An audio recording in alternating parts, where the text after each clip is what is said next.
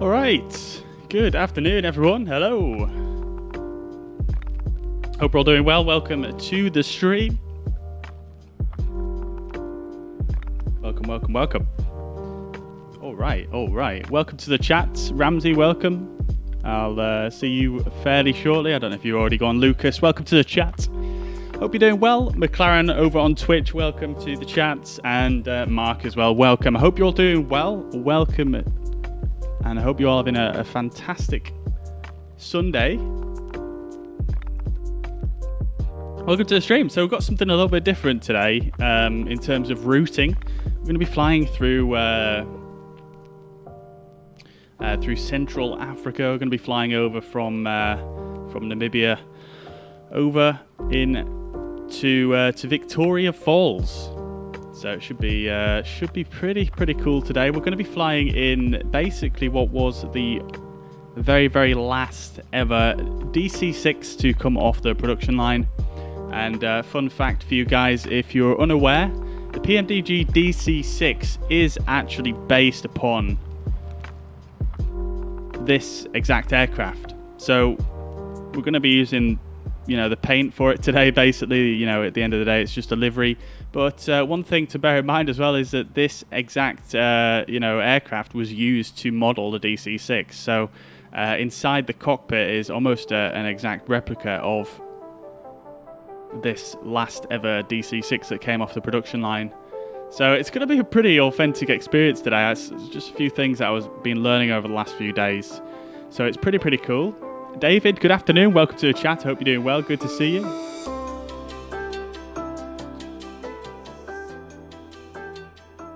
So yeah, it should be pretty cool. So this aircraft, let's just do a bit of this. So this aircraft was the last one off the production line, like I say, and in particular, this one was given. Well, it was purchased by in the end by Namibia Commercial Aviation, who was the final owner of it. It did have a bit of an interesting history to it. I believe originally it was used for presidential transport by the Zambian Air Force.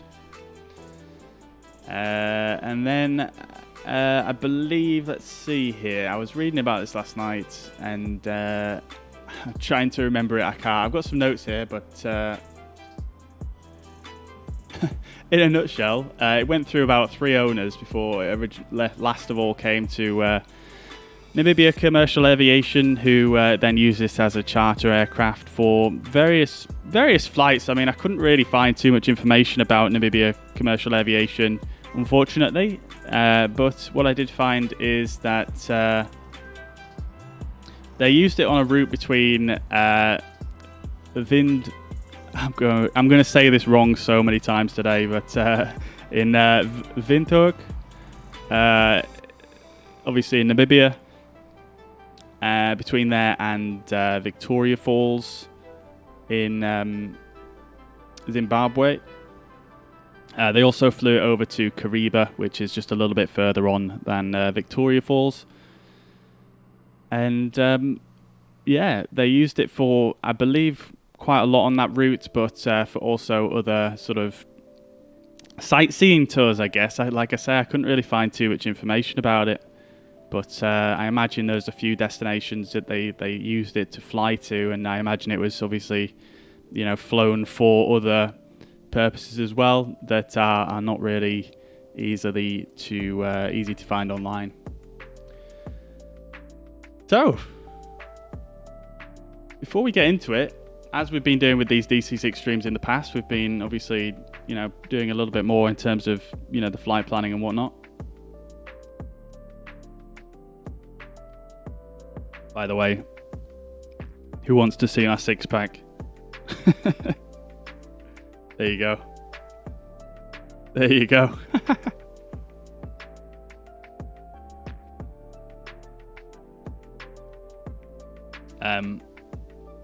So like I say, we've been doing a little bit more in terms of the flight planning in these DC-6 streams. So I'm going to just run you through that today to begin with. The flight plan is fairly simple, really, because at the end of the day, well, we're in Central Africa, so it's not too congested in terms of traffic, and there's not a lot of aircraft that fly over and around there. So it was quite a lot easier to make a flight plan around here using, old school navigation, using VORs, than what it was, than what it is in, say, Central Europe, for example. So I'll run you through that real quick. So let's bring up the fuzz pad. Dave, good afternoon. I hope you're doing well, mate. Hope you're doing well. Glad to hear you took the plunge on X-Plane. Yeah, you'll enjoy it, mate. You'll enjoy it. It's great for flying airliners, especially. All right, so here we are on the fuzz pad. This is just some stuff I was looking at with regards to this aircraft. Obviously, there's a few photos of it here. You can see, obviously, they've nailed the livery. A bit from the inside as well. Very, very cool. Very, very cool. Yeah, look at that. Beautiful. Look at these hardwood tables as well. Like, come on now. You wouldn't see that in a modern aircraft, would you? But yeah, some photos of this aircraft. Again, like I say, this is the exact aircraft we're basing this flight on today. Not sure where he's taken off from there, but you can see, look at that. It's a gravel surface on the runway, so I guess they probably used to land this at some smaller strips as well. There's a lot of little tiny strips located around some of the nature reserves and game reserves and things like that in Africa, so interested to see where they took it. But yeah, a few really, really nice photos here, and you can see, they've totally nailed the livery. And as you can see, this livery design is basically the same as the PMDG livery that comes with the aircraft. And, knowing that this aircraft was the one that the PMDG DC-6 was based upon, it makes a little bit more sense now as why they chose that design, doesn't it? Because, they've taken inspiration and then paying homage to this particular aircraft. Helldiver, yo, Sean, welcome.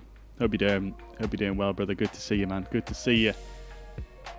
And yeah, as you can see, look at the cockpit. Like, look at that. That looks exactly like the DC-6, the PMDG version from the inside. Almost. I think in our version we're missing this, whatever it is. I assume this might be a weather radar or something. I don't know. But if you look at the configuration of the radios up here, this is exactly how you can have it in the PMDG DC-6. We're not going to use that configuration today, just for fun. But as you can see, if you have this little, GNS 430, pretty realistic config, really. And yeah, you can see it. I mean, it just looks so much similar to the actual the one that you're using in Sim. So there you have it. Tail number is, or reg is Victor 5 November Charlie Golf, and it was called Bataleur. Yeah, we'll check if it actually says that on the livery. A few more pictures here, but let's crack on anyway. So our flight plan for today, we're going to be going from FYWE to FVFA, which is Victoria Falls.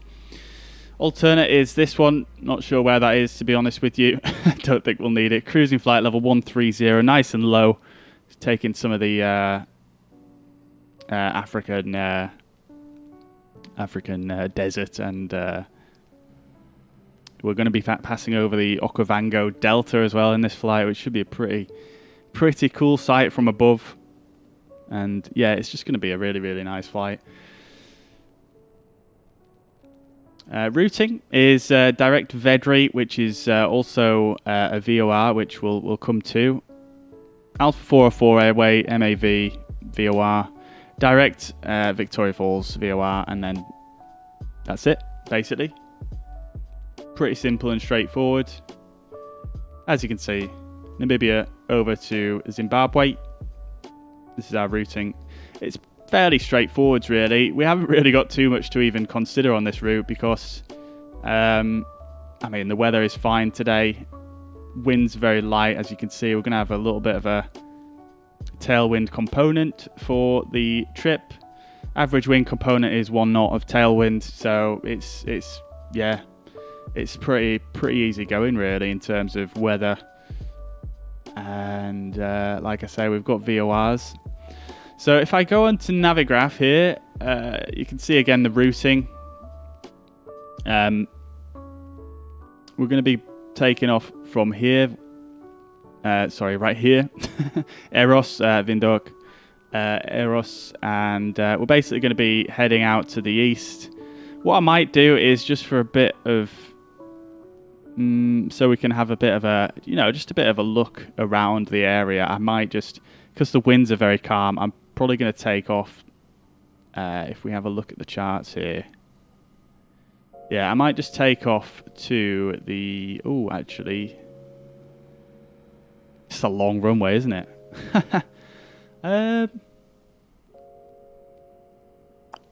Yeah, I think what we'll do is we'll take off runway 19 to the south, and we'll do a big right turn all the way around and come back in that way, just to, take it in and see what's going on in this area. Because obviously over this area you've got loads of mountains, deserts, dunes, all sorts of stuff.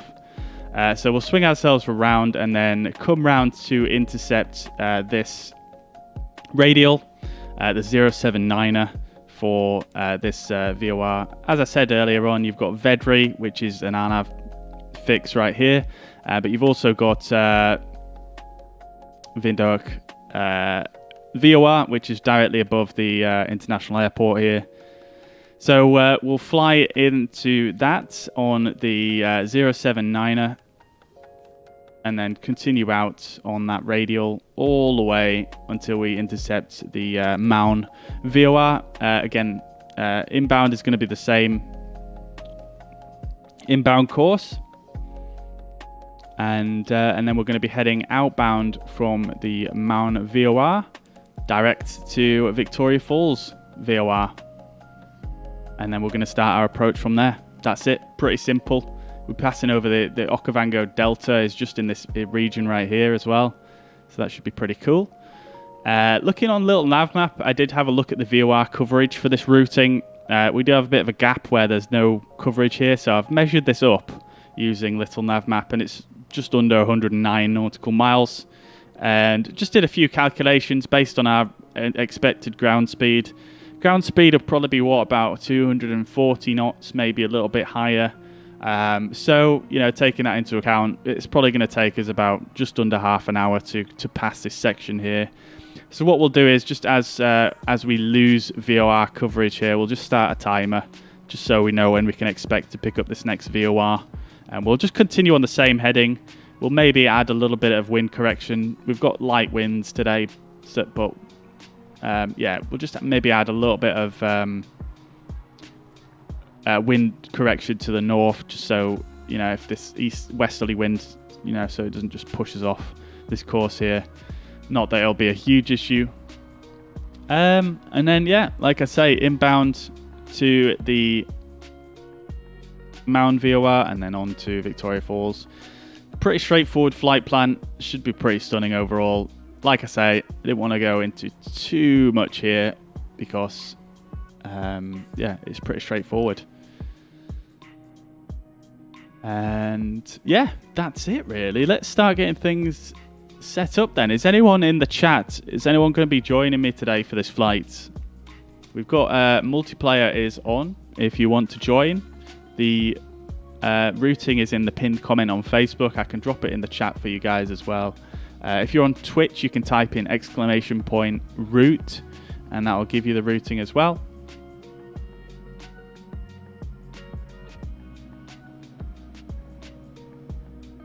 But you're more than welcome to join if you fancy it. Obviously, you don't have to fly VOR to VOR like I'm doing. Feel free to use a GPS. It's entirely up to you. I'm just getting up the checklist and whatnot here.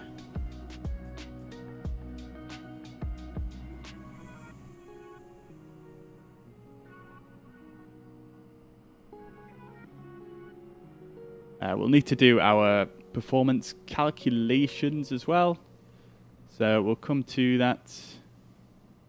In fact, let's just do that now. Let's just get it out of the way.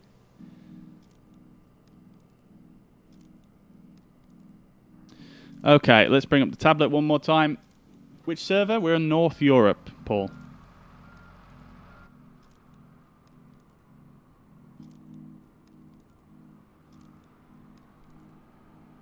Alright, so today we are... let's see our weightings here. And top of climb temperature. Top of climb temperature is going to be 2 degrees. So not that warm. Sorry, not that not that cold, but again, not that warm. Within sort of icing range, but I don't think we'll have to worry about icing flying over Central Africa, especially when it's not forecast any weather. So yeah, we should be fine. All right, let's have a quick look then. So dry takeoff. We can probably expect our carb temp to, well, it's probably going to be the same as what we're at currently. Let's just bring up our airport charts here. So the airport elevation here at Windhoek is 5,575 feet. So pretty pretty high up today. So yeah, I mean this chart doesn't even go up that high on pressure altitude, which is interesting.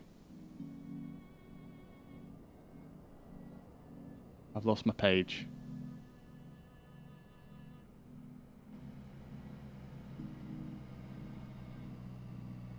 Is there another chart for it? Let's see.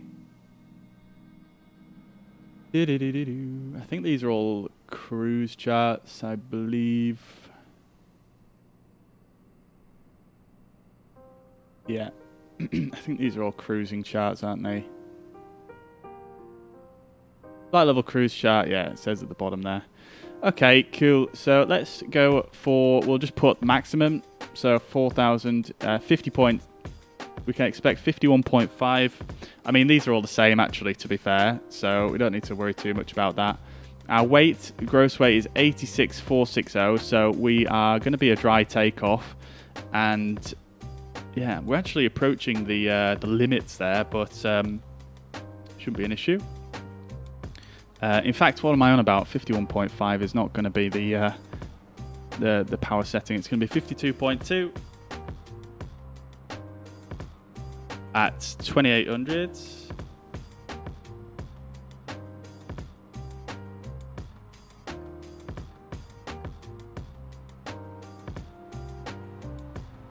Right, and then we are going to be on Mito power. So we'll go for 6,000 feet here because we are pretty high up. We're going to go for full power on that as well. So we'll go for 47.2. That's this one right here. I can't highlight it. Hang on. Hello? Pen. Okay, that's not working.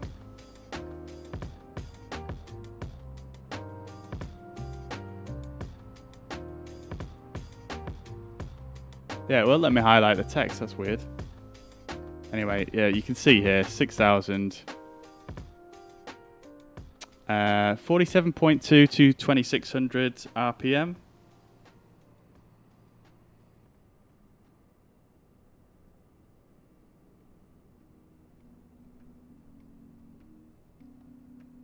And then our climb power is going to be...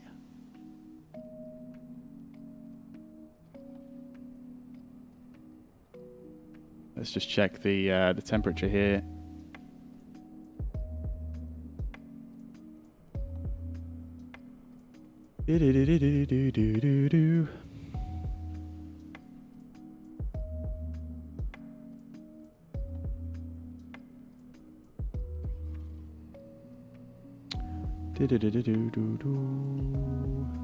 All right, so temperatures are 24 degrees. Dew point minus 12. Whew.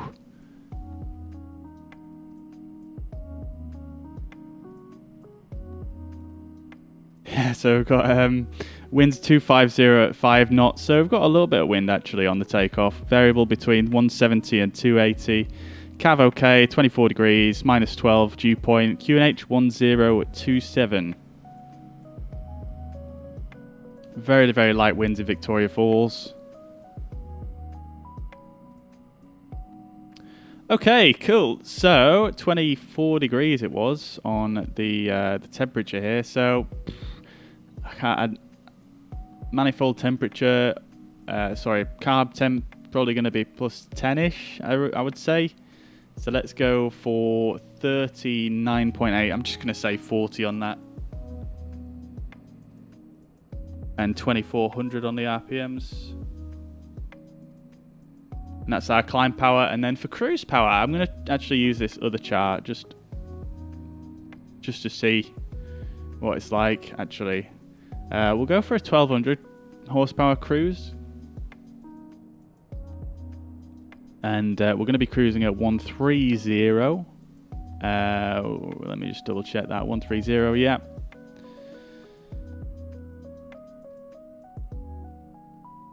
Yeah, so 130 is going to be here. Low blower. RPM's going to be 2220. BMEP 153. Let's try that.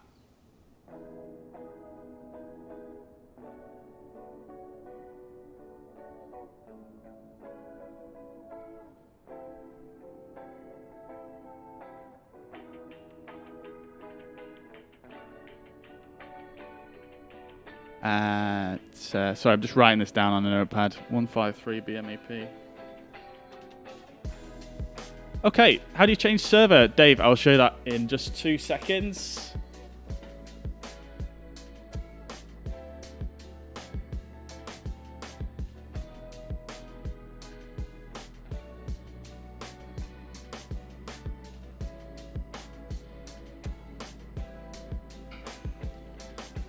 All right, we're about ready to get underway here, guys, and I'm just going to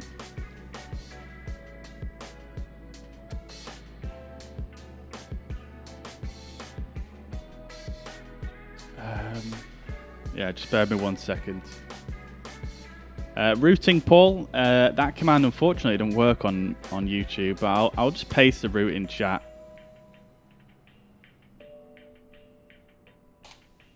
Ignore the runways. Actually, no, don't ignore the runways. I'm going to actually use those because we do have a little bit of wind.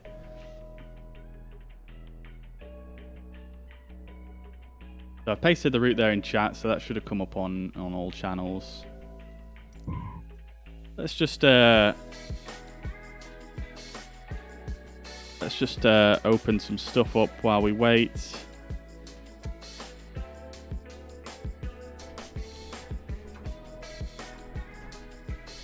Get this looking nice. All right, has anyone decided to join me? I don't see anyone right now.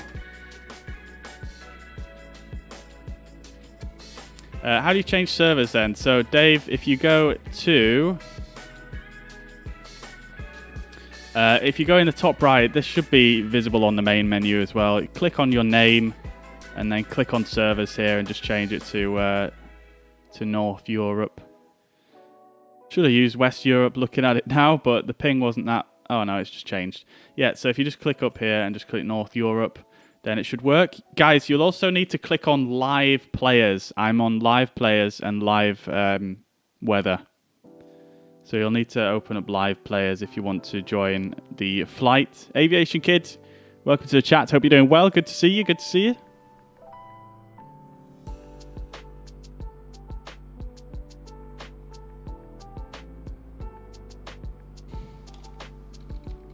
All right, we're going to get underway in just a second here.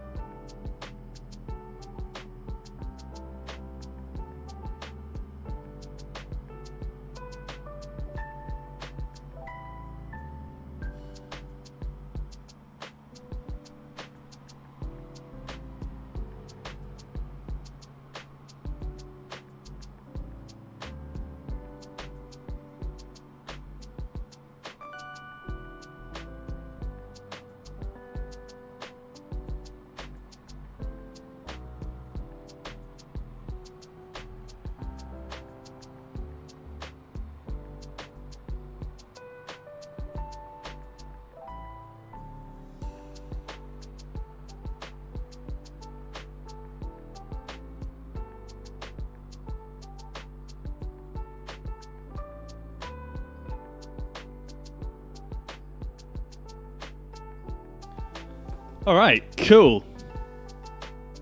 Let's get underway then. Cron, thank you very much for the follow. Hope you're doing well. Welcome to the stream. Welcome, welcome, welcome. All right. Look at this beautiful, beautiful thing.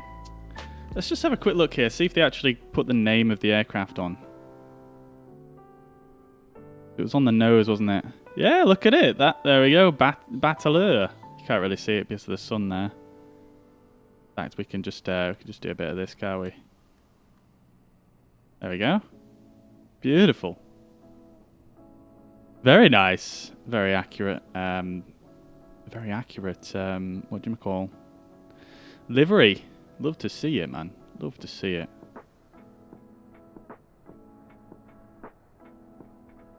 Okie dokie, guys. Let's start getting this thing set up then. Adam, welcome to the chat. Hope you're doing well. Good to see you. Good to see you. Marino, welcome, welcome, welcome. Good to see you, bro. Hope you're doing well. I've just remembered I've got my my graphics settings cranked up here, so I'm just gonna check on my task manager and make sure that it's not gonna kill the stream. Let's see what frame rate am I getting here? Oh, what happened there? I mean, my frame rate's actually all right. Might just give it one notch less, just for good measure. Not that that's going to make a huge difference there, but okie dokie. Right then. Oh, look at this on the wheel as well. Bit of NCA. Beautiful. Okay. Let's do this thing. The aircraft is now retired. Yeah, it is, yeah.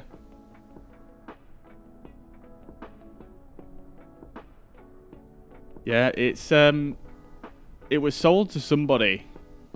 Nobody actually really knows where it is at the moment, but somebody's got it, and you know, it's not being scrapped to the world's knowledge.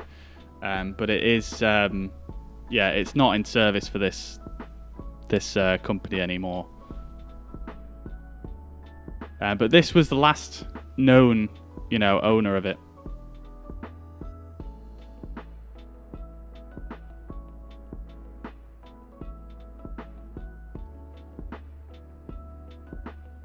Oh, you mean the DC-6 in general? Yeah, so the DC-6 does still fly. Yeah, there's a company called Averts Air Cargo. Look them up online. In fact, I'll show you guys. So if we bring up Averts Air Cargo's website, based in Alaska, let's have a quick look at their fleet. Click on About Our Fleet. There you go. They've got an absolutely badass fleet. They've got the DC-6. They've got a Curtiss-Wright C-46 Embraer M120, Pilatus PC-12, McDonnell Douglas DC-9 Grand Caravan, and the MD-80 water fleet. But yeah, it does still fly for them. So they're flying cargo. I think this is the only people that actually fly this aircraft these days. So there you go. There you go. The Battler is a medium-sized eagle in the family. I'm not going to try and read that. Its closest relatives are snake eagles. Okay. Good to know. I did not actually realize that was, yeah, that was based on an animal. Oh yeah, John, sorry, yeah, I forgot about that one as well. Yeah, there's the Red Bull that operate it as well. But I suppose on a commercial level, Averts is the only one.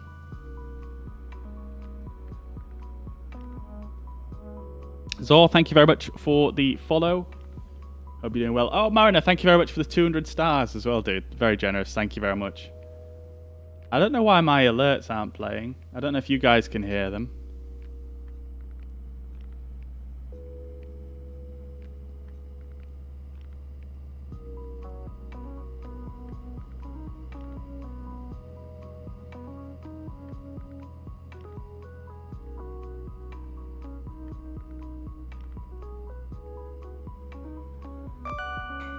Oh, there we go. There's the alerts. Beautiful. George, thank you very much for the follow. Hope you're doing well. Welcome to the stream.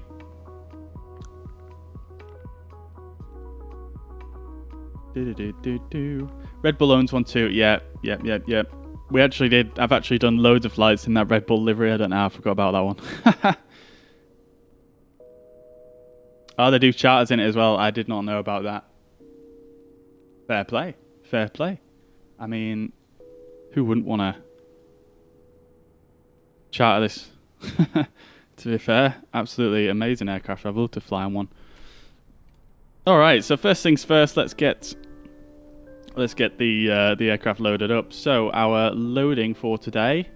So fun fact: this Namibia Commercial Aviation was only set up in like a sort of a first class type configuration.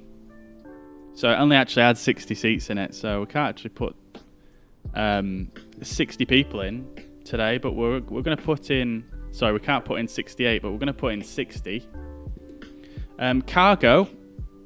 This makes sense to be a kind of flight where people might want to, you know, go on holiday or, you know, take a bit of an exploration somewhere. So we are going to put a bit of cargo on today, and we're going to put 1.4 thousand pounds, and then our fuel is going to be 12,902 pounds. So pretty heavy on fuel.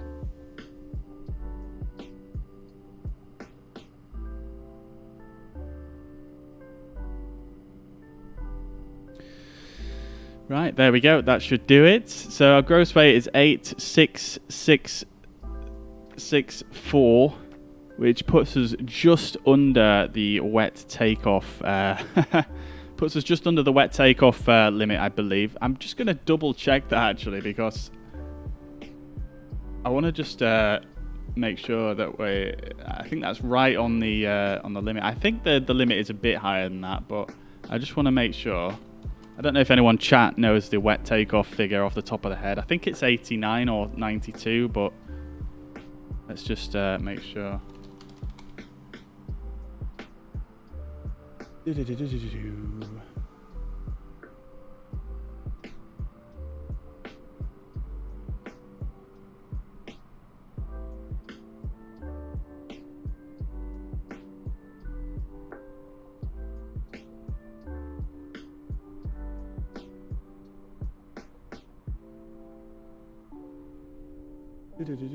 Sorry, I'm just searching the manual now to try and find it. I can't remember where the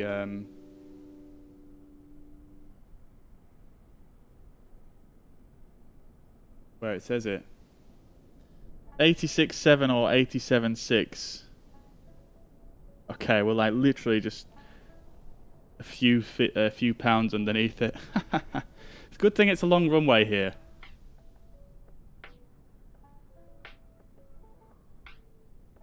See, the interesting thing about the manual is I've searched for the figures before in there, and I haven't really been able to find them. The only place where I found the actual figures was in the tutorial videos that PMDG did.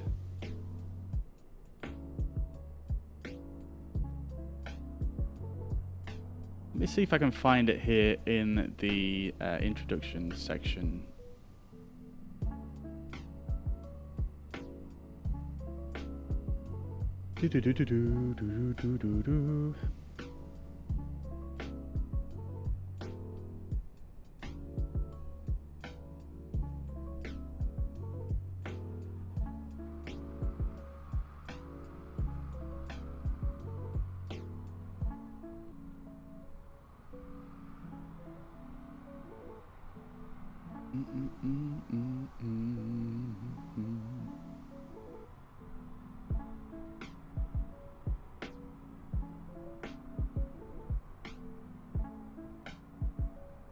Yeah,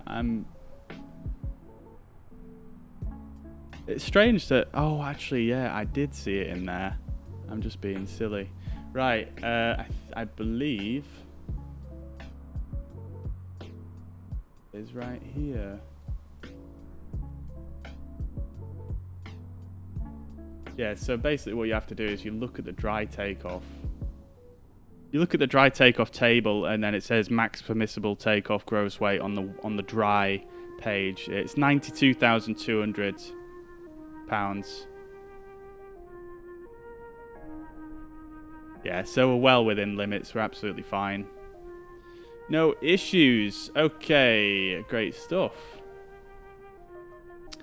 Okay, so we've got our weight and balance set, and we're not going to be using the flight engineer today, but fun fact, they redid this page a little bit in the latest update, so it's looking a bit better now. It uses the space a bit better, which is nice. Let's just repair all the engines, because I was doing some screenshots with this aircraft prior to this flight, so I do want to just make sure that I've not messed it up in any way. I'm going to top all the fuels up, engine oil, everything, and also going to turn on the realistic engine damage, have all the realism options on. There's a sim rate option here as well, which is quite nice. I'm never probably going to use that, to be fair, but it's there. And that's that. We'll bring it back up the ramp manager for the time being. I'm just going to stow that away for now. I've seen a DC-8 a few months ago. Amazing, dude. Awesome. Samuel, we're on the North Europe server. If you'd like to join, we're on live players and North Europe. But you can also use wet takeoff or short takeoff roll too. Fair play. Yeah, it makes a lot of sense. Wow, the tutorial video got it wrong by a lot.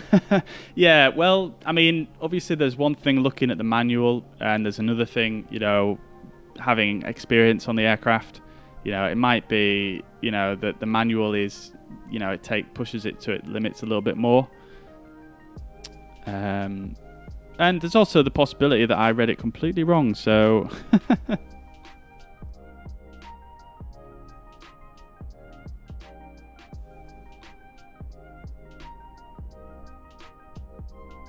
Anyway, I think we're good.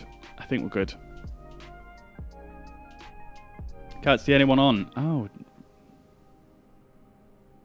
Yeah, see, I had this issue yesterday, actually, with multiplayer. I was trying to play with a friend, and it just wouldn't... It wouldn't show up.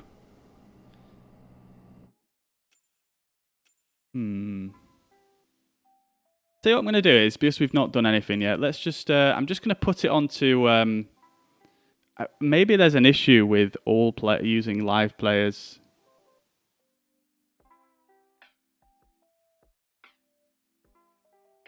Maybe there's an issue with live players, I don't know. Because this is what I had it set up as before. Oh, it might be the air traffic as well, because you have to have the same air traffic settings as well. Okay, alright, well, let's go to all players then, and that's just going to show everybody regardless. We are going to do live weather and time though, guys, so make sure you're... Well, I mean, you don't have to be on that, I suppose, but... I'm just going to select clear skies so things don't... Hey, look at that. We've got a few people here. Beautiful. Love to see it. Amazing. Oh, there's a few people, actually. That's awesome. Hopefully I don't spawn in on top of someone. Dave, you could see me. Oh, amazing, dude. I guess it's probably because of the AI traffic settings. But I've put it on all players now. So, Dave, you might need to just switch to that. If anybody's gone on live players and could see me, you might need to just switch to all players now. So apologies for that. Hopefully you've not done too much to set up. But yeah. Like I say, I couldn't see anyone. So hopefully this works okay this time. Let's see. Hey, there we go. Beautiful. Amazing. I've got some people who are invisible, unfortunately. Oh, no, they're loading in. There we go. Fantastic. We've got Paul. We got BJS. And Mr. Thomas Rask. Dude, welcome. Good to see you. All right, let's actually... Is he loaded in here? He's just invisible. I very rarely use multiplayer, guys, so this is quite an interesting, novel experience for me. Oh, there we go. It just takes a second for them to load in. Great. Love to see it. Awesome. I'm not sure why people keep disappearing and reappearing. Very strange. Alright, let's set the weather to live time and live weather. There's definitely no snow here, so that should disappear in a sec.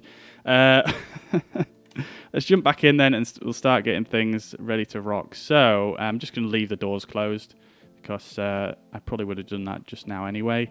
I'll get the weight and balance put back in. So the block fuel is going to be 12902. So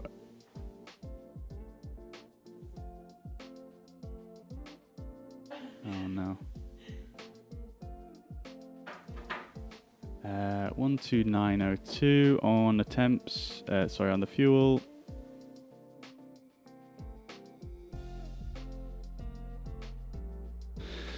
That should do it. We had 60 passengers, didn't we? So we'll change that here.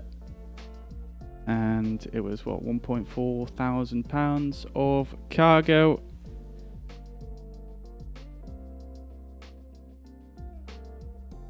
There we go. Cool, great stuff. So that's all in. 86 is the gross weight. I'll just double check this stuff. That's all looking good. All right, perfect.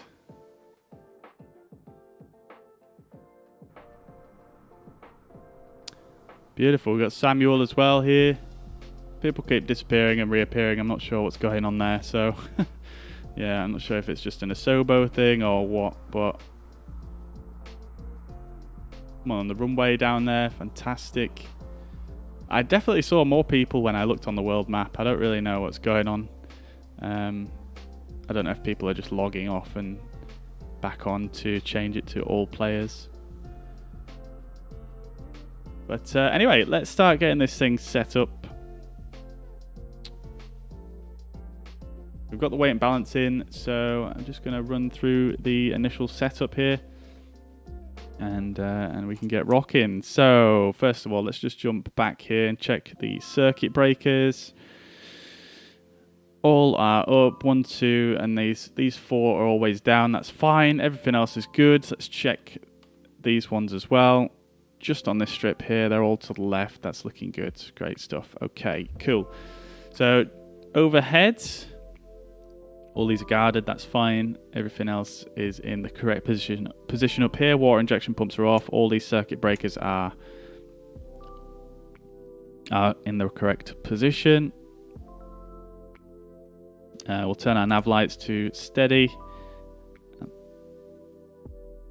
And we can put the wheel well lights on as well. Turn the ground power on.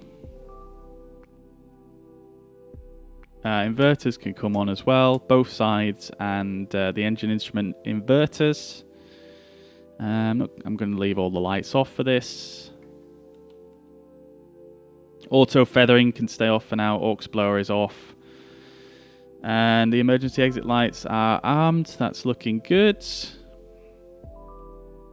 Jumping over here, we don't need any windshield heat on, at least for now. Cockpit temperature, I'm going to leave on normal.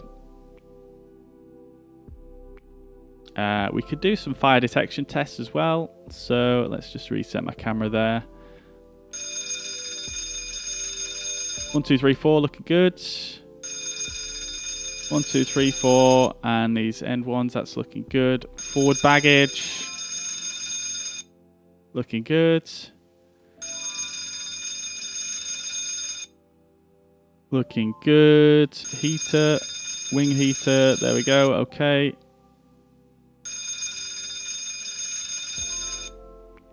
There we go, aft cargo, left wing, right wing, cabin, and tail heater. Looking good. All right, great stuff. So we'll turn the cabin heater master on, and everything else can stay off.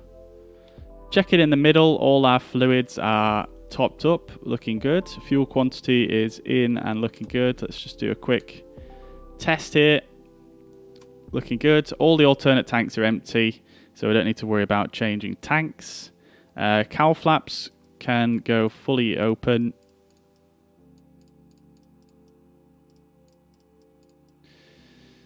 Ricardo, welcome to the chat. Hope you're doing well. Good to see you. I think we got to load out and back in, change the player settings. Fair enough. Apologies for the inconvenience, guys. I'm pretty sure I could see you, Paul, though, when I loaded in there. So, yeah, I don't know what's going on there. Blame Asobo. Peter, he can stay off for now. That's all fine. Temperature control in the cabin. I'm going to leave this on a cooler setting than normal here because it's pretty toasty here in Namibia. Cooling turbine can stay off for now as well. All right, let's set our pressurization. So our start marker is going to be up here at, what was it, 5.5. So let's roll this all the way around here. That should do it. Let's just double check this on the chart. Yeah, so 5575, and then our cruising flight level is going to be 13,000, so 130.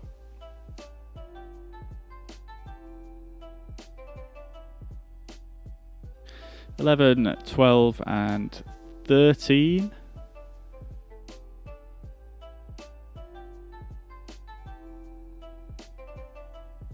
Great stuff. This is guarded, that's fine. Cooling turbine normal is in the off position. That's fine for now. I did actually look into the cooling turbine. I'm just going to refresh my memory on what I actually looked at on that.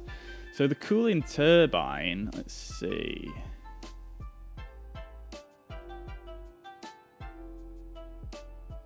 Yeah, so the cooling turbine is generally not used on ground for low RPM operations, but it is after takeoff. Well, for takeoff, climb and cruise is turned on.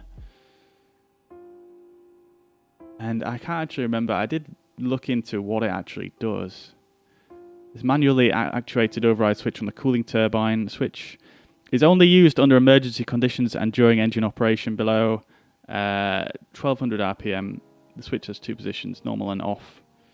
When the switch is in the normal position, okay, so I stand corrected. It's used under operation below 1200 RPM. When the switch is in the normal position, the electric circuits function normally under the influences of the controlling units. When it's in the off position, a relay circuit is energized directly from the main power distribution bus, which in turn energizes a motor actuator. Okay, I'm not going to read all that for you guys. There's quite a lot there.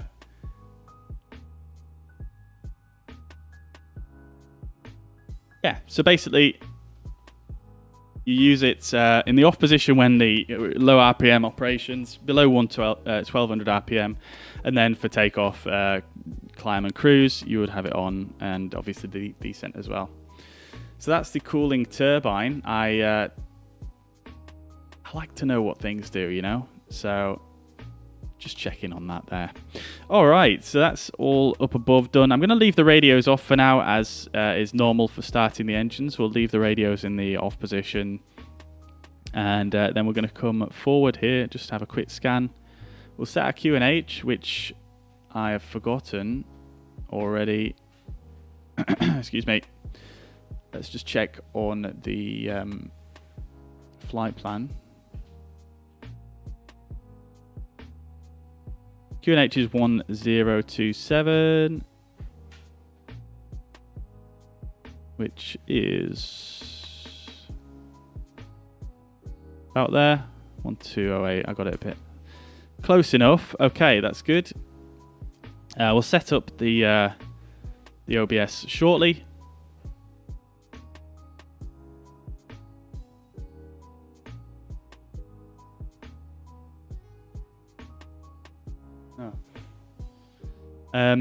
Yeah, so fun fact for you guys also, I don't know if you guys have noticed, Mariner actually pointed this out to me the other day. There is actually a little click spot here. I can't find it right now.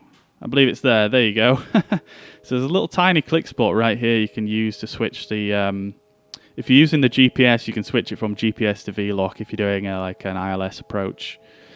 So yeah, little click spot there. It is quite small though, so I don't know how practical it is, but there you go. If you wanted to use that. Fun fact. Thanks, Mariner, for that. Yeah, so like I said, I'm going to leave all of the radios off for now. Outside air temperature is toasty 24 degrees there. These engine fuel and oil pressure warning isolation switches, these are all on. If we turn these off, these lights are going to go out, so it won't actually get any low oil pressure warnings. So we'll leave those on. Dave's in an EasyJet. Nice, dude. Love it. Hydraulic system is not powered up at the moment, so that's going to be on 0. Emergency air brakes pressure is fine, all within limits. Fuel tanks we can put on mains. Crossfeed is going to be off. We're going to prop sync to number 3. Throttle lock is off. Gyropilot, we're going to stick in gyropilot mode, and it is currently off. Mixtures are all off. Carburetor heat is all down, and the hydraulic system bypass is in bypass position. I'm definitely never going to forget to use this ever again in my entire life. And powering up the hydraulic system, we should see this come up. Let's have a look, see if we've got any more people. There we go. Beautiful. Fantastic. Love to see it. We've got 4 people here. Love it. I've got 2 DC-6s. Oh, we've got another Namibia Commercial Aviation and a Pan Am. Fantastic. Love it. Love it, love it, love it. Where is Dave, though? I don't see Dave in his EasyJet. Unless... I can't remember what your username is, Dave, to be honest, unless you're showing up in the wrong aircraft. We've got Mr. Thomas Rask all the way over there. Great stuff. Love it. Okay, cool. So we're just about done here. Hydraulic pump selector valve is in brake system. Fuel dump is closed. I am going to just release the gust lock here. I know it's a bit early in the checklist to do this, but I'm going to release it because I always forget that one. And we are about ready to go ahead and start the engines. I am just going to quickly scan through the checklist. I'm not going to read it out because it's incredibly long, but I'm just going to quickly scan through it and make sure that I've got everything. I've definitely forgotten the seat belts and the emergency lights. No smoking, sorry.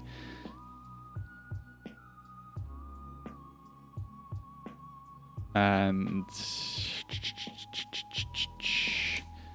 I'm just going to scan their list now.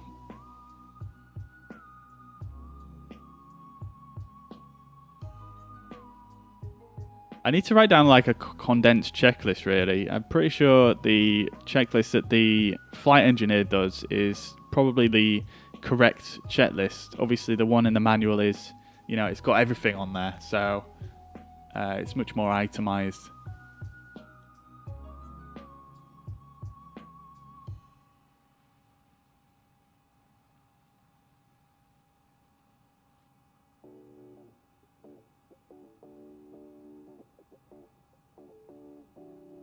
Okay, we are looking good. I didn't check the trim. It should all be centered, but let's just make sure. Rudder trim is centered and aileron trim is centered along with elevator trim. That's more or less centered, I believe. Also, hydraulic system, emergency hydraulic system here. Okay, so fun fact, guys. Anyone that tuned into the last stream, the Innsbruck stream, so obviously you remember, guys, my flaps didn't deploy, which is entirely my own fault because I didn't put the hydraulics into the bypass position here. I had it off like that. Now, fun fact for you guys. So you remember I was super confused that the landing gear went down, but the flaps didn't go down, and obviously they're both on hydraulics. Now, what you might remember is, some of you probably noticed this, and I think I might have just briefly pointed it out at the time, but it didn't really click until afterwards. So when I was doing my initial checks, like I'm doing now, I actually turned the emergency hydraulic pump on to check the hydraulics are getting pressurized right here. Now, what I actually did last flight is I actually just left this on for the whole flight by accident. Didn't realize I forgot to turn it off like that. So that is why the gear went down, but the flaps stayed up. Because the emergency system, it will only power the landing gear and the brakes in the aircraft. It probably powers some other little smaller areas as well, like the tiller, you know, the nose wheel steering and things like that. But it doesn't power the flaps, the emergency system. So that's why the gear came down and the brakes worked, but the flaps did not. I had a look at the manual afterwards to try and work that out. So there you go.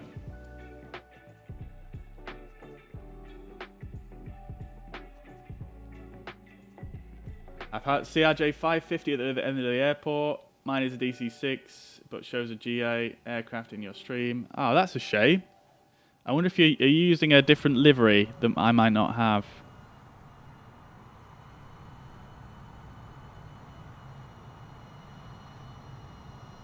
Trash DK has a CRJ 550. Whereabouts are you parked? I don't see any of the name tags, unfortunately. Microsoft Flight Simulator is pretty bad at doing the matching of aircraft at the moment, unfortunately.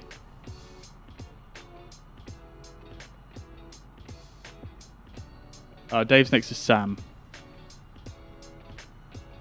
Oh, right. Yeah, I thought that was you. I'm not sure why you're not showing up in a EasyJet. Never mind. It's probably beside I have the livery, I guess. Do you type MNV incorrect? Did I type MNV incorrect into the flight plan? Maybe? Oh, that's you. Okay, sorry. Got you, Trask. Great stuff. Okay, Samuel, it's got your plane and livery totally wrong. That's a bit weird, that one. I'm not sure why that is. That's a bit upsetting, actually. I would have loved to see another DC-6. MNV, let me just check for you. I possibly might have done.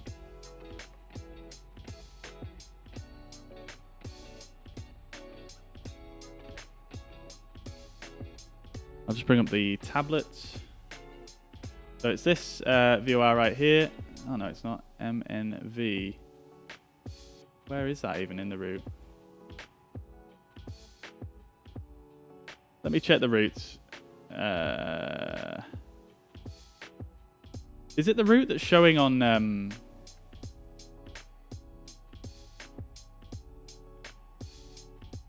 the command? Let me just try that.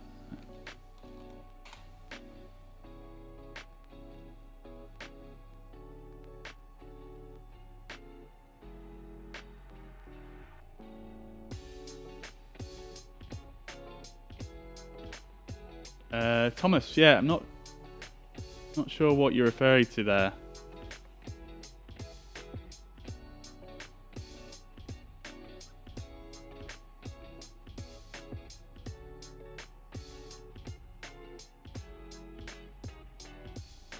One thing to just clarify as well, on the flight plan it says, it does say Vedri as the first waypoint right here.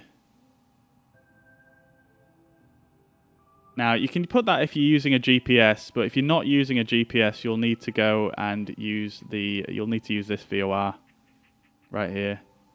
114.5, the WHV VOR.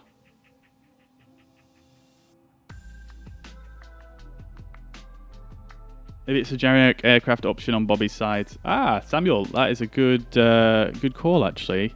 Let's just check. So, use generic models, multiplayer. Oh, that is on. Okay, let's turn that off.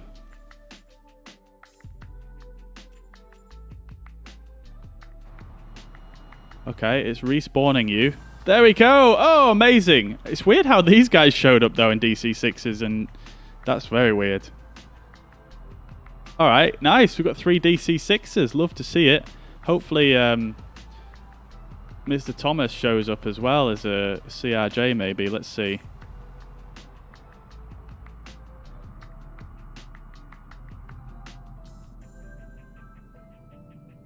Oh, no. Little bizjet. Oh, well. Well, I'm glad a few of you could join anyway. I'm going to get my engine started now. Great stuff. Okay, one thing I did forget to do is set up the correct controllers.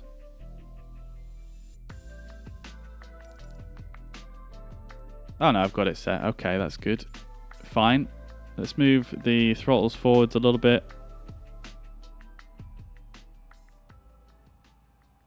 Oh my god, I'm so sorry. I'm so sorry.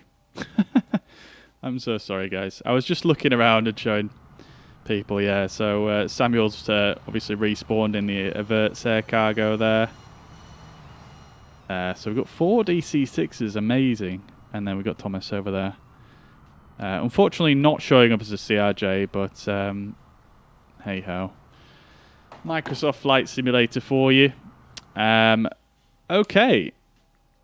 Sorry about that, Carrie. I have a bad habit of doing that. So, yeah, if it happens, just shout at me. Samuel as well, thank you very much for the subscription on YouTube. As well as Sakina, thank you very much for the follow over on Facebook. Okay, let's get this show on the road anyway. So, first of all, first engine we're going to start is engine 3. Let's crack a window. I'm going to remember to close these before I start moving, though, this time, because, as you guys know, they glitch out on me nearly every time when I start moving. All right. Oh, one thing. I don't know if you guys have ever noticed this, right? So, I don't know if you're going to be able to see it too well, actually. Have I got a better camera? Let me see.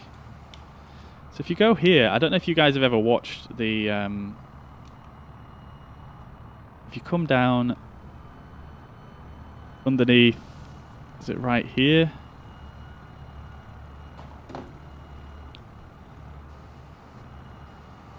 If you extend the landing lights, like so, you actually see them come out. But this cool little detail here is... So obviously that's a motor that's running when that position is in the extended position. Now the motor's off. And I can put it in retract.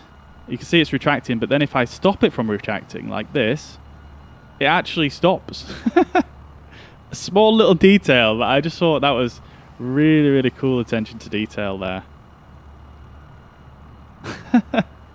Love it. It just shows how much work they put into to this aircraft. It's just brilliant. Okay, so here we go. Let's start up the engines then. So engine 3 is going to be the first one. So engine mode selected to 3. I've got the fuel boost pumped to 3. Fuel pressure is... we've got fuel pressure rather. Let's start up engine 3. 3, 6, no hydraulic lock. It's looking good.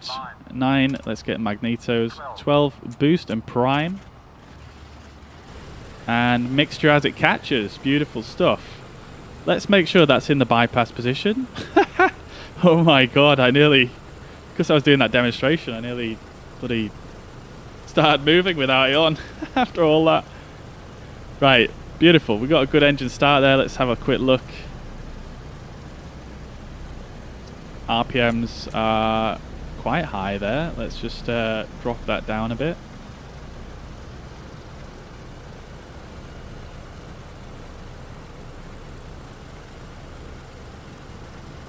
There we go. That's looking good. About 1,000 RPM. Okie dokie. So, carb air temperature is in the green. 20 degrees. Looking good. Oh, sorry. Actually, the carb air temperature's dropped there. I'm looking at the wrong one. Okay, great stuff. Water pressure. There is some water pressure there, which is interesting. Definitely those switches are off, aren't they? They are. Okay.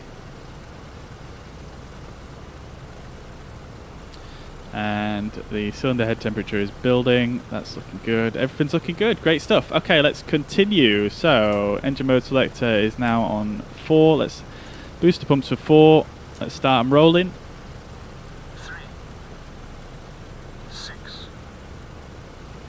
9 on the magnetos. 12 boost and prime.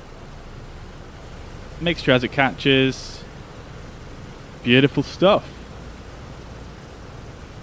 Okay then. Fantastic. I love these. I love how they have the painted tips on the props on this one. It just kind of has a little circle. I love that. Okay, great stuff. Booster bump can come off. We'll just have a quick look at the indications down here. Everything's looking good on these two right here. Okay. Underhead temperature's building. RPM should come down a bit. Manifold pressure at 10. Okay, great stuff.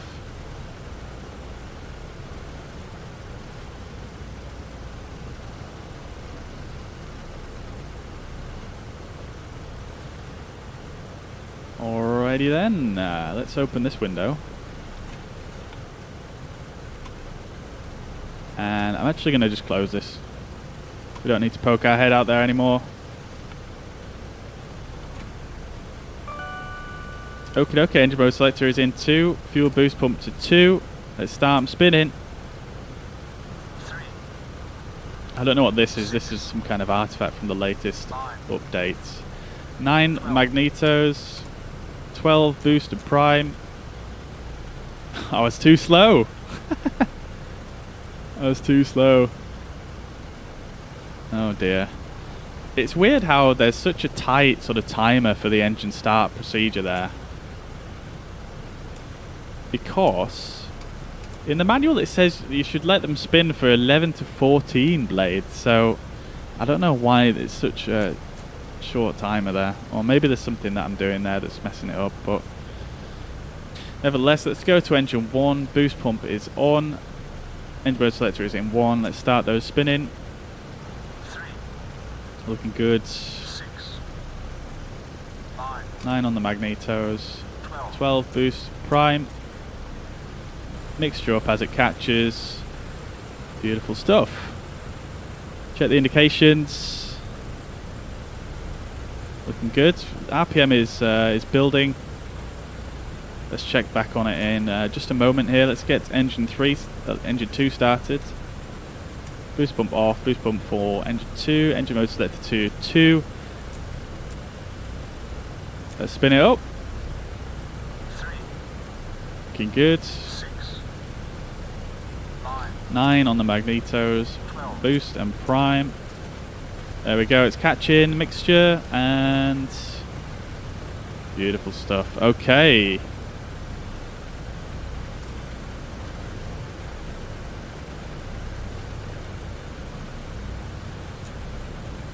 Okie dokie, great stuff.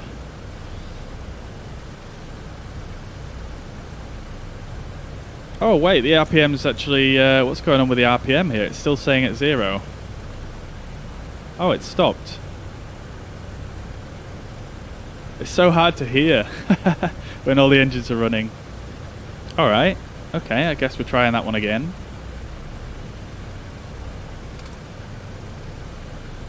Okay, so we've got fuel booster pump 2 is on, engine selector is in 2. We do have fuel pressure. Let's try it again. 3. 6. 5. 12. I think I left the mixture up, so it should start going when it catches. There we go, that looks a bit more healthy.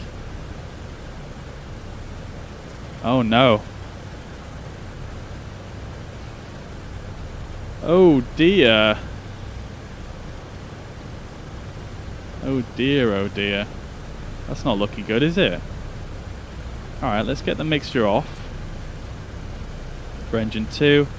What I'm going to do is I am just going to bring the RPMs back a little bit.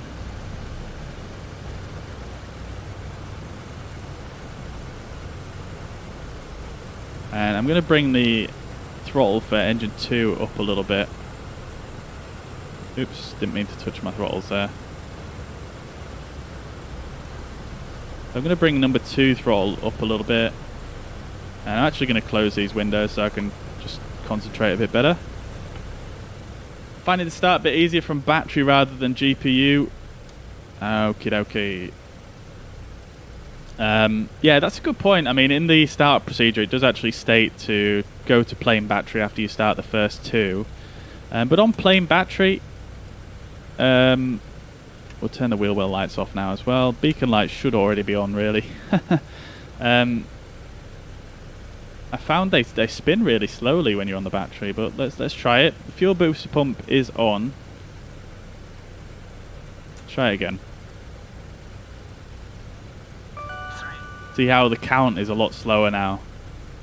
6, 9, We'll start the booster early. 12, Prime. Oh, that didn't. There we go. It's catching. No, it's not looking good, that.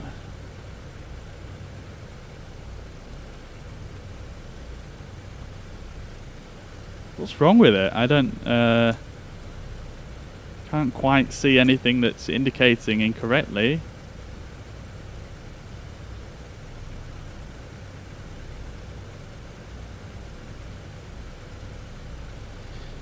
All the fuel tanks are on, crossfeed is off, prop pitch is in full fine. That keeps changing itself. Check the two under the glare shields. That's looking fine. Oh, wait a minute, actually.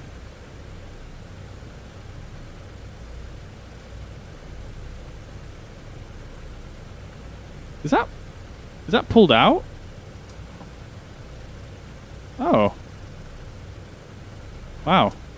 I thought you had to pull and twist those. Interesting. I wonder if that's what it is.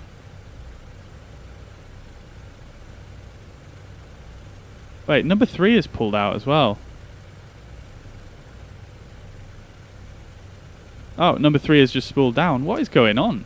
I definitely didn't click those. What? That's a good spot. That's a good spot, Carrie. How did you see that? What the heck?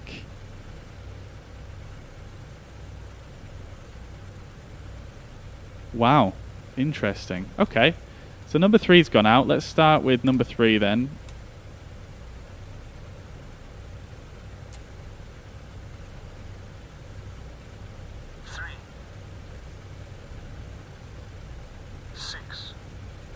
It is spinning. 9, 12,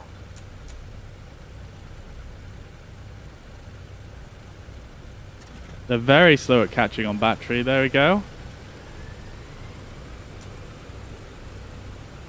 Had the same problem last week. Interesting. Interesting. I know there has been some discussion on the click spots being a bit funny for certain things in this cockpit. Okay, that looks like it started up fine. Great stuff. Thank you very much, Carrie. Nice one. Booster pump for 2. Let's start that. I'm just going to leave the magnetos and mixtures where they are because I'm ready to go. 6, Yeah, Chronic. I've noticed that as well. 12, Yeah, I've noticed that a few times with a few things, but I've never noticed it with these fire switches before. I know someone, I think a guy called Andreas, left a comment in the PMDG forum saying that clicking up here would sometimes pull this one out. So yeah, it's very strange. There we go though. We've got 4 good engine starts now, thanks to Carrie for pointing that out. I'm definitely going to check those again in the future. It's quite hard to tell though if they're pulled out when you're looking straight on, isn't it? Like this. Especially when you don't expect them to be pulled out. I also thought you had to pull and twist these. I didn't think that's how it worked. You just pulled it out once. That's a bit of an interesting design though, isn't it? Because what if that got caught on something in flight? You know, I feel like that should be a pull and a twist. Anyway, we're good now. Let's lower the RPM on this number 2 engine. And we're going to put them all at about 1000 RPM just while they warm up here.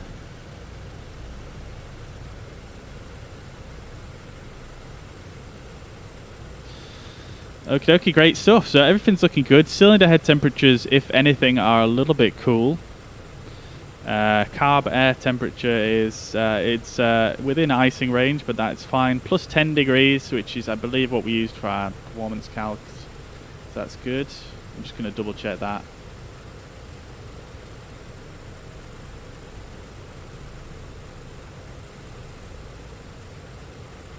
Yeah. Well, I mean, we use plus 10, but it doesn't actually go up to plus 20 or plus 15 at this pressure altitude, so that's fine. Let's do our... I don't think there is actually an after start checklist in this aircraft, is there? I forget. It's been a few days. So we're checking the hydraulic system, which is now pressurized. That's fine. I've remembered to put the switch in the right position. Plain battery is selected, so that's good. We're not going to do an engine run up because, quite honest, it takes absolutely forever. Let's set our flaps to 20. There we go. I've actually assigned that to my my axis now, which is very nice. One thing I did want to just double check is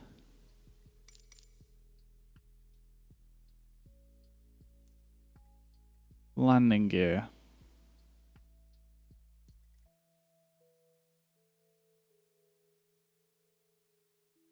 Let me just try this for this one.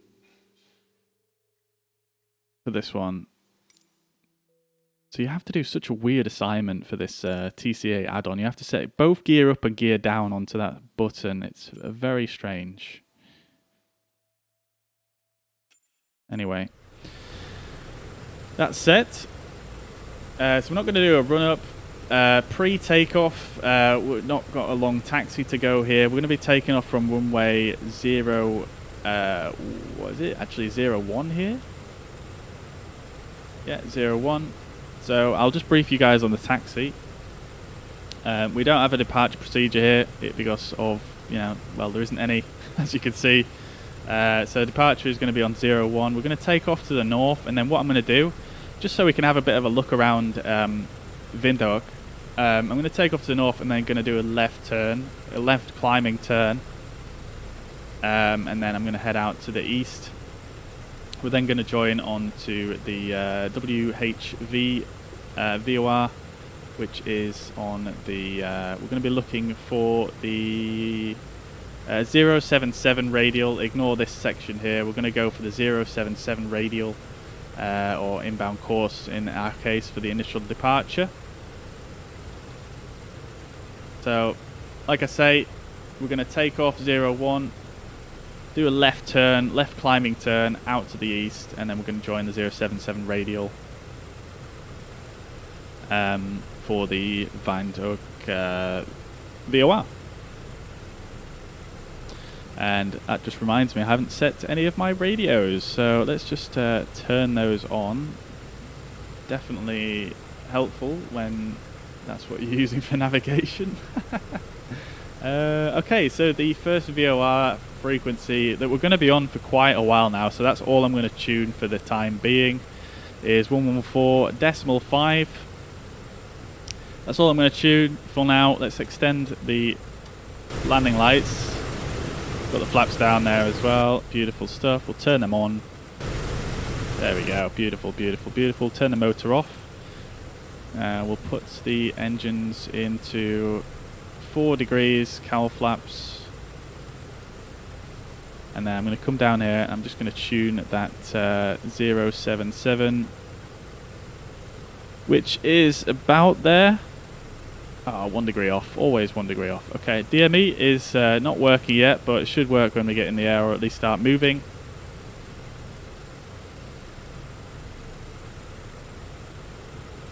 Just doing my pre-takeoff.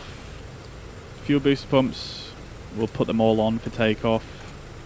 Engine selector can go to off now. All these are good. Inverters are fine. We're on plain battery. Air conditioning is set. Controls, gust lock is disengaged and controls are free. Mixture is auto rich. And one thing it doesn't say in the manual is to turn the auto feathering on.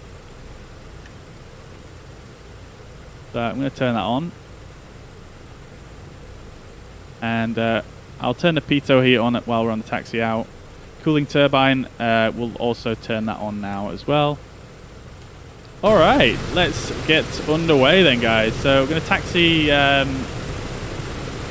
I did a really bad taxi briefing, didn't I, really? I'm just gonna pull out to the right here and taxi on down Alpha 3. Or Alpha, should I say. We're going to taxi on down Alpha, and then onto the runway, and then up and out. That's it.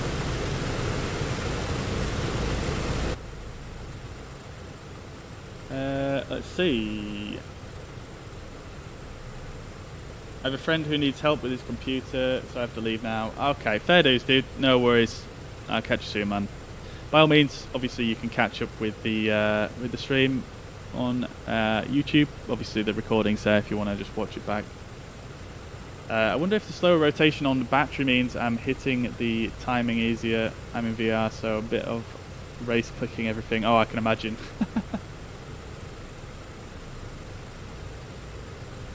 Yeah, potentially though. Potentially the slower rotation could make it a bit easier for the timing, definitely. Generators. Oh, BJ, thank you so much. Thank you so much. Holy crap. That teaches me for not actually coming over here and checking. Because you can check the voltage right here, can't you? And I guess if you turn these off, that should go to 0, right? Okay, it doesn't actually.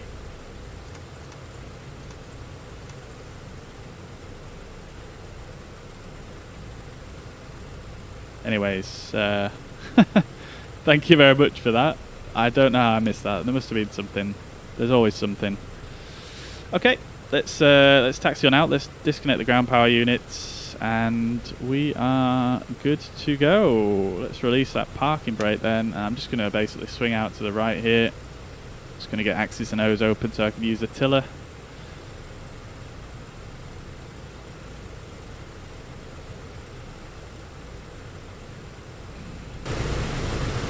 Alright, let's give it a little bit of power. I'm just going to swing out to the right here. No point in doing anything fancy. Oh, my tiller's not working, hang on.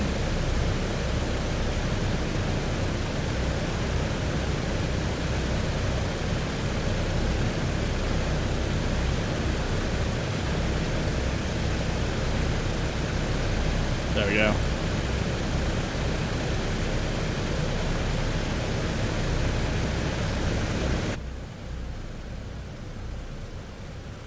Can't wait for the advanced video tutorials. Yeah, neither can I. I'm really looking forward to seeing what's on there.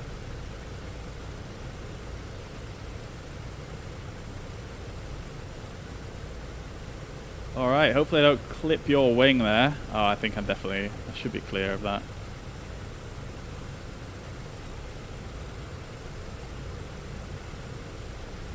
Oh, it's looking tight. Oh no, I'm going to clip your wing slightly there. Let's see if I can just dodge you. Oh, it's going to be tight. Oh, just a little brush there. Let's pretend nothing happened.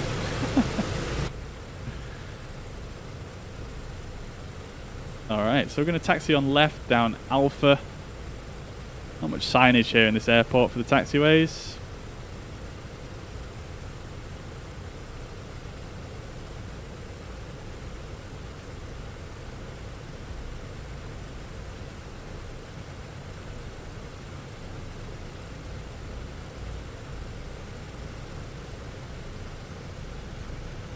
Very narrow taxiway here.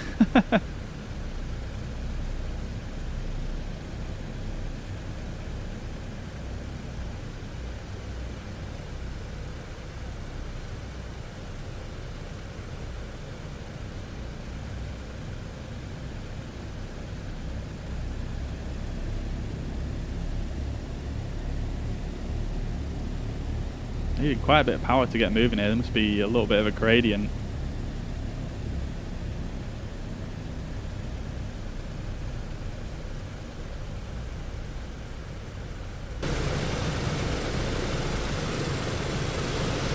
Beautiful.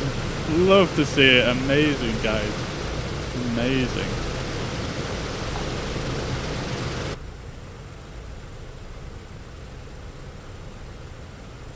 Apologies, I'm going so slowly. I can't seem to get speed up here. Let's just stick this down to the side here.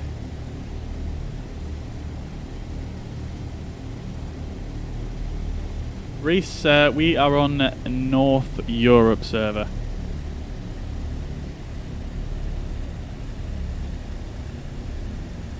Didn't need that wingtip, lol. Yeah, who needs a wingtip?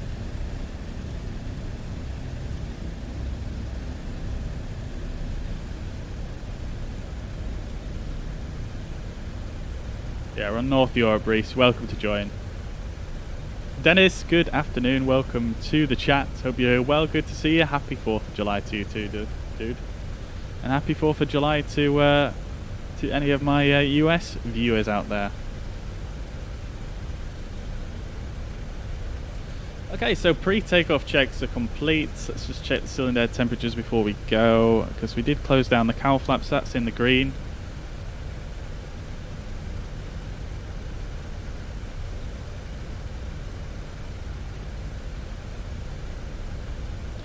Definitely check the flaps are set to 20, which they are. Make sure that I've got the hydraulics on, of course. Looking good. Look at this area, stunning. Check the windsock. Looks like wind calm. Slight bit of crosswind from the right.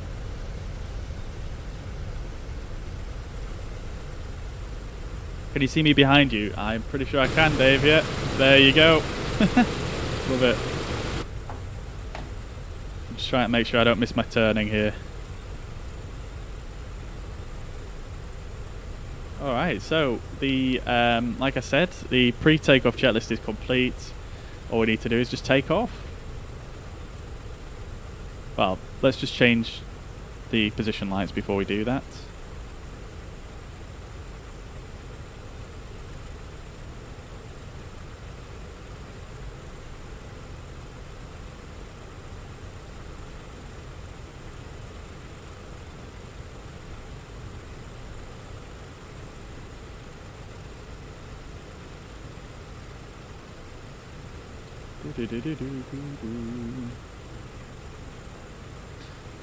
So position lights can go to flashing and everything else is good. Let's just double ping the seatbelt light. Sorry, the seatbelt signs. Seatbelt light. Everything else is looking good. Okay, let's do this.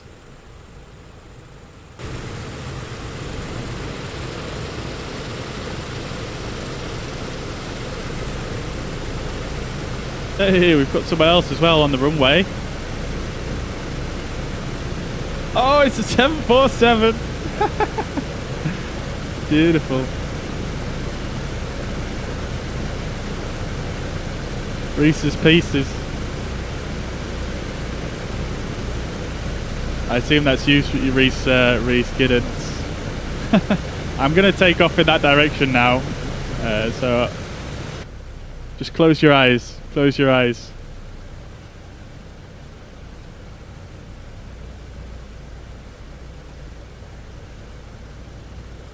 Alright, so once we take off, we're going to take a left turn and then follow to join onto the VOR.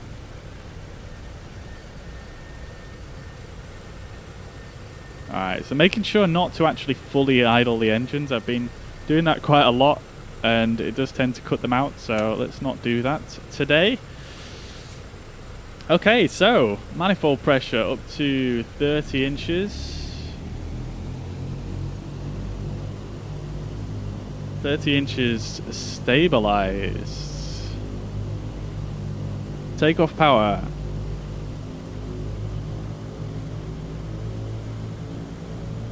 It's very hard to do this slowly and smoothly. We're going for 52.2, which is basically that red line right there.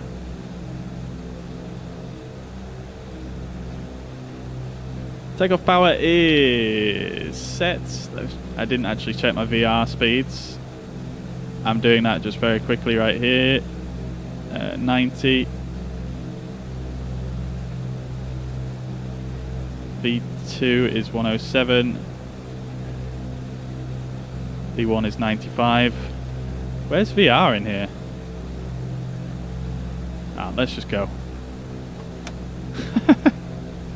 Let's just go. I'm not leaving the engines like running on this high power forever.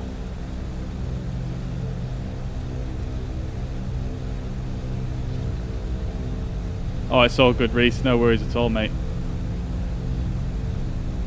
Alright. Rudder has authority over, I think it's 46 knots, so we're good.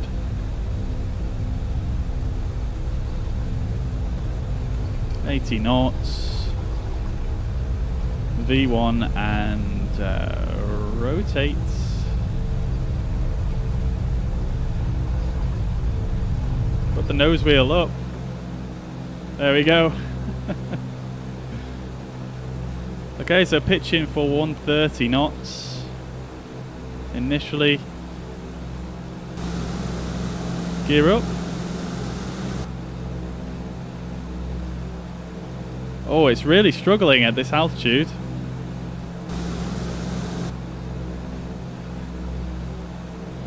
I can't see my gear lights. Okay, gear is up. Let's go for, we're approaching 500 feet above the aerodrome level. Let's go for METO power, 47.2, which is about there. And we're just going to drop the prop RPM as well to 2600. And we're going to start taking that left turn as we accelerate now to 140 knots.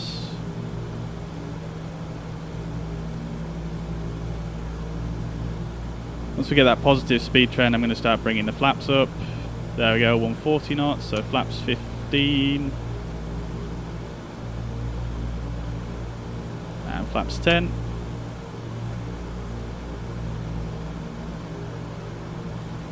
And flaps up.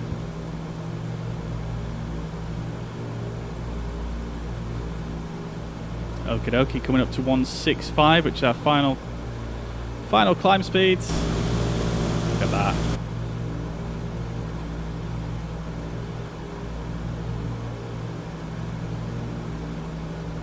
There we go, just holding that and going to climb power, which is 40 inches and 2400.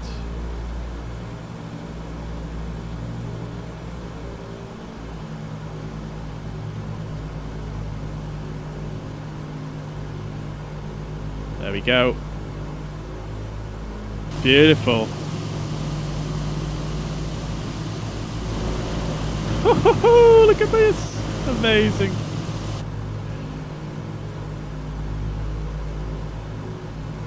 Right, okay, great stuff.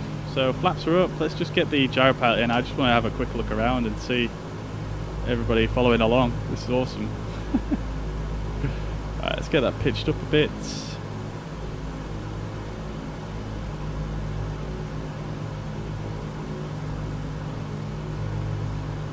Okay, so we've got DME alive for the VOR. Let's have a quick look outside. Amazing.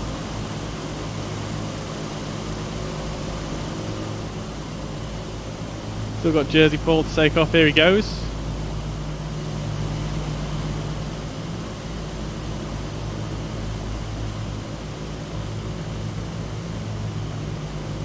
Beautiful.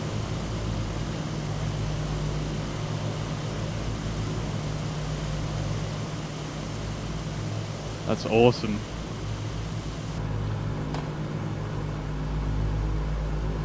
Okie dokie, so we're coming onto that radial now. I didn't really put any rhyme or reason into this heading inbound here. I just kind of eyeballed it. So we'll go to localizer modes.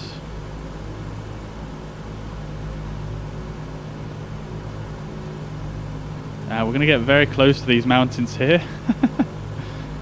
But we should be fine. Let's make sure we're still climbing at 165, so we're getting the best climb rate possible. We've dropped a little bit below 40 inches, so I'm going to just push this up a bit.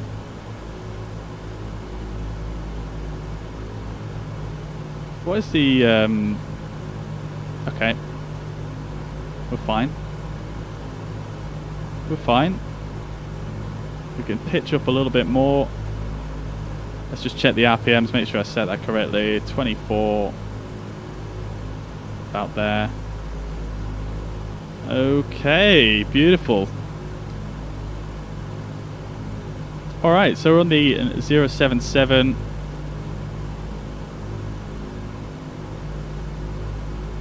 We're looking good. Okay, so climb checklist is power is required. Water injection switch is off. Still need the temperature. Let's just check those. Looking good in the green. I'm actually going to keep the cowl flaps in this current position. Let's retract the landing lights and turn them off. Seatbelt and no smoking signs can come off also. Let's just turn off that motor as well. Windshield heat control. Let's just check the temperatures. So temperature is just dropping below 10. So we'll stick it in there.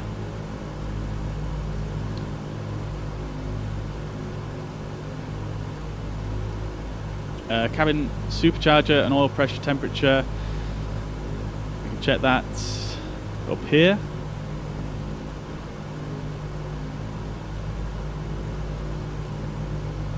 Looking good.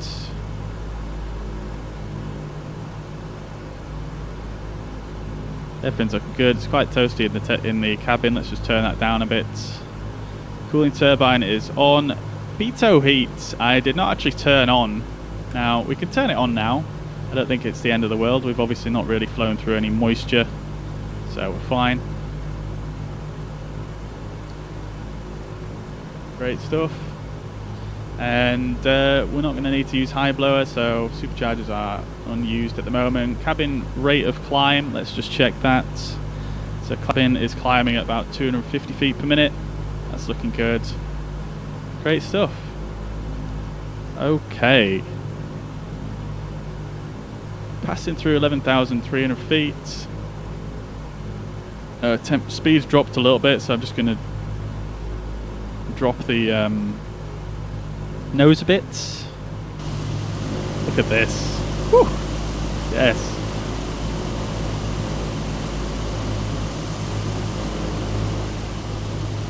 Reese's Pieces is absolutely flying ahead in his 747. Unless he's not in a 747, maybe it's just showing up wrongly. Maybe he's in a fighter jet. Looking at how he's flying there. Let's drop the nose a bit more. Let's just keep dropping the nose to a little bit of a slower climb rate, seeing as though we're on our last 1,000 feet now. 11 miles to the VOR. V2 is also VR. Got you, got you. Okay, that's interesting. Let's see if that makes sense for this takeoff. So V2 107, yeah, that makes sense.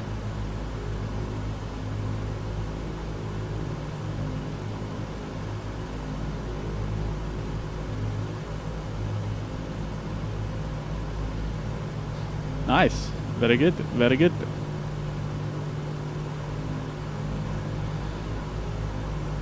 Okay, let's keep lowering that nose. Final 1,000 feet here.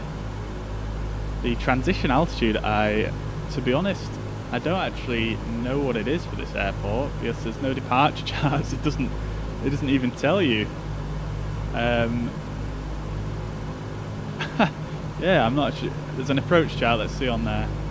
Transition altitude 10,000 feet. All right, so let's go to 1013 then.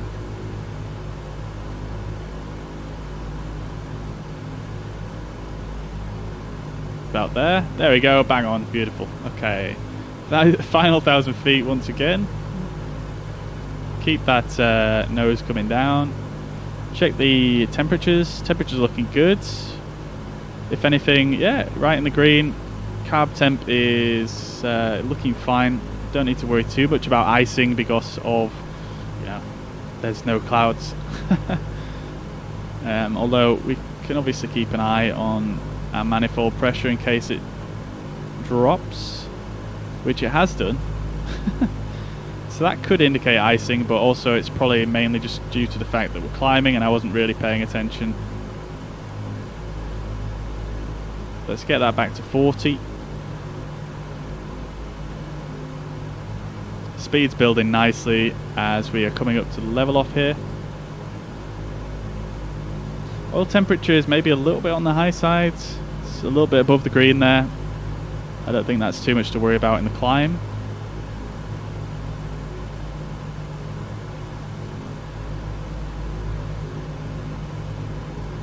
Yeah, if anything, I think we can actually open the cowl flaps just a teeny bit.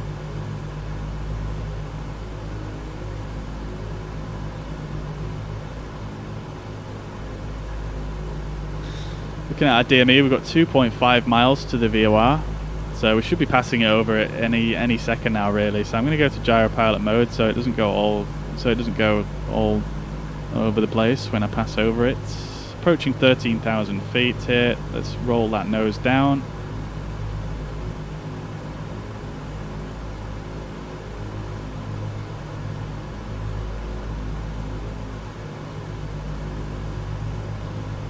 There we go. Passed over the VOR there. You can see the arrows just gone horizontal, meaning that the VOR is no longer detected. That's because we're blocking it. There you go. You can see it's picked up again. So let's go back to localize mode, and it's going to fly us onto that outbound radial of 077. Let's get the nose down and level off. Bit too much there.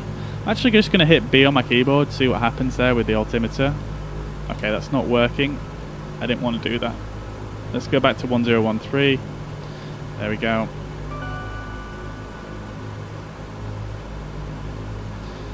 Okay, so what's that? That's 14,400. So what I'm actually going to do here is I'm going to continue the climb out very, very gently to 13,400. And then I'm going to hit the altitude hold, and what should happen then is we should actually lose 400 feet once I hit altitude hold. So we'll see what happens there. We're actually getting a marker beacon picked up here that I can hear. That's interesting. Oh, it's this this runway here. Great stuff.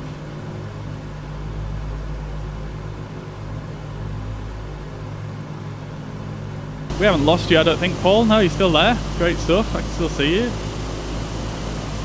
You're in a 747, you just can't fly. Fair dues, dude. Fair dues. Pulling some serious manoeuvres there, though, dude. Pitch, thank you very much for the follow. Jadul, thank you very much on Facebook for the follow. Victor, thank you very much. And Babu, thank you very much, guys. Hope you're well and having a fantastic week. Welcome to the stream. Welcome, welcome, welcome. Alright, so we're on the outbound course of 077. We're more or less in the level off here.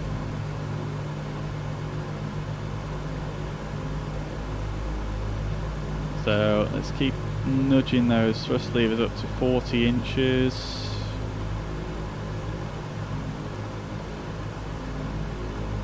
Temperatures are looking good.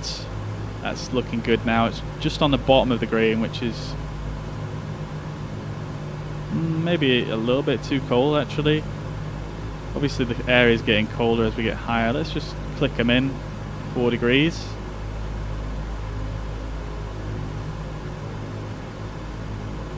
This engine 4 is sitting a little bit cooler than the other ones. Carb air temperature is fine. Oil temperature again, a little bit on the hot side, but we're in the climb, so that's fine with me. Oil pressure is fine. Fuel pressure, that looks a bit high to me, but again, we're in the climb. Maybe that will go down. Let's see what happens when we level off.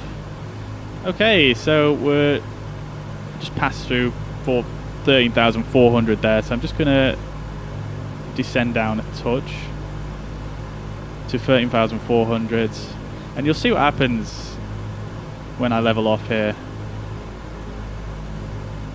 We're going to keep in climb power just for a little bit here after we level off, and we can build some speed up there. So we're just descending down very, very slowly to 13.4.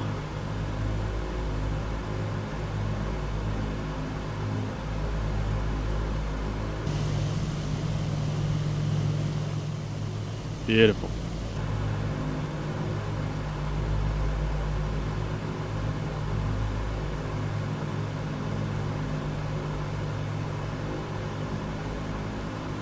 Okay, about there, I think. Alright guys, so let's see what happens then. If I hit altitude control now, what should happen is there should be a bit of a weird pitch down moment. And essentially what should happen is it will lose 400 feet.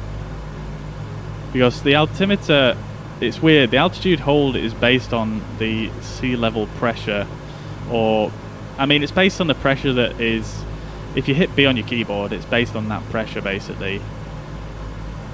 There's like a hidden altimeter in this. I'm not sure exactly if that's supposed to be there or not, but nevertheless, you can see it seems to be working. Probably help if I put my transponder on. 2000 on there, and there you can see it seems to be working. Interesting.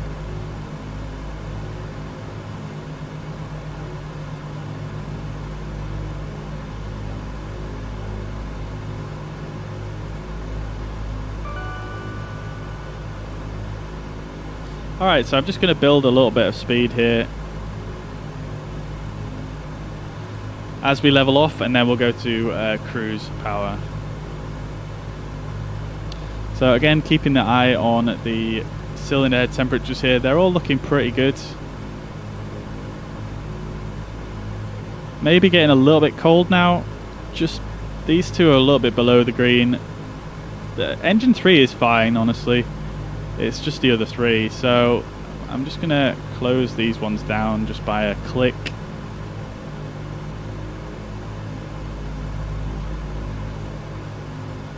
And hopefully that should even it all up a bit. Oh, engine 3 is getting hotter there. Did I actually...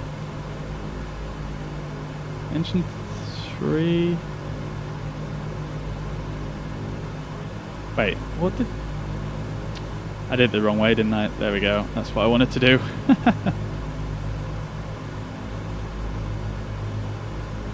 Yeah, that's looking a bit better.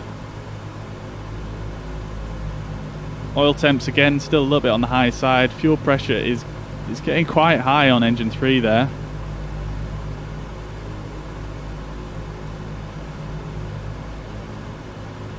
There we go, leveled up at 13. Bang on the line there as well. Interesting. Okay then, so let's just see if our airspeed's building here. We might not be able to get much faster than this. Doesn't seem to be moving, does it really? Alright, let's do the cruise checklist then. So we're going to go to auto lean. Hydraulic bypass off. Make sure I do not forget to put that on. I need to put like a little tag on it, don't I? Cowl flaps are set. Windshield heat control is set. Fuel system is set. We can turn the booster pumps off as well now. Fuel booster pumps are off. Inverters, we can reverse these, so I'm going to just turn that to standby. Engine cabin pressure regulator, set start marker to destination altitude. I'll do that in a bit. Engine superchargers are set. Okay, great stuff. Look at this scenery though. Africa is just another world, isn't it? Unbelievable. Alright, let's set cruise power.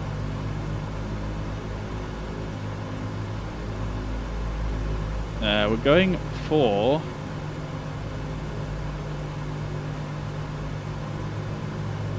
we're going for actually 153 BMEP, which I can't remember what the prop setting should be for that, so I'm just going to check my table once again. We were going for 1200 cruise, weren't we? So we're at 13,000. RPM was 2220. Okay.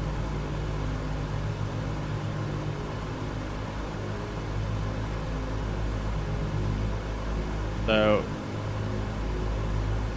fuel flow should be 590. The MEP is going to be 153. So I'm going to set the, I'm not sure what the manifold pressure should be, so I'm going to set the fuel flow. This is a bit of an experiment here. So it should be 599, so more or less 6. Like that. And then when I pull the RPMs back, it should actually increase the BMEP, I believe. So we're going to go to 2220. There we go. BMEP is increasing. So that's 2.1. That's a bit too slow.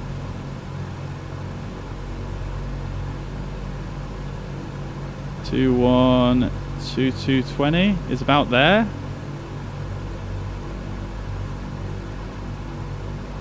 Right?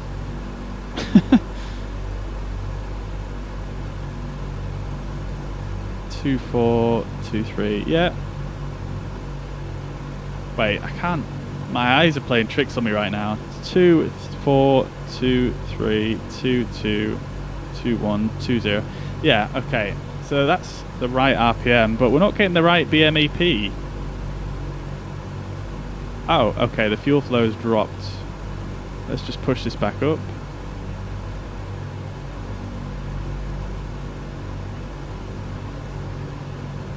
That's getting closer. 2220, BMEP 153, pounds per hour 590. Let's just get the BMEP dialed in to 153, which is right about there. The fuel flow is a little bit higher than what it says here on this chart. But we should end up with a total airspeed and an indicated airspeed of 258 and 204. Sorry, 256 and 205. So let's see. Indicated airspeed is, yeah, about 205.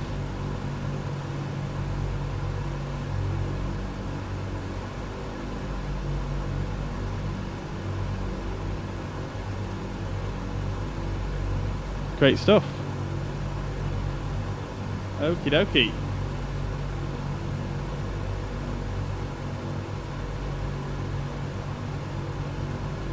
No, respawn in the air. I'm getting no manifold pressure in the air. Not sure why. Oh, that's strange. No manifold pressure at all. That's interesting. How high are you going? You might need to switch to high blower if you're going higher than, I think, is it 16,000 feet? You might need to turn your superchargers onto high.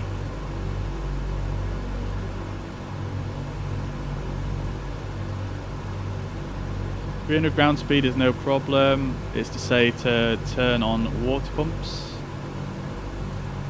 Sorry, I'm not sure exactly what you're referring to there, Lucas. I'm not sure if I've missed something there. Sanjeet, welcome to the chat. Hope you're doing well. Good to see you. Welcome to the chat from India. Hope you're doing well. Alright, so this is a pretty high power cruise setting, isn't it, really? Beautiful.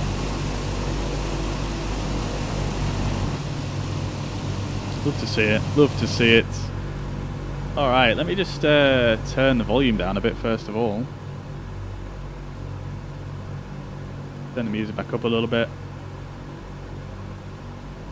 Oh my god. I just noticed I'm getting a funny bit rate.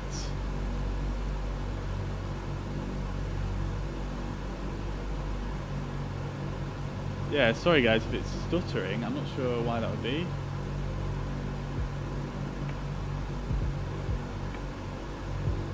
I might be having some internet issues again. But sorry if it stuttered at all. Okay, so let's just see what our next VOR is. Next VOR is 122.7. Let's just turn up the... Let's turn the brightness up as well. No, it doesn't, does it? Okay, so next VOR is going to be 122.7. So we'll tune that in there. Actually going to tune it on this side as well.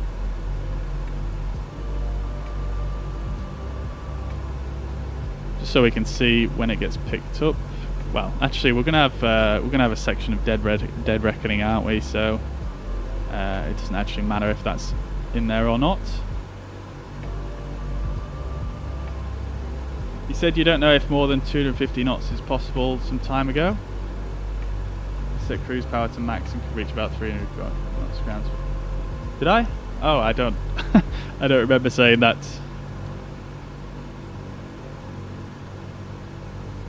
No, I think what I was meaning to say is that at the power setting that I was currently at, that it was possible to go much faster than what I was. But yeah, I mean, I've definitely reached 300 knots ground speed before. Obviously we don't have much wind at the moment, and yeah, I've reached it in the descent, but I don't think that's a normal cruise power setting. 1,500 feet AGL, something odd. Couldn't get above 20 inches, not enough to stay airborne. That's strange. Very strange.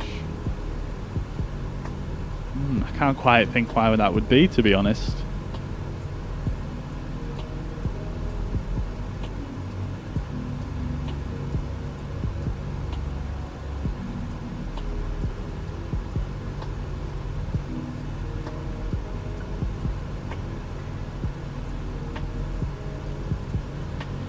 Alright, so our ground speed is 257 at the moment. It's quite nice.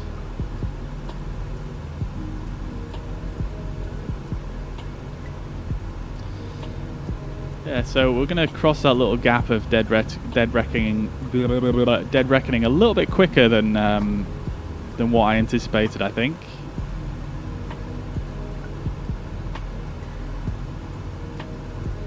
But nevertheless, should be fine. So we've got about 25. I calculated 27 minutes. So we've nearly got a ground speed of 260 here. Let's just do 255 for completeness.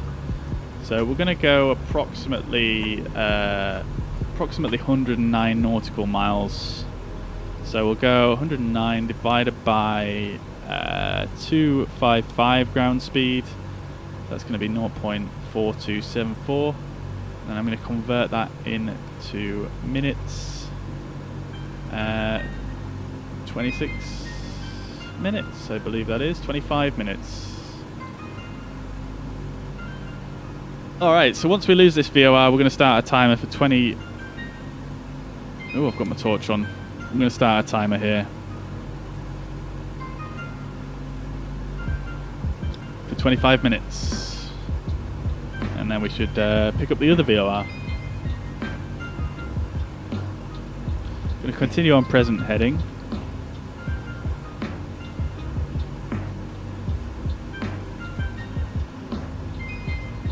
We've got a slight... Let's just check the wind actually.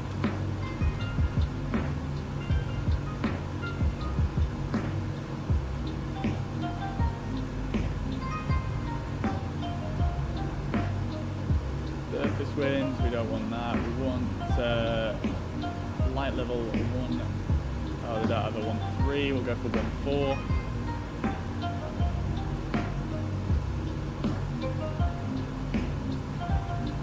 Yeah, I've actually got a bit of a tailwind, which would make sense why I've got an elevated ground speed. I don't actually think we really have any crosswind components, so we should be able to just continue on the present heading. It looks good. And that's what we expected, to be fair. We expected a little bit of a tailwind component. That's fine. That's fine. We should lose the VOR about 130 miles.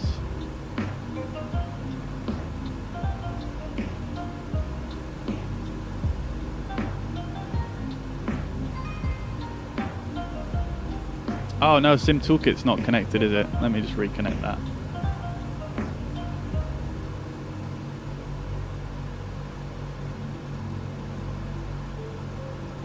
There we go.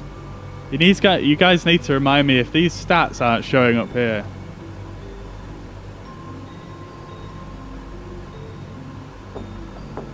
Always good to know if they're not working. I never notice, you see.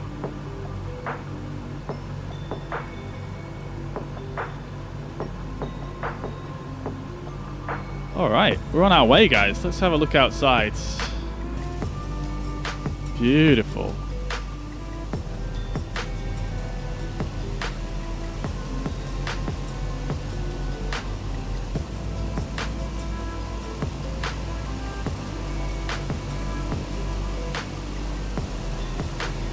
Got the crew here. Paul's dropped off, I think, by the looks of things. Paul, I don't know if it might be worth just repairing the engines using the EFB, maybe.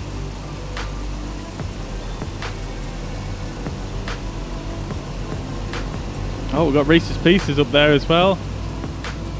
Beautiful. Love to see it, man. Love to see it.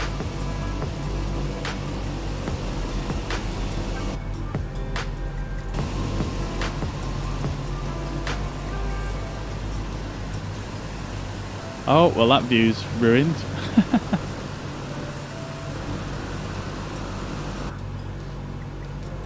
Let's see what my other views are like since this update. Okay, that one still works. That one works. Okay, that's nice. That's nice. Like, they keep adding and removing the cabin each update.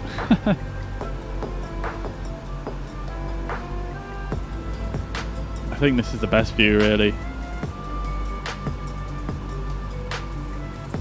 Maybe if we go on the other side for today. What we need to do. Oh, what is that?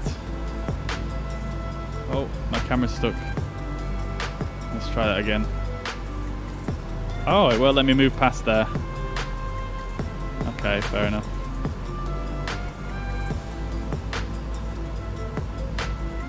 I can't maneuver the camera. Maybe if we go like this. Oh no, you can't even see out of these windows. The curtains are closed. Okay, never mind.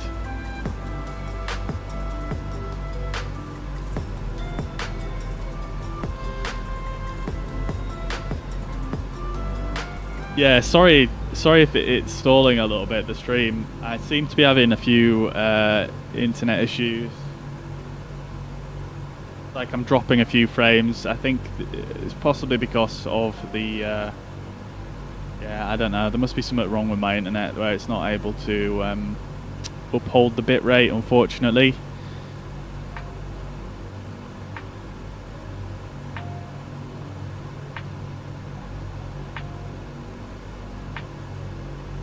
Tell you what I'm going to do is, so we're currently on a heading of 077. I am just going to set this in here just to remind me that's the heading we need to be flying on. Just in case we get blown off course a little bit on this next segment, just so I've got a couple of reminders here.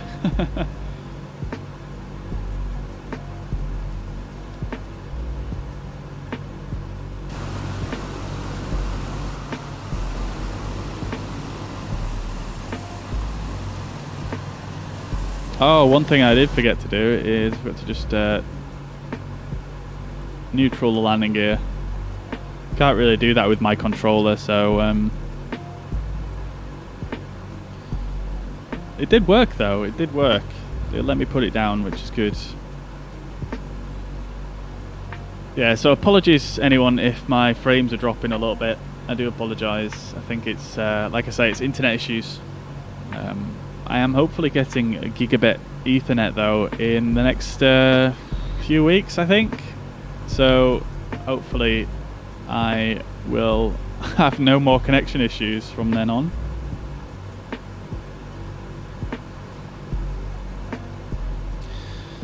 Hopefully. Let's just check my temps down here. Cylinder head temperatures, all in the green, looking good. They're a bit more evened out now since I changed the cowl flaps a bit. Carb temperature, it's yeah, it's in the yellow, but I don't think we've got too much to worry about. Oil temperature's come down a little bit. Oil pressure is fine. Fuel pressure is a little bit high. I'm not sure if there's anything we can actually do about that. Fuel flow again is a little bit higher than what we expected, but should be fine. Obviously just make sure we're keeping an eye on the fuel quantities. Don't want to run out of that.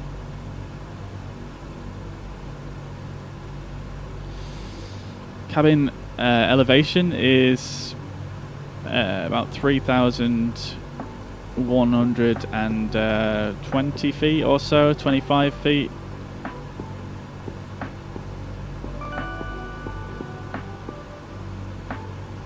Looking good. Beautiful.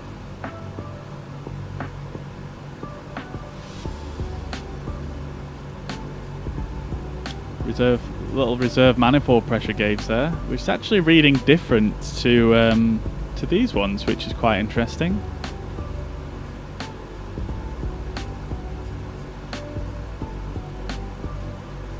Huh. Interesting. Let's see how warm it is in the cabin. So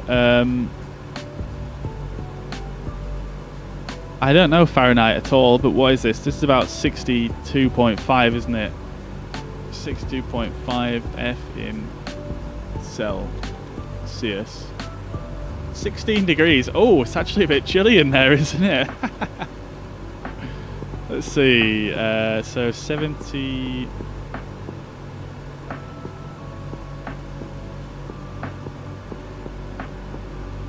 Yeah, so I think we want it about 70, don't we? There we go. Mixing a bit more warm air in there. And there we go, it's moving up now. Great stuff.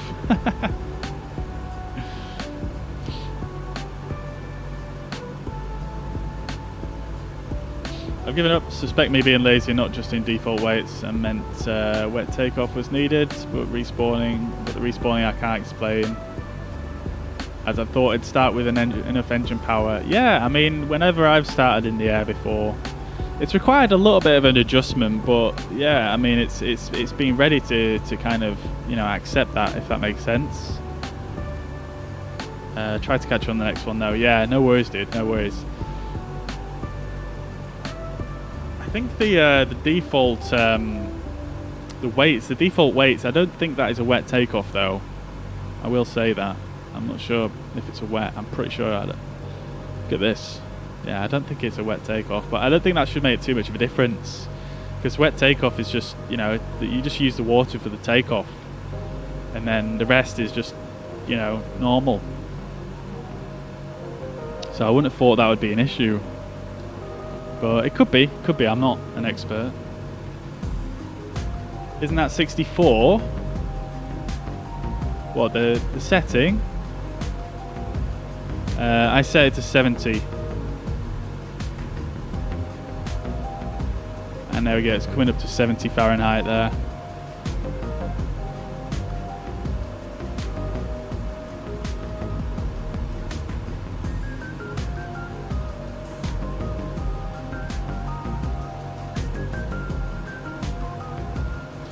Great stuff. Great stuff. Okay, so we are coming up on 123 miles from the last VOR, so we should start to lose this VOR pretty soon.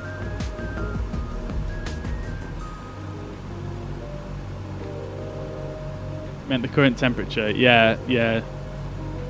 I mean, I previously had the temperature control right on 65, so yeah, I mean, it was... Oh, isn't it 64? Oh, okay. Well, the needle was about, what, here, wasn't it? or was it here? I can't actually remember the exact spot it was in. But each of these is 2, isn't it? 2, 4, 6, 8, 10. So, yeah, I can't actually remember where the needle actually was. Maybe it was. Yeah.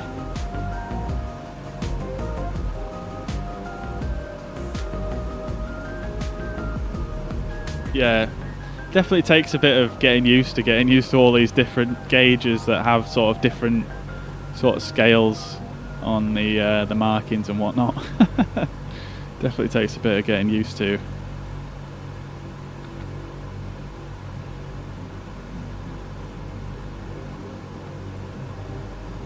It's interesting how you always have the cabin heater on. I'm not sure exactly what that is for, to be quite honest.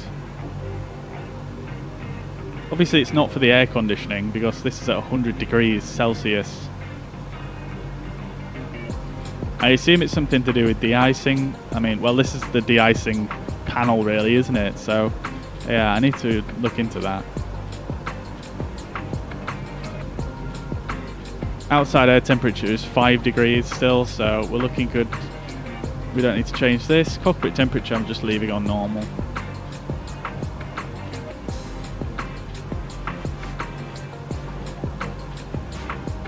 Great stuff.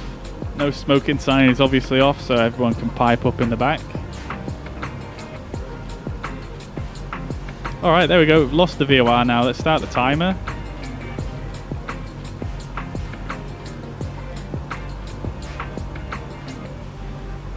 Hang on. Let me just...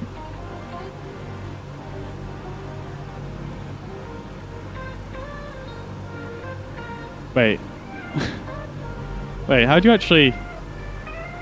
Mode clock. Local time. Zulu time. Local.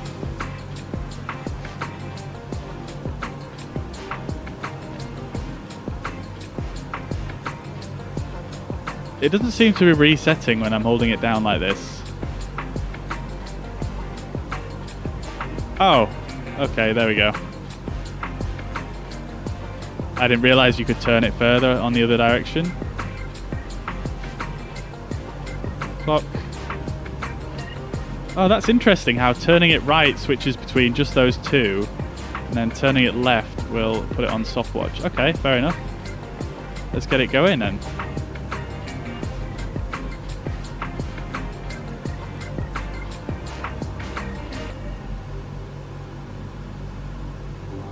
Alright, let's swap this VOR around so we can see. Obviously we should be able to see when we pick it up, but we're going to fly the same inbound course, and we're basically going to time for 25 minutes here, so this needs to come round all the way down here.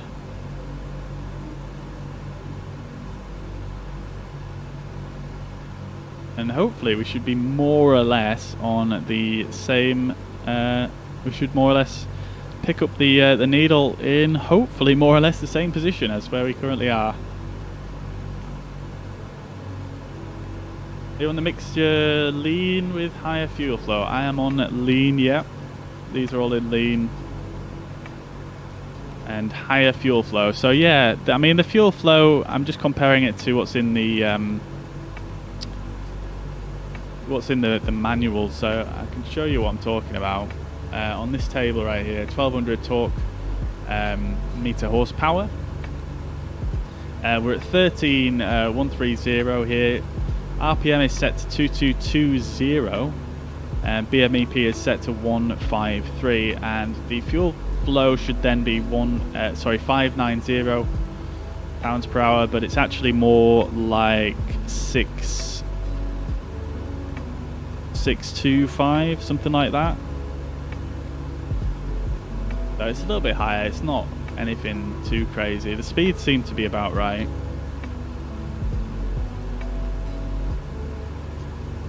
Sorry, the speeds seem to be right about here. We're within these two. Within these two weights here. So yeah, the speeds seem to be fine.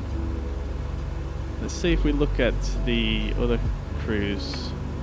1200 cruise, 13,000 feet. Manifold pressure is actually 30. It's about 35.2-ish. So it's way off this chart here. So the other chart has got quite a different approach, really.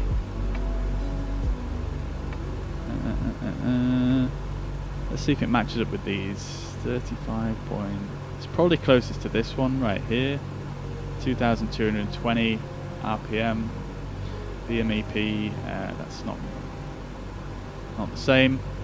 All right. So yeah, I mean, I'm just trying out this chart for a change.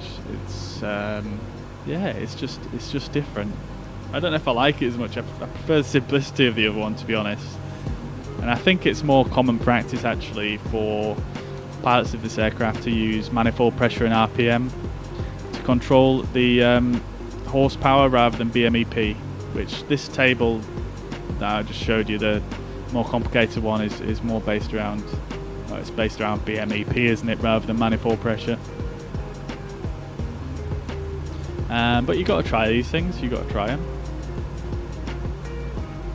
I think we've got slightly higher BMEP, slightly on the right two engines, so I'm just going to nudge that a little bit.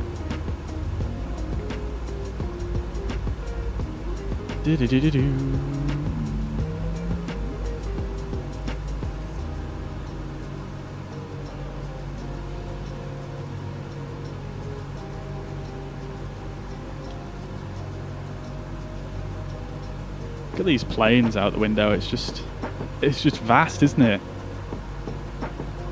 Imagine there's probably a few, you know, probably some lions and tigers down there and whatnot. Maybe.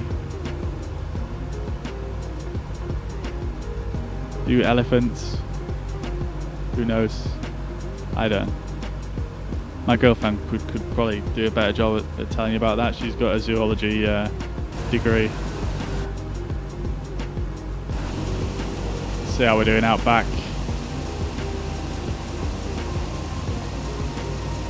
We've got BJES back here. Looks like it's following perfectly behind. We've got Dave over there, cruising along in, I assume he's in an A320. And we've got Reese's Pieces in his 747, can't even see him. He's so far away. And then there's, bearing in mind guys, we are on all players right here. All players on multiplayer, and we can't see a single other person other than, you know, us. Not many people flying over Africa at the moment.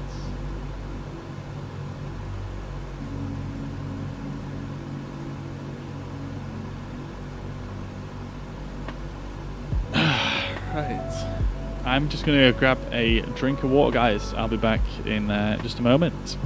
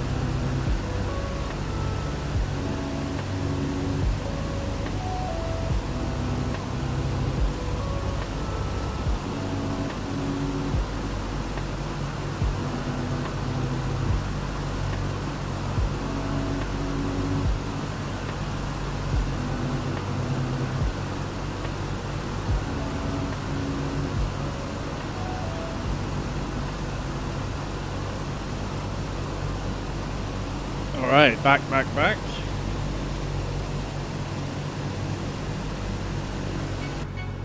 see how we're doing. Temperature's looking gravy. Yeah, everything looking fine.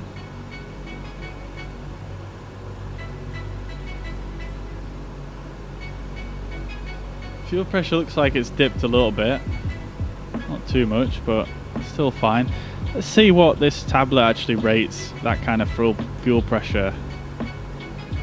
So carbureted temperature is obviously within icing range. Everything else is green though apparently, so yeah, good to know, Apparently engine 2 is accrued less engine hours somehow, even though I repaired them all before the flight at the same time. Interesting.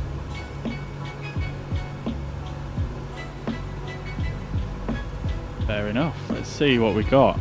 Just endless planes here. Endless. Once we reach the next VOR though, we should be coming over the Okavango Delta, which should look pretty freaking cool from above. There is actually a really cool add-on for the Okavango Delta that I was looking at the other day on Orbex. Let me see if I'll show you guys. Let's bring it up.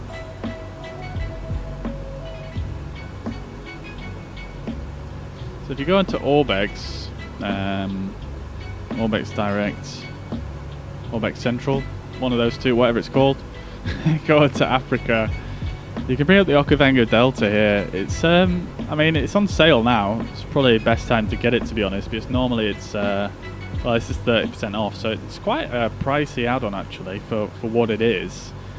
But it looks really cool. Like, I mean, looking at the pictures, it does look quite cool, but you don't really get the full kind of breadth of what it actually is if you just look at the pictures. So if you scroll down here, you can see you've got 9,200 square kilometers of scenery with hand-placed wetlands and objects, which is very cool. More than 12,000 animals spread around the area, which is cool. 9 custom airstrips, so they've redone, you know, little airstrips. There's a bunch of different little airstrips in the area. 6 camps modelled in high detail, which is also quite cool. And then many smaller camps and tour groups. Multiple helipads as well. So, yeah, really cool add-on actually. I didn't realise it encompassed so much stuff. Like, just looking at the pictures, it just looks like they've added in, you know, a few animals and some, you know, a little bit of scenery and whatnot.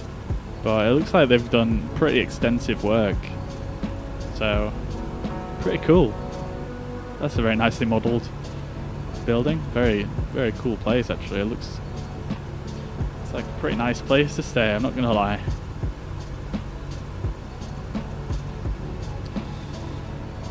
Yeah, so there you go. And yeah, if I actually bring up the fuzz pads and look on little nav map, if we zoom in here, so this is pretty much the Okavango Delta right here, this area. If I actually swap it to open topo map, you should be able to see a bit better. There you go. So if I zoom in, you can see all, you know, the Okavango up here. And then, yeah, you can see all the wetlands down here as, you know, this water kind of spreads out down here.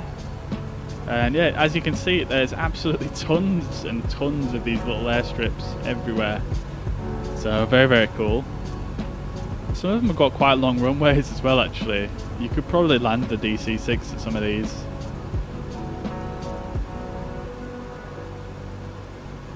And as you can see, that's right by Maun. So as we reach this VOR, we should be able to look left and see all of this, which is very cool. So yeah, very cool indeed.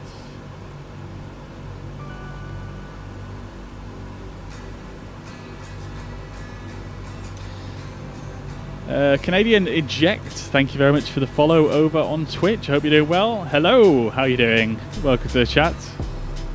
Welcome. Hope you're having a fantastic Sunday. We are just currently flying over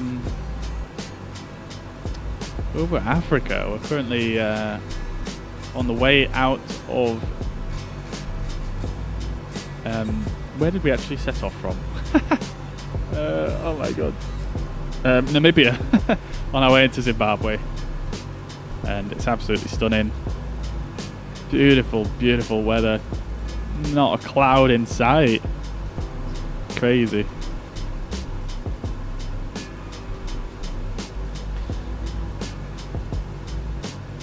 Oh, you were followed before. Lost your Twitch account. Fair play, fair play. Well, welcome back anyway. I'm glad you got a new account sorted.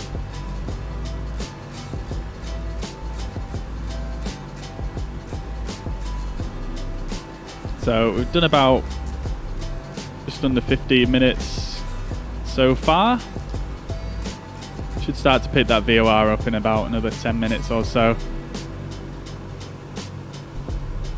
Looks like we're still on the same heading, so we're not getting the wind's doesn't look to be blowing us off course or anything, so we're looking good really. I'm going to leave this at 077. And we're just chilling. We're just monitoring. And we're just chilling. Still in the head temperature's looking very nice. Everything's looking good.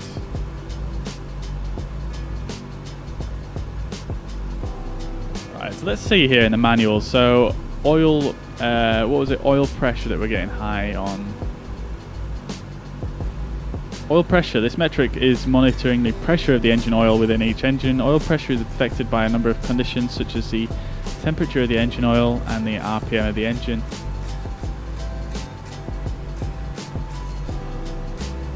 All right. Well, I mean, it's still within limits. It's not anything to worry about. It just looks a bit high. That's all, because it's right next to that red there.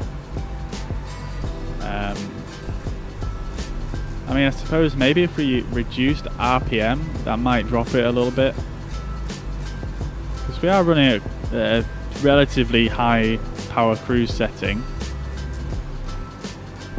We could try that. Shall we try it? Let's try it. Let's see what happens. Science.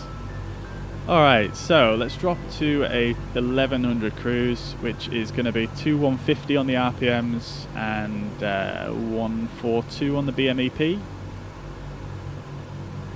Alright, let's do it. So let's drop the... Now I'm not sure, because obviously when you reduce power normally you would drop the manifold pressure first and then the propeller speed. But because of the way BMEP works in relation to the two, it's quite difficult to work out, because it doesn't tell you the manifold pressure on this chart at all. So let's just drop this down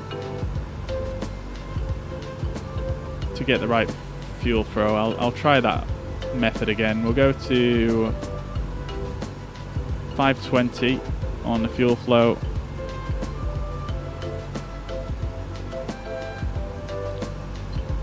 So that looks about good, and then we'll drop the RPMs down to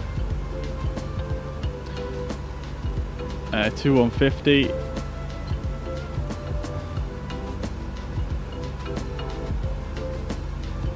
There we go. 2150 is about there, and then we want 142 on the BMEP, so we're about 140. Let's just nudge these up a little bit.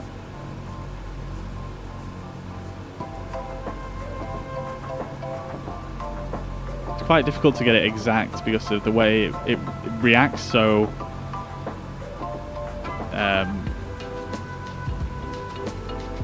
it's the slightest touch on my throttle makes it move, but I think we're about 142 there, aren't we? So that's reduced our fuel flow by a pretty substantial amount actually. We're now on 490. So that's a little bit less fuel flow.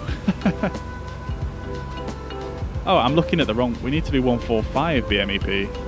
So we just want a little bit more.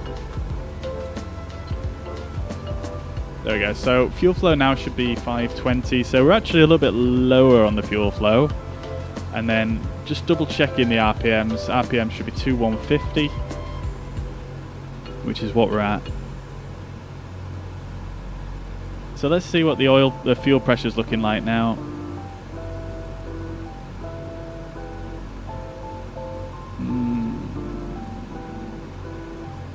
Okay, that's fine.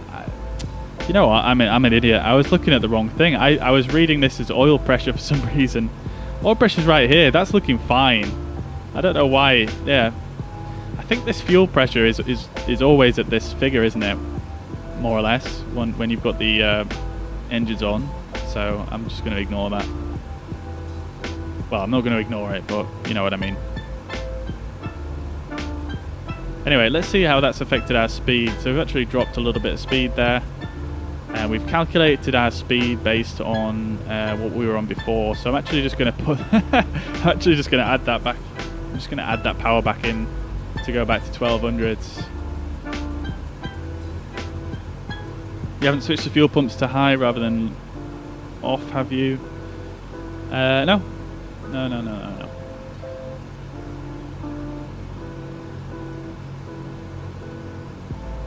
Let's go to 2220. Let's get that back up. I want to go a bit faster.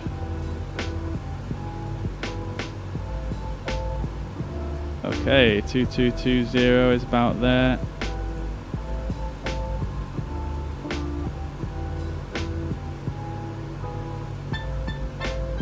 Alright, and let's bring the BMEP back up to 153.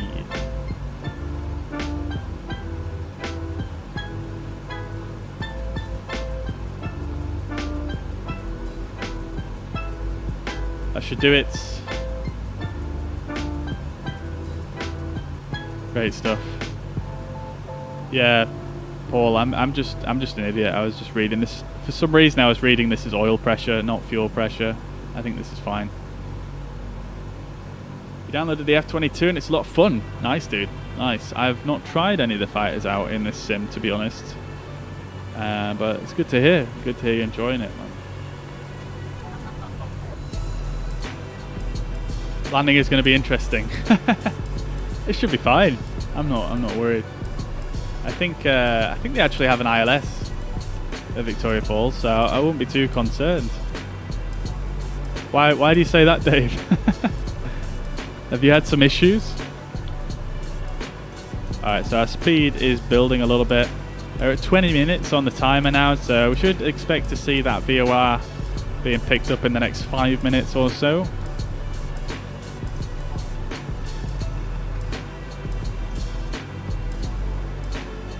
Heading's still looking good. It's so calm, the winds, or at least we've just got like a perfect tailwind component.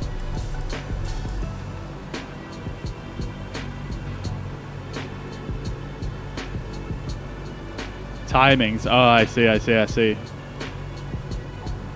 Got you. Yeah, I mean, I won't worry too much. If we end up landing on top of each other, it's fine.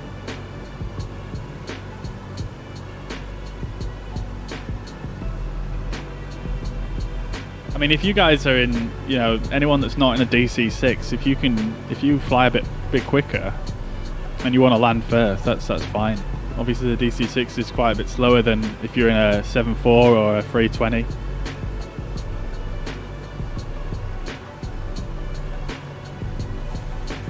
Gonna get the Eurofighter. The Eurofighter is an interesting one. I've heard a lot of bad things about that. The Airbus H135, yeah, I've heard a lot of good things about that. I haven't used it in ages. I used it when it first came out, but I've not used it in absolutely ages. But yeah, it does look a lot of fun.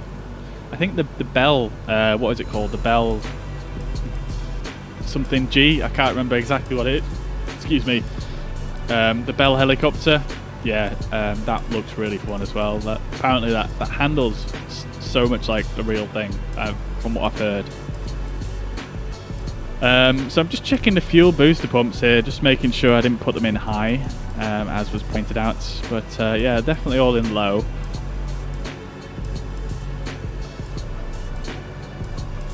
Definitely all in low. Mixtures all in auto lean. We could probably lock the mixtures, we might as well, so that we don't accidentally hit them. Yeah.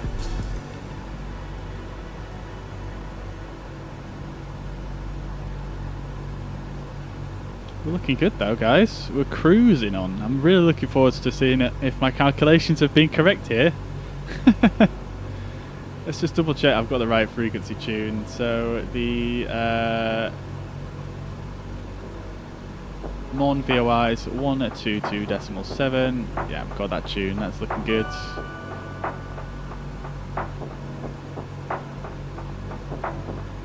Rampasad, thank you very much for the follow. Hope you're well and having a fantastic week. Welcome to the stream.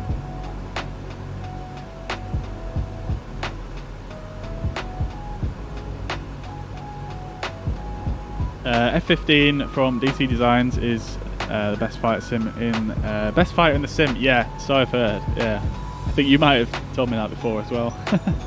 But yeah, oh, there we go, guys. There we go. I've picked up the VOR again. Just under 25 minutes actually, so that's a little bit quicker than what I anticipated. But there we go, and look at that. The needle is like right in the center, so we didn't get blown off course hardly. So we can switch this back to localizer mode now, and we're on our way. Beautiful. Love a bit of dead reckoning. It's super satisfying. Alright, so we can actually reset this now.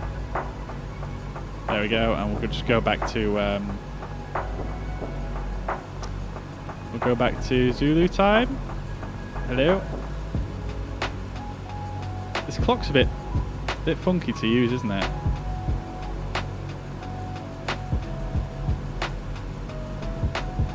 Oh, do I need to stop that first?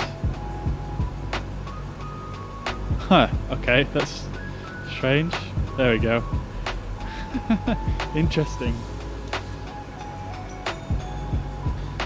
I have an inverter off. Yes, I do. Yeah, that is the normal procedure, I believe. It's actually a bit difficult to understand in the manuals, but yes, I believe what you do is you have number one inverter on for both sides essentially. So obviously number one inverter is these instruments here. Number two inverter is for these instruments. But then when you have just number one inverter on, I believe that is just that is then powering both sides by just the one inverter. I believe that is a standard procedure while you're in cruise. Whilst you're in climb out, take off, descent, you would have them both independent.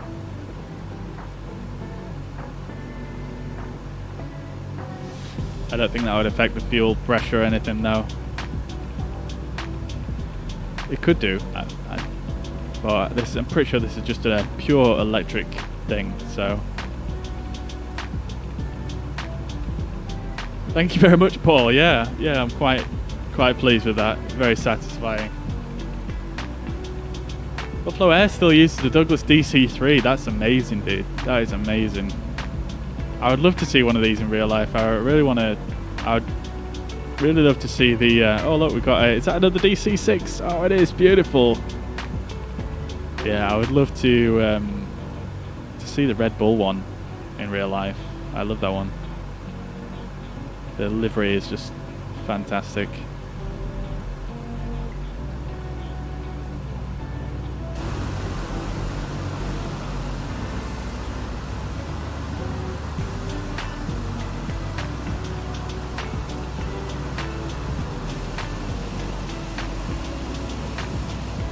I love it. I love it. I hardly ever come on multiplayer. I'm so glad some people actually joined me. I was half thinking that no one would bother, but yeah, appreciate you guys flying along. Something I hardly ever do, like I say. But I mean, for future flights, I think I'm going to try. For future flights, when I'm not on VATSIM, obviously, I'm going to try and fly with multiplayer on more often.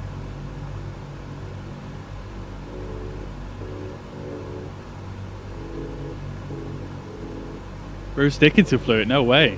No way. That's awesome. Yeah, so Paul, it's a bit of a weird one to understand in the checklists. If I bring it up for you, let's see how other people interpret it. So if you have a look here, for example, let's see if I can get my highlighter to work this time. There we go. Yeah, so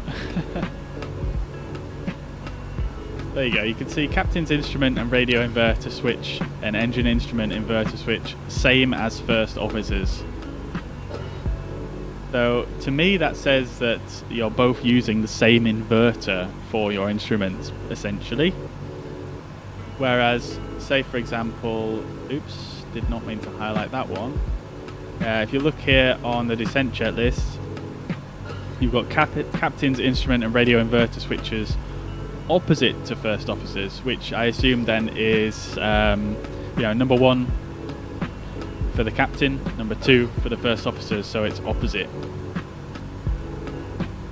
It's a bit of a weird wording, I think, but I think that's how you interpret it.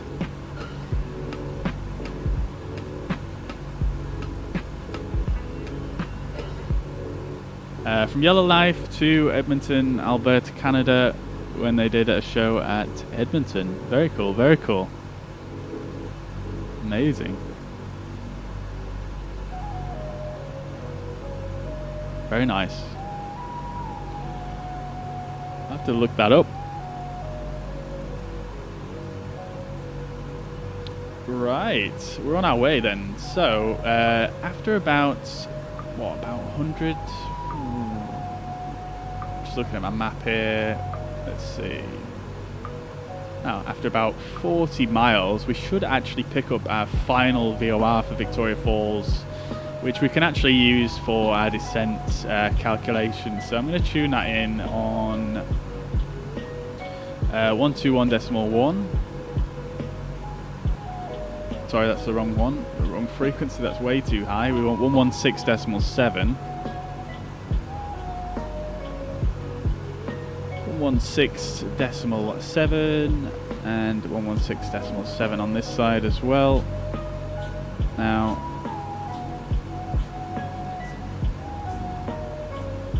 that should just allow me to see when we're picking that up, and we can use that for descent calculations.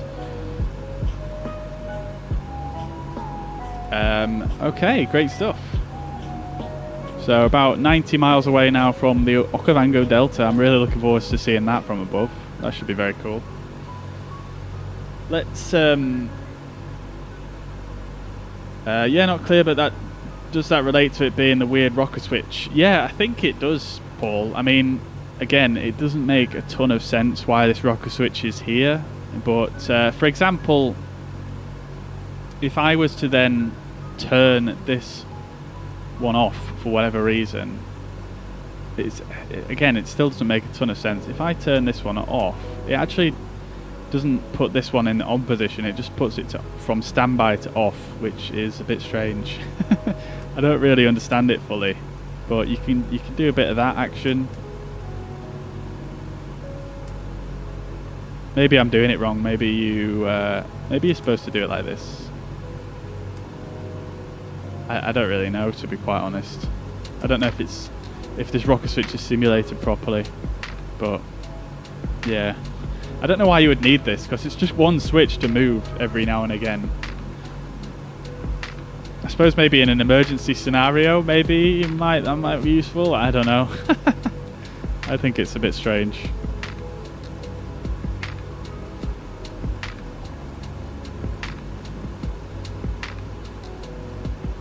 Alright, we're cruising, 250 knots ground speeds. Looking good.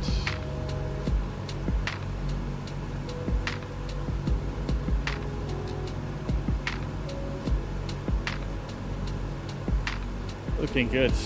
So,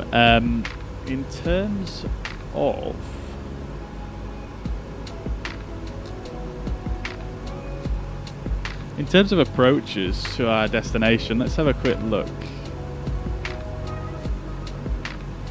So, We don't have any arrival. Well, there is 1 star here, but I mean, there's not a huge amount of point of flying that, in my opinion. We're not going to bother with it anyway. This is only runway 12 as well.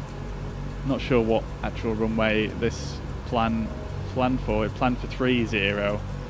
So anyway, let's have a quick look. So this is the airport. It's only got 1 runway or 2. Here's the VOR we'll be flying into. And yeah, so 30 is planned, although it shouldn't really matter too much because, you know, the winds are pretty calm to my knowledge. Let's see, actually, let's just get a quick METAR FVFA. So FVFA, no METAR available. So let's see what the forecast said on the flight plan. Okay, so it said variable at 2 knots.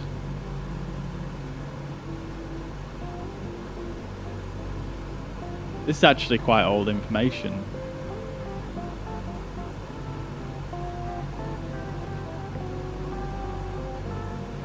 Zero one at 0600.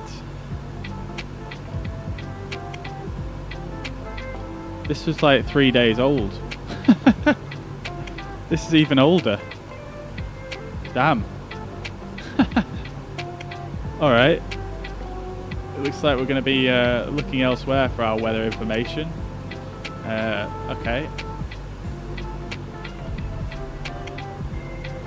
Let's do a bit of windy.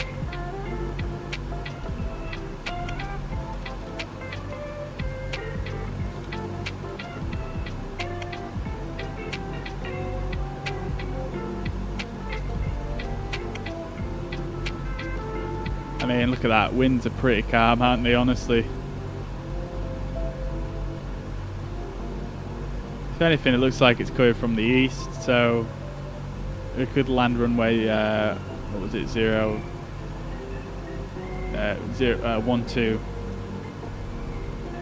Caution, deep escarpment in runway 12, approach area, birds. Interesting. Alright, well, might go for runway 12 then.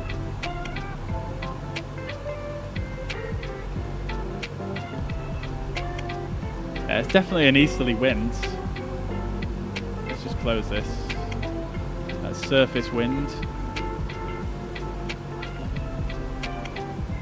The airport is about 2,000 feet though, isn't it? Yeah, still about the same. Less than 5 knots. Yeah, so we'll probably go for runway 12. And then for an approach, I mean, we've got quite a few that we can use here, to be fair. We've got an ILS, we've got a VOR, DME, and an NDB. I'm not sure which one to go for, to be honest. Don't know if any of you guys have got any preference. I mean, I've done quite a few ILSs in this. We could do a VOR approach.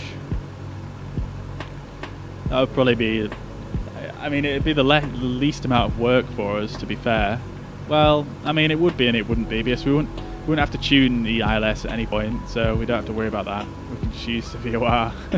Fly straight into the VOR, fly back out on a 300, then take a left to 255, turn around, come in on 120, and then land it. 3-degree descent from 5,000 at 4.3 DME. And yeah, I mean, we can just go for that, really.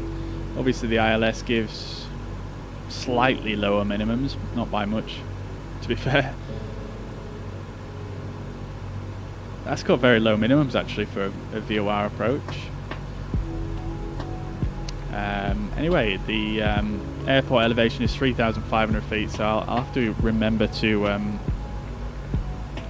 do that in the I'll remember to set that. So let's just set this to, oh, I don't want to move the cabin one. Okay. Okay, it's just gonna do it like that. So 3,500. There we go. That's actually gonna affect the cabin pressure right now, isn't it? I just saw it move a little bit, but it stopped straight away, so that's fine. Excuse me. Alright, let's see. Wow. Just fast planes still. It's lost a bit of its colour now, hasn't it? It's looking a little bit more deserty. A little bit drier. Although having said that, there's a huge lake over there.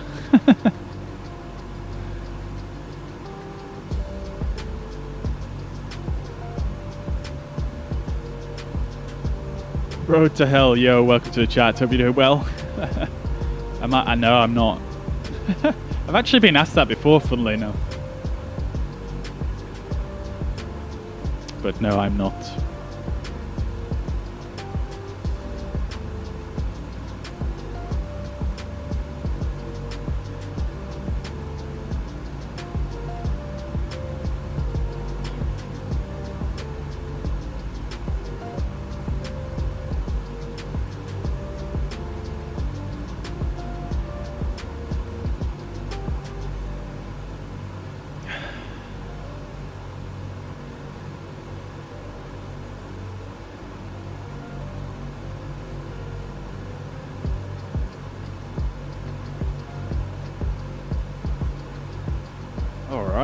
Alright.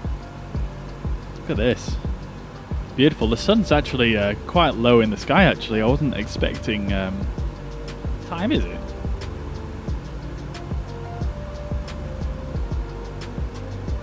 It's 5 o'clock in this in the UK at the moment. Obviously 4 o'clock Zulu. What's that local time here then? Local time is 5 to 6.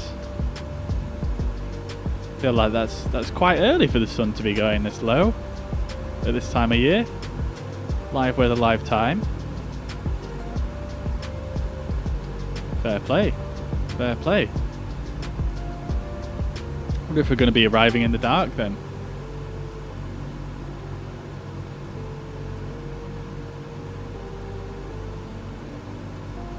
Interesting. Interesting.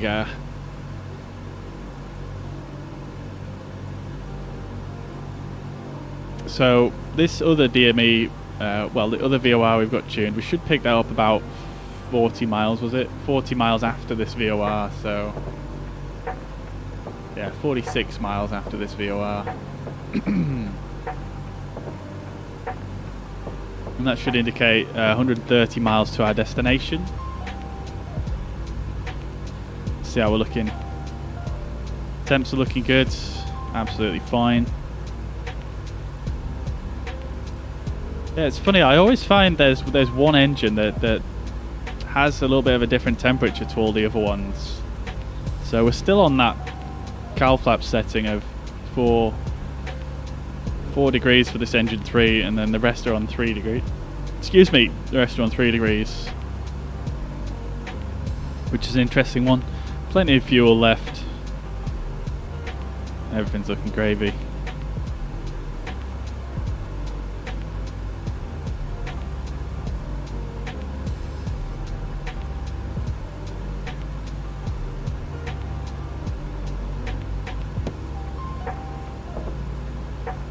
Mind you though, actually, it's sunset time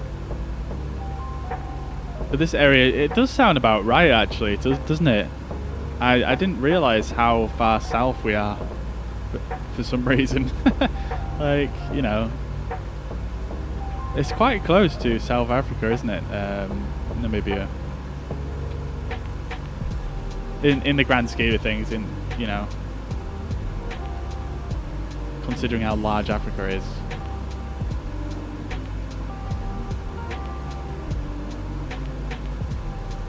Well, maybe we were going to be arriving in the dark. I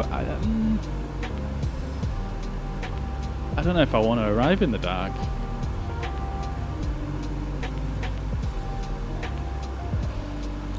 Let's see. Do we have airport lighting? That is a question. There is some lighting, yeah, on runway 12. Doesn't look like there's any runway. Okay, so there is lighting on the 30 as well.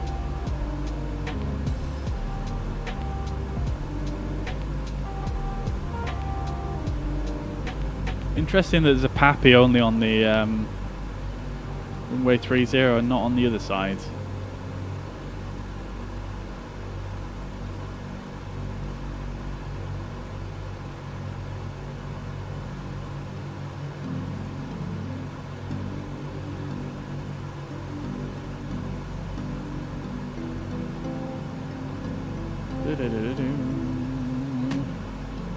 We do have lighting now, so that's fine, honestly.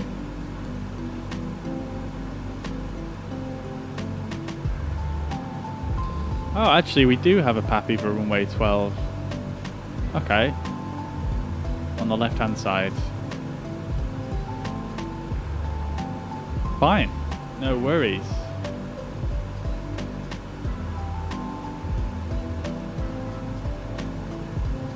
Sun is going down there very early. Yeah, it is indeed. Yeah, but again, we are quite far south here, so yeah, surprise to me initially, but when you look at it on a map, really, it kind of makes sense. The cabin 500 feet above elevation to ensure cabin depressurization on landing. Interesting, I've not thought about that before. Alright, we'll give it a couple of clicks up. I mean, it's not super precise, this gauge anyway, to be fair, but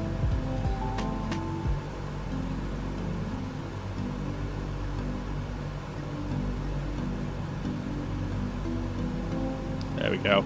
Beautiful.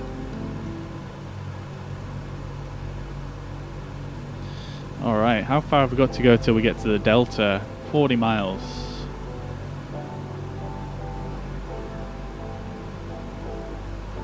Okay then, let's see. Look how the sunset's reflecting off the engines. That looks super cool. Woo! Look at that, pinkness all around.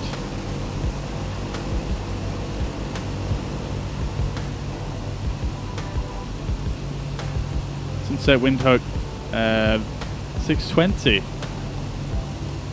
Fair play, fair play. For some reason, my head's still just in a, you know, northern hemisphere mindset. You know, the sun doesn't set here at the moment until like 10 o'clock, so.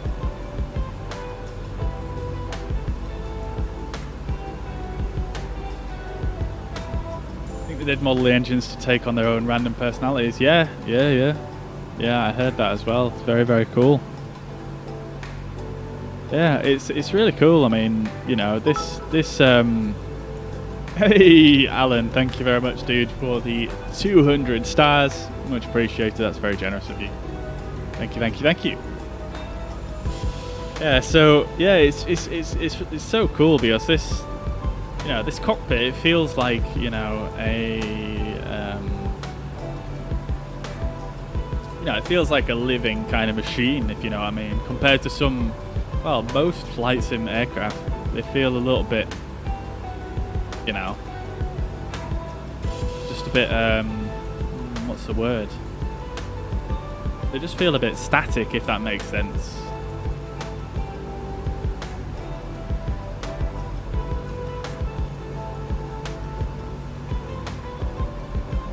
Whereas this feels a little bit more alive, which is very cool.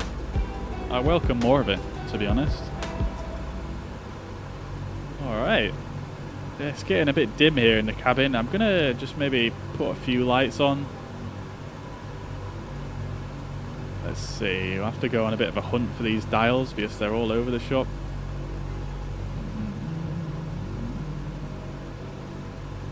Alright, we'll get the engine instrument lights on. Just a touch.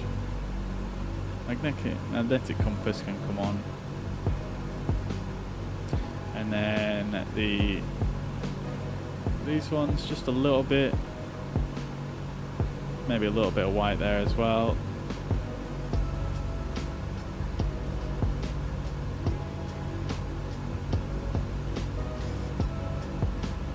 Now then, there was one dial that I was absolutely hunting for forever, for this side.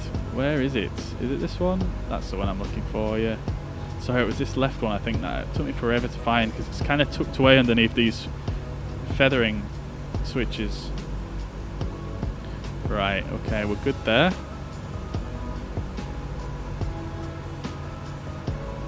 Radio backlighting can come up a bit.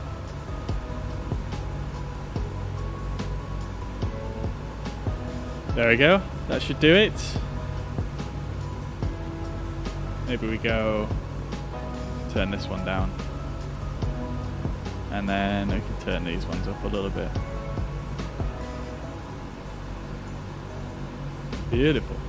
Very nice, love the red lights. Oh, here we go. I think this is some of the Okavango Delta coming into view right here. Oh, there's a runway right there. Yeah, so that's the that must be where the VOR that we're heading to is. So all this over to the left is the Okavango Delta. As you can see, there's a lot of wetlands. I'd be interested to see what that add-on changes about the look of this from the sky. Because apparently they added in a bunch of waterways. Because it looks like the satellite imagery is showing the wetlands, but it's not actually rendering the water, if that makes sense. So if you look over here, where it's actually rendered the water, you can see the sky is reflecting off it. But over here, it just doesn't look like it's reflecting at all. Like, it does here, but there should be water all over this area here. Yo, all the follows coming in. John Marco, thank you very much for the follow on Facebook. I hope you're well.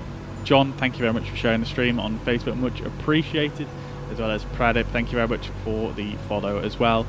And whilst we're on the topic of sharing, etc., you know, if you are watching the stream, if you're watching the stream on Facebook and you haven't already hit the like button, please do that. That really, really helps out the channel. It helps spread the stream to more people out there on Facebook. And it takes truly just one click. If you're enjoying the content, if you've watched for a few minutes already, you know, maybe that's worthy of a like to you. same as you guys on YouTube. You know, if you're watching it and enjoying, if you hit the like button, that is, you know, it's, I mean, I'm sure you've heard it a million times if you've watched the stream before, but you know, it really does help out the channel, especially on YouTube where it's a little bit harder to get discovered.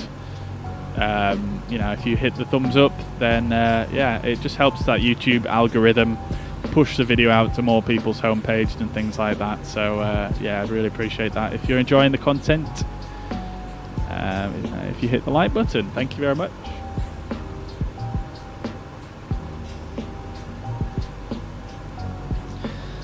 And there we go. So we're looking straight forward now into, I love how I say this every time we do a sunset flight, but I just love how they simulated the sky in the sim.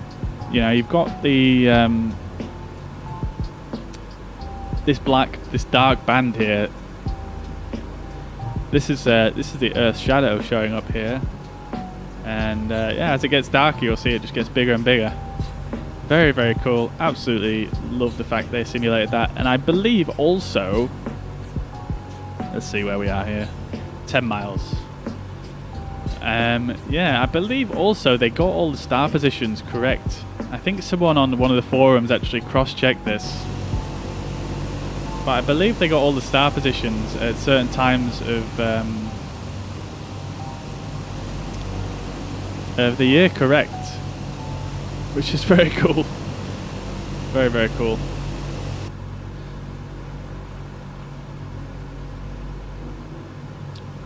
Let's see if we can work something out here real quick. I think it's probably a bit too bright still to see properly.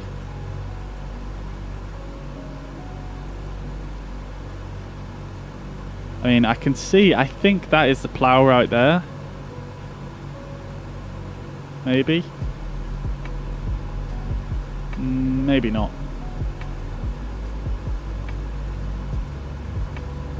Let's see. What else we got? It's quite difficult to see. Is this it? Right here? I'm not sure. I'm not sure. We'll see when it gets darker. See if we can cross-check it with some other stuff. Rajesh, thank you very much for the follow. Hope you're well and having a fantastic week. Welcome to the stream. Oh. Wait, what's happened here? We've lost a bit of altitude. How's that happened? Has the gyropilot come off? No, it's still on.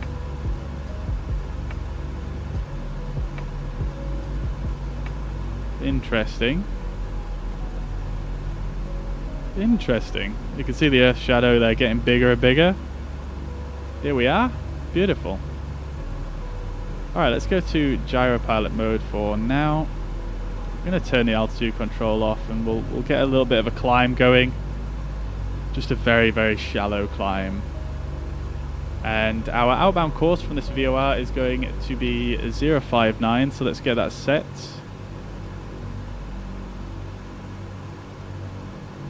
There we go, and then once it gets blocked, we'll turn back on localizer mode and we'll start tracking that one outbound. There we go, so it's blocked now.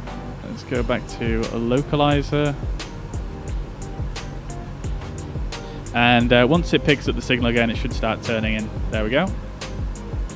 Great stuff. It is a bit dark in this cockpit, isn't it? I'm going to turn some of the lights up, just so you guys can see, really. Because I know on stream it can come out a bit darker than what I'm seeing it.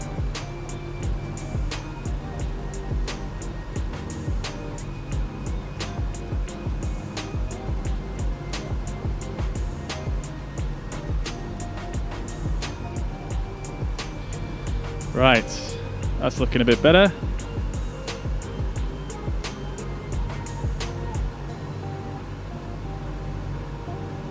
Oh, we'll get that one as well. We'll get the reading light on as well. Beautiful, love to see it.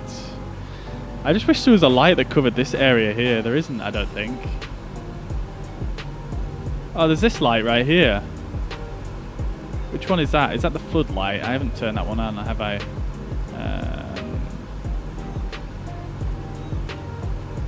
No? Okay. I don't really want that one on though. Let's just check our altitude. Okay, we went a bit too high. Oh, I know why we lost altitude. It's probably because the pressure changed. Let's see. We press B on the keyboard. Yeah, there we go. It's a slightly lower altitude. So if we go back now to 1013, which is the standard pressure setting, and we climb up to 300. Oops, I did not mean to do that.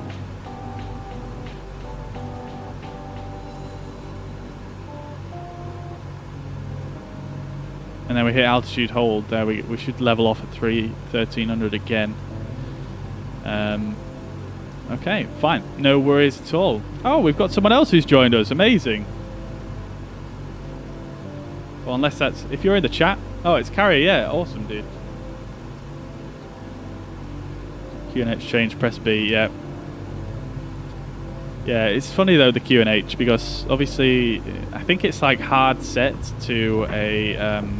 you know, obviously we're above the transition altitude at the moment for this country. So we should be set at 1013. So the QNH shouldn't change, but there's some weirdness going on with the gyropilot's altitude hold.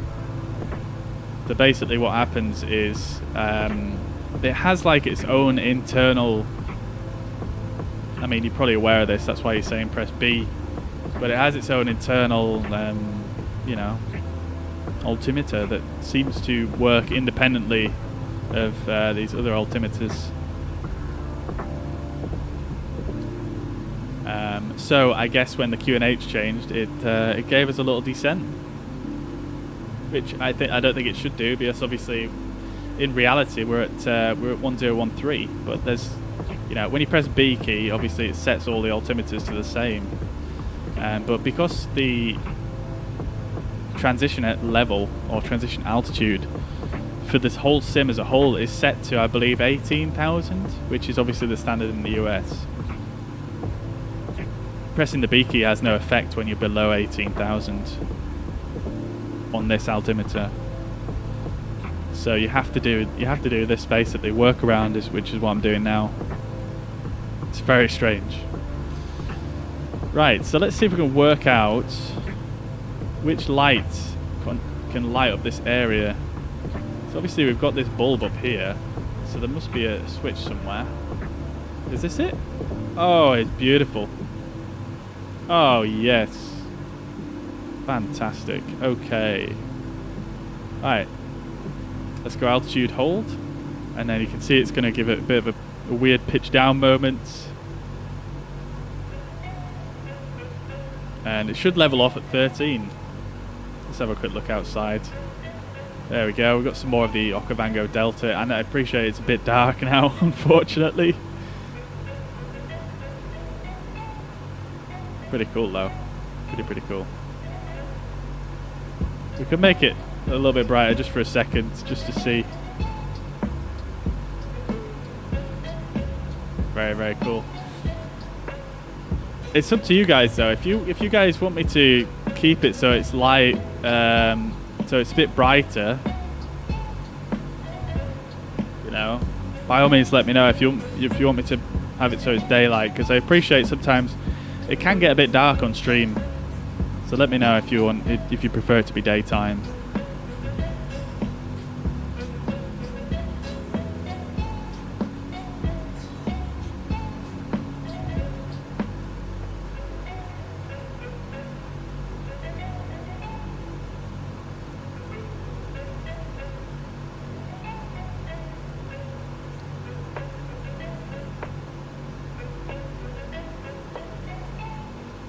As sea level pressure changes, 1013 pressure level is physically a different height above sea level.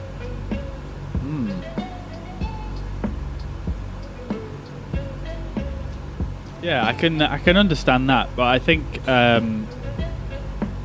what I'm trying to say doesn't really have anything necessarily to do with that. I think the gyro pilot it should still hold the altitude that you set, that you click the altitude hold at. Maybe I'm wrong, but when you press oh god damn it, why did that just move on its own? That's worrying. Yeah, I mean, unless that's how it works, but when you press altitude control, it should hold the altitude that you want to hold at, rather than, you know, regardless of the pressure altitude. You know, it should set it to 13 and hold that. So if it needs to make a little climb in order to do that, I feel like it should do. I don't know. Maybe it doesn't work like that. That's just how I would expect it to work, I suppose.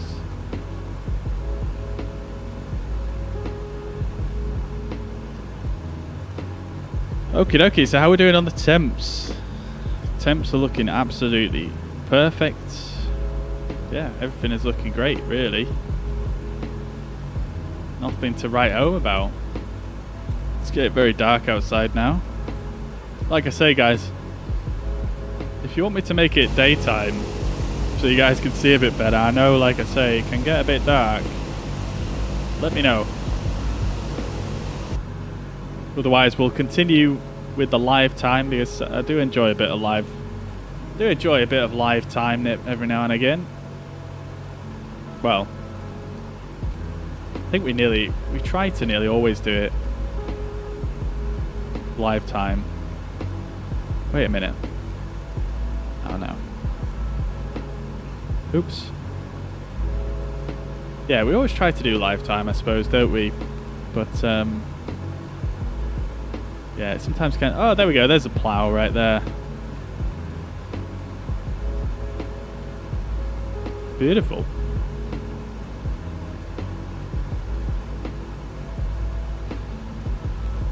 So we should start to see Polaris come up, like somewhere over that way, maybe? I can't remember which way it is, which way it needs to point, which way it points towards. Is it like that? And that's Polaris right there? I can't remember actually.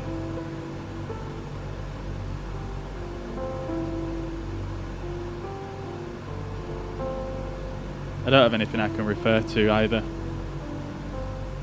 In my opinion, we should change to daylight. Okay, we could do that, we could do that. I don't mind either way. You guys let me know.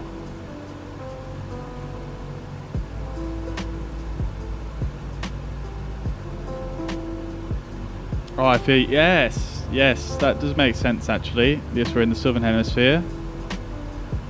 Because I believe Polaris, I thought the way you found Polaris was like that, and then you followed off the tip here of the plow, and then so Polaris would be down here somewhere. So yeah, very true, very true. Okay, so we got 1 vote for dark, 1 vote for light. If anyone else wants to place their votes, please let me know.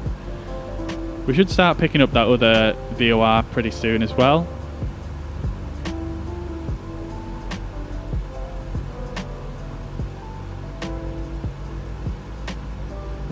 But it's below horizon. Yeah, that makes sense. I thought that was, you know, it's been quite a while since I've been out and looked at the night sky, but yeah, I thought that was the how you find it right there. So that makes a lot of sense. What else can we see?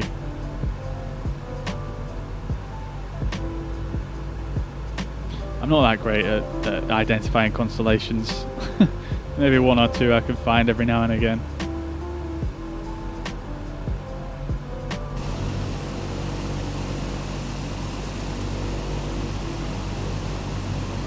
And you can certainly see the Milky Way coming up and over.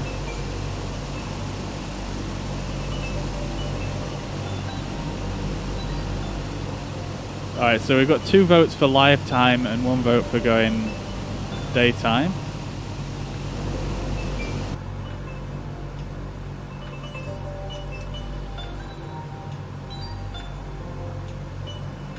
Alright. I'm pretty sure we should have picked up that other VOR by now.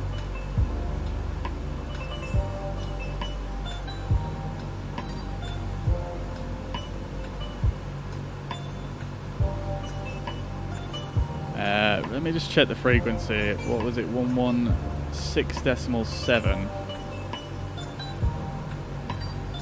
Yeah, I've definitely got it set. I mean, it looks like it's actually being picked up by this. Oh, there we go. I literally just picked it up this second. Okay, fair enough.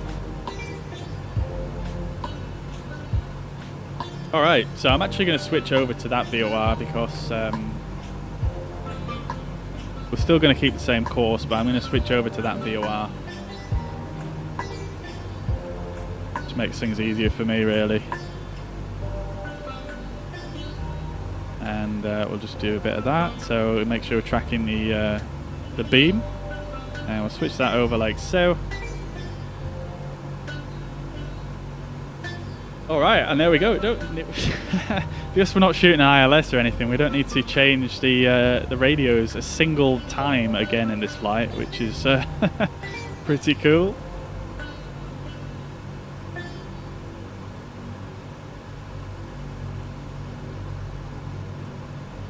If you follow 2 left stars of the Big Dipper to the ground, yeah, you would find Polaris. Yeah, that's what I was saying, yeah. These 2 right here. And you'd follow those like in a straight line, like that. Yeah, that's what I thought, yeah. Dave's asking, is the outside view with the mouse on the mouse settings? I'm not sure off the top of my head, actually. I don't think I've changed too many of those.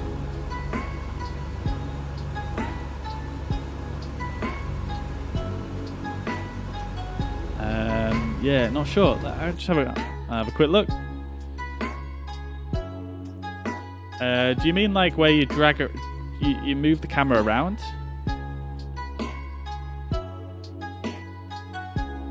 Let's see, search by input.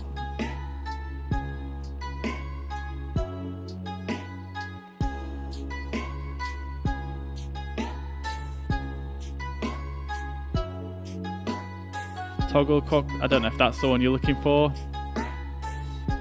Toggle cockpit view free look. I mean, if you go back to the default mouse profile, like mine's on mouse profile now, if you go back to default, like that, it should just work as it should do, with the right click as the drag and look around kind of thing. All right, let's check on the temperatures. Looking good, looking good, looking good. Always checking them. The MEP might have dropped a little bit actually. I'm just going to give that a little nudge forwards. Might be a bit too much of a nudge there. That works though, I think. Love it.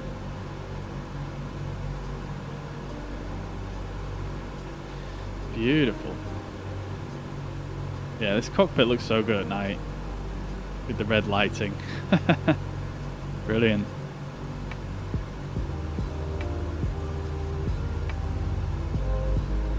Alright, so we could probably do some descent calculations then. So our platform altitude for the approach is 5,000 feet at the VOR.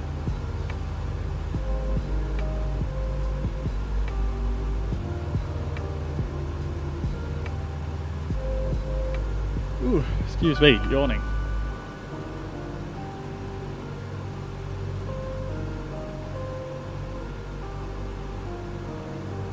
Rajarific, thank you very much for the follow. I hope you're well and having a fantastic week. Welcome to the stream. Yeah, so descent calculations, like I say, platform altitude is 5,000 feet, so we need to lose 8,000 feet at, we're probably going to be, we're going to descend at 1,000 feet per minute. And we're going to anticipate about 300 knots as the descent speed, ground speed. Might be a bit less than that, but we'll start out with this calculation. So we need to lose 8,000 feet. So we need about 40 miles of descent. And because we're doing a VOR approach, it's quite hands-on. I think I'm going to give us a 20-mile buffer to slow down. So 40, we'll start our descent at 60 miles out. So that is, yeah, in about 51 miles. And I'm just going to nip away for 1 second. I'll be back in a minute, guys.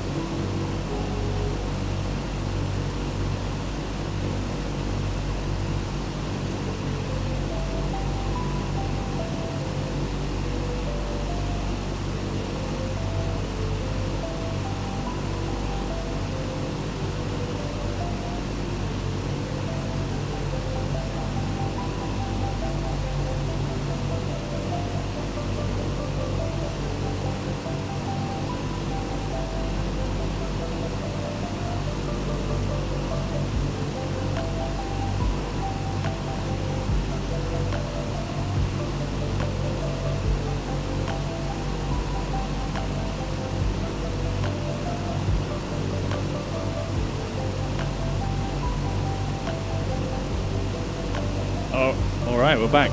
Look at that. Look how awesome that looks. Pretty amazing.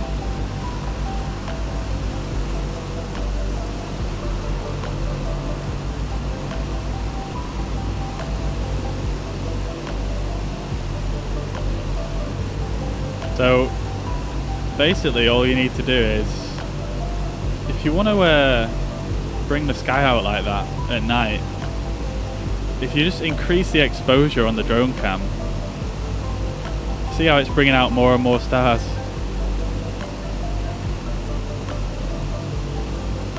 Like, that is incredibly bright right now. It's obviously, it's kind of like a long exposure on a camera.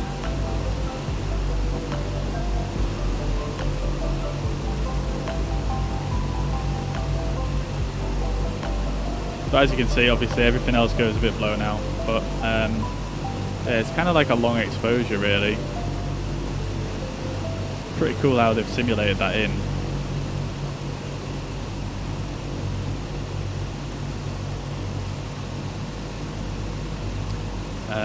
But yeah, if you use the exposure controls, I don't know if they're actually on here. Yeah, they're not. You would need to use like a keybind for it. I'm using an Xbox controller, like that.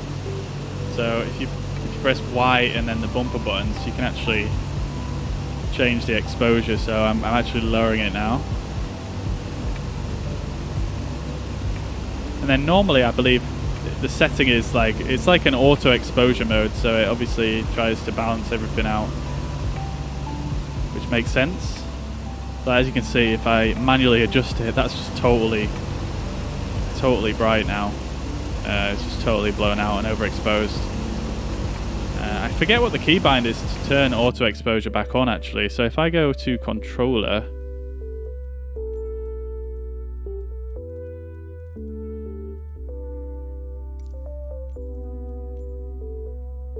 auto exposure is Y and left stick. So yeah, so if I go Y and left stick, there we go. You go back to auto exposure. It doesn't look quite as dramatic, but you can change it again. Super, super cool. I love that. It's kind of like simulating a long exposure, like I say. Look at the beacon light. You never would have seen that normally. Look at that. You can see it's actually spinning around.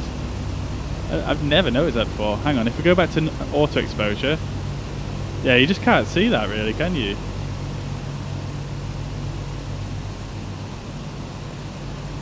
You can see it, I suppose, if you come in close.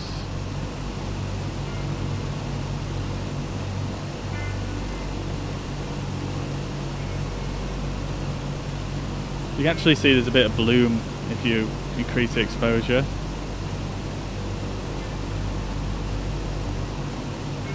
Very cool.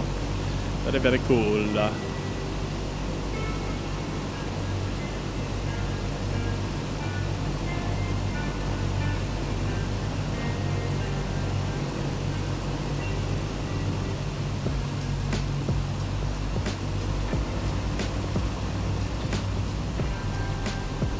Probably a bit more comparable actually, having the sky like this to, well, maybe not actually, now it's a bit overdone, but like if you're out here at night, you know, as you guys can see, there is literally zero light pollution anywhere. There's nothing, no city lights anywhere, so the view you would have of the sky down here would just be absolutely insanely good. It'd be crazy. Alright, let's see how we're doing anyway. Looking good on temperatures.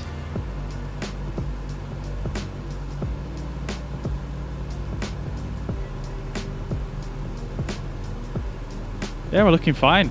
Brilliant stuff. Probably the first flight I've done so far where I haven't actually had anything that's you know, kind of gone a little bit funky with the temperatures and whatnot.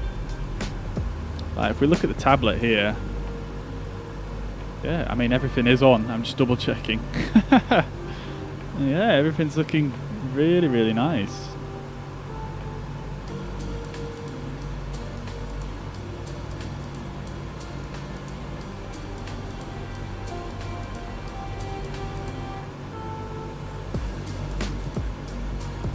Alright. Cool. I am interested to see then on our flight plan what our anticipated landing weight is. So our landing weight anticipated is 80,000 pounds. Let's see what we're at. We're at 8922. Anticipated landing weight is 8529.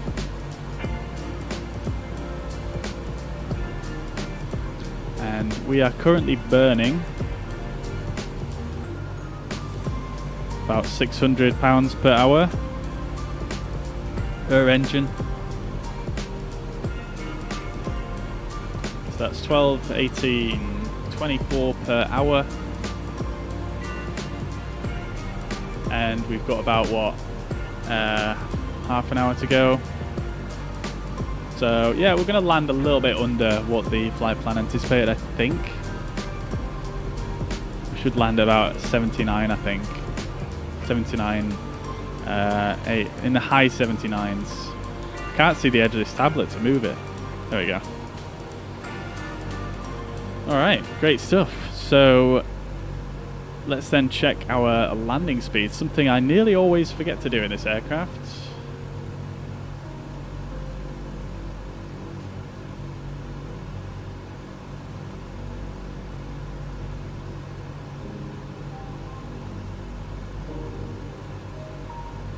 Have I noticed that the landing lights are changing their brightness intensity in relation to the RPM power on the ground? No, I haven't, dude. No.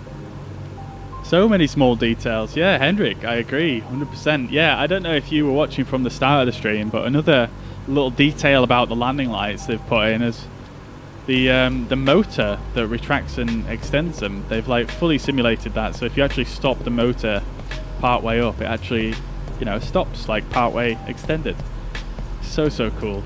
So many cool little details, but no, I've not noticed that. I will look out for that next time. That's very cool. Right, so landing. We're going to be landing at about, let's say, 80,000 pounds. So our V approach is going to be 131. And VREF 101.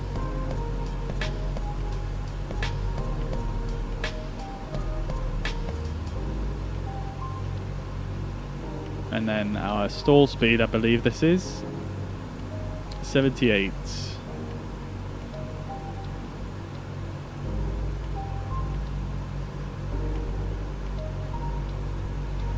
Great stuff. Alright, so we're approaching our 60-mile point for our descent. 7 miles to go. It feels so dark. Like, looking out the window, it's just pitch blackness everywhere. Crazy. It's very rare you fly in, well, it's very rare I've flown in somewhere like this. Let's see what it looks like from the passenger's perspective. Yeah, look at that. Nothing. Can't even see the lights on the reflecting off the wings or anything. Although I suppose the beacon light's right at the back on this one, isn't it? Let's see if we go all the way back. This is a view looking at the trailing edge of the wing here.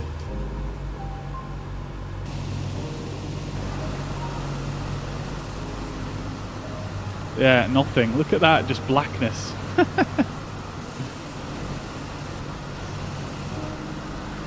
I don't even know what cameras I'm looking at here because it's so dark.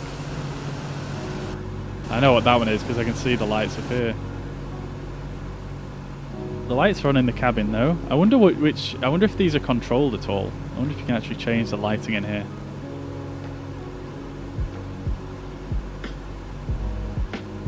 I know there's a good few add-ons in X-Plane where you can change the cabin lighting, which is very cool. Okay, so let's do our descent checklist. Engine superchargers are low, windshield heat control is set, altimeters are set, fuel tank selectors are in main, auxiliary fuel tank selector controls are off, crossfeed is off, carburetor air temperature controls are off currently, hydraulic system bypass control, let's not forget that this time, is now in the bypass position or on. And let's do this thing. So altitude control can come off. We're going to actually unlock the mixtures, so we'll need to adjust those a little bit later on in the descent. But let's start rolling this forwards now to 1,000 feet per minute here. A little bit late there on the descent, but we've given ourselves a nice 20-mile buffer. So I think we should be absolutely fine. Gonna just keep an eye on those temperatures as we descend here. Might need to just open the cowl flaps a little bit as we descend. Picking up a little bit of speed here in the descent, which is normal and absolutely fine. Let's keep it on 1,000 there.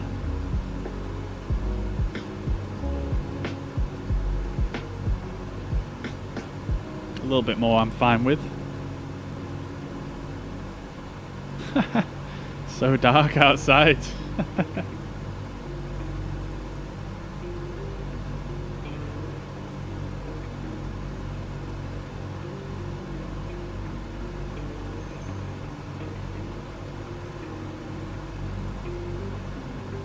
Yeah, I love all the details in this aircraft. It's brilliant. Like even on let's see if we can find one of the lights. Like even on, no, you can't actually change it on those ones, but let's see, which light can I use? Probably none of them at the moment. Maybe this, maybe we can try this. Yeah, so, yeah, you can adjust the brightness on these. So if I, whoa. Yeah, if I hold that down, I'm holding that down with my left mouse button. If you scroll up and down,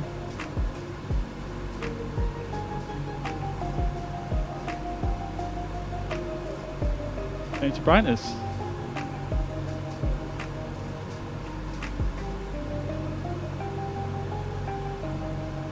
Very cool. Very cool. Will asks, am I a real pilot? I'm not, no. Unfortunately.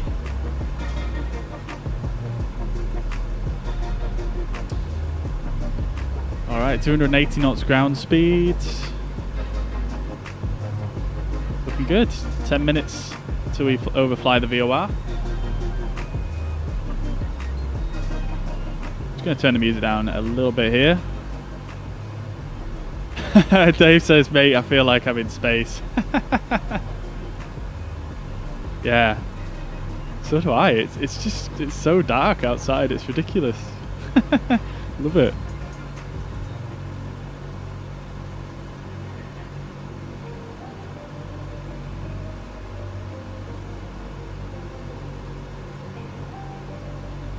Not yet. Thanks, Thomas. Would you be confident in what you know from the simulator being it's a simulator that you can fly planes in real life? I feel fairly confident. Yeah, I mean, I suppose it would depend what plane it was, to be honest. I have flown, you know, a Cessna before, and I felt quite confident in that, but it wasn't for long. So, yeah. Alright, now we are in the descent. Manifold pressure and BMEP is creeping up. Let's just has crept up a pretty ridiculous amount actually. I'm just going to wind that all the way back to 152. Right there. Wow, that went up a lot. Let's check our temperatures. Temperatures are skyrocketing. Let's open these up a bit. Go to what's that, 8 degrees.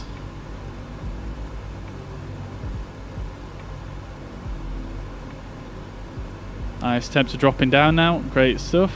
So they were pretty toasty for a few, probably a few minutes there on the yellow. Didn't go into red though, so I'm happy. Car Bear's in icing range, but I don't think we can expect any clouds on this route. Keep bringing that BMEP back.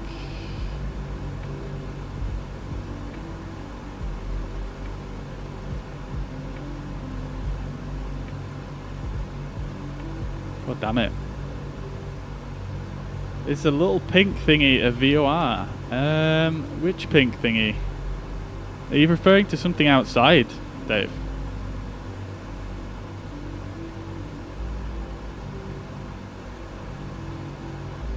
Or on, is it showing up on your ND?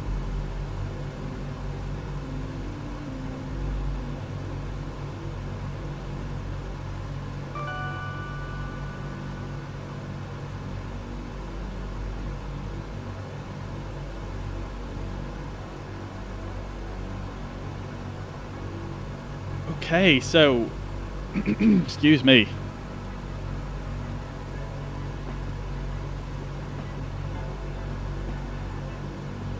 Okay, so we've done about 30 miles of descent, so we should have descended, what's that? Oh, I've totally forgotten how to do maths. We should have descended 6,000 feet. Beautiful, right on profile. So it descended from 13,000 to 7,000. Looking good. I'm going to set my altimeter to sea level pressure. Now I'm just going to hit B on the keyboard. There's no way of getting a METAR really for this this airfield.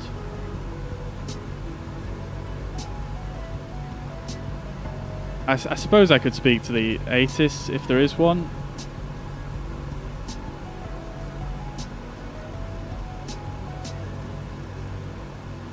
No, there is actually an ATIS. Although this gives you it in inches of mercury, doesn't it? Doesn't matter now, I've already pressed B. On the screen, I can't actually remember. I suppose it depends what aircraft you're in, really. Whether it shows as pink or not. Alright, so we've got 1,500 feet to go to the level off, so let's start shallowing out that descent rate. Let's bring that BMEP back down.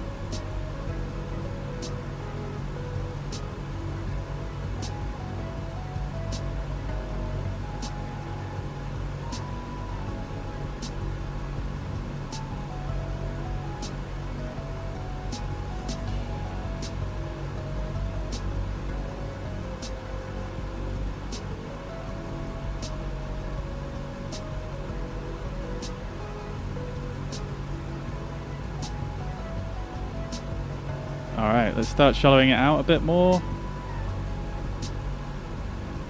The MSA for the area,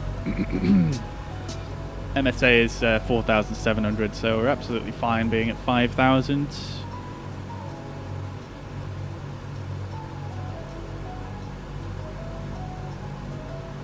Yeah, I'm not sure, Dave. It depends what, yeah, like I say, what aircraft you're in and what you've got showing on your ND as well. Look, I see lights! I see lights!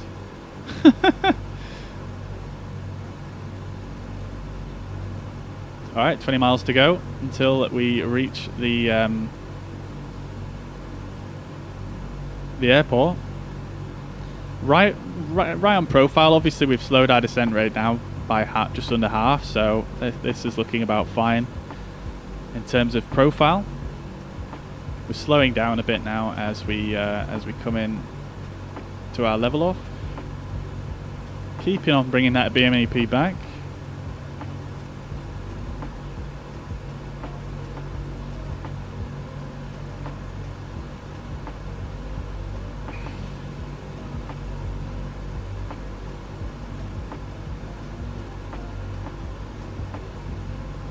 See how our temps are doing. Temps are a bit cold now, I guess. A little bit below the green, so let's just close up the cowl flaps a little bit.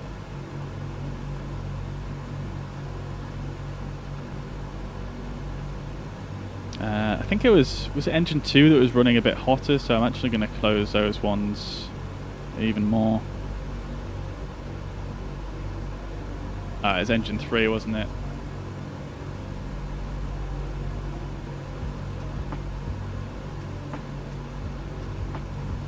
There we go, that's looking a bit better. They're still looking quite cool, to be honest.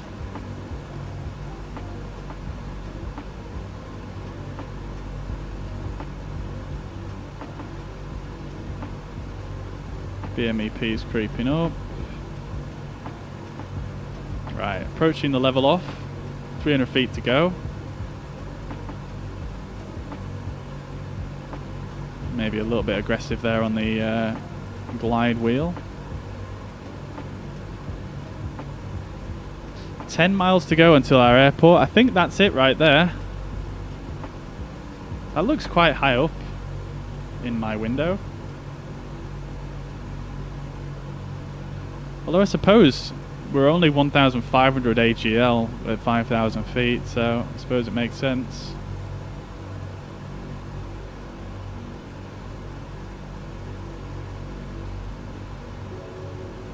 Looks like Gumbo SFC, is that someone else who's joined us? Amazing. With the other DC-6 out the window here, beautiful stuff.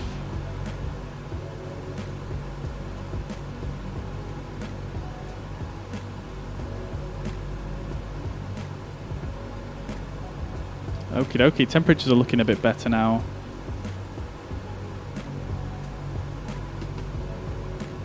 Just right, just in the green there. I think that should qualify as acceptable.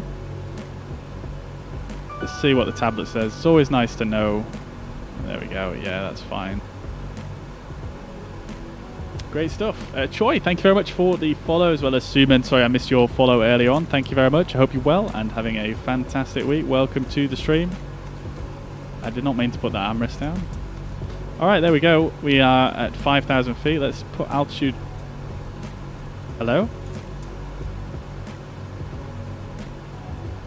Oh, it switched to approach mode on its own again. It keeps doing that. I don't know if it's this whole bug with the right click on the mouse thing.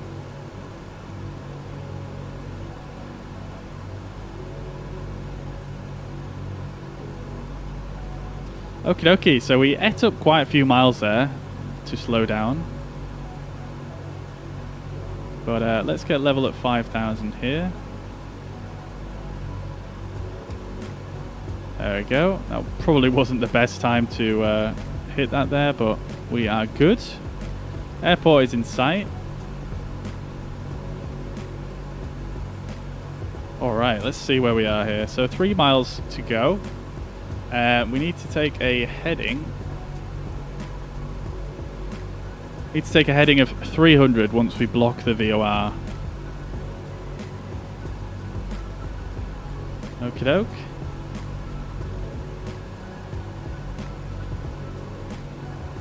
This is the runway here, yeah. So the VOR is like sort of right about here, I believe, if I remember looking at the diagram correctly. I'm actually going to go to gyro pilot and I'm going to twist this round to 300.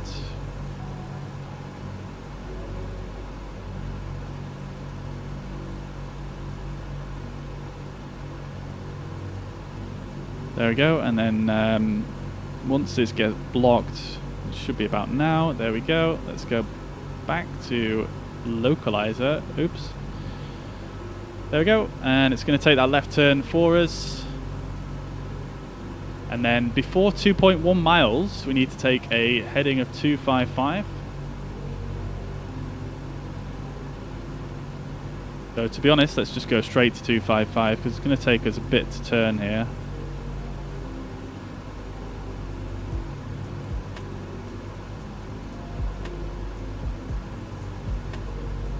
And then we want to follow this out until it doesn't actually say how far to follow it out. But we're going to set up our final approach course for 4.3 miles. 7.3 is the full final leg, so yeah, we'll follow it out till about that. I suppose that's probably wise. Look at this. Even around here, there's no lights at all. Well, hardly. You've got some over there, but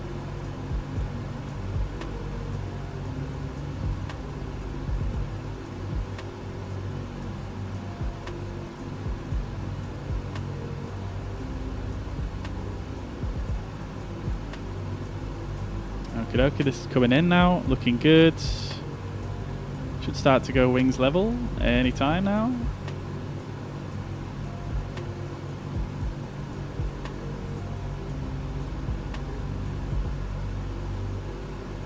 There we go, it's coming across a little bit. Hello?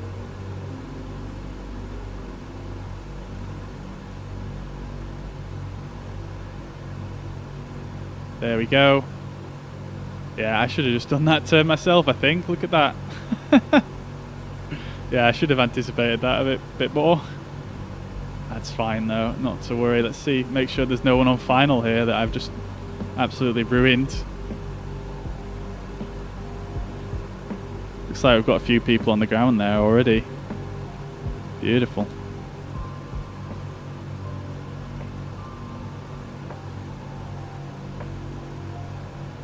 I'd be interested to see what track it just took there. I feel like it took a far longer track than what it needed to.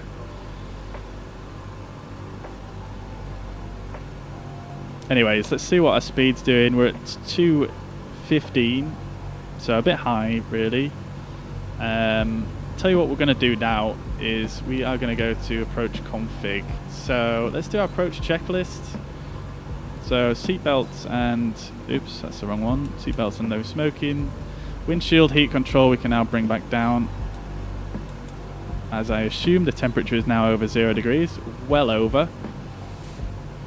Altimeters are set, fuel tank controls, sorry, wrong checklist. Okay, there we go, we're turning outbound now.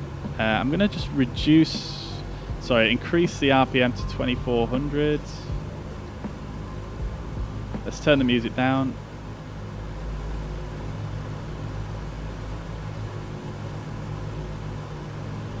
$2,400, and then I believe 90 BMEP is the approach setting.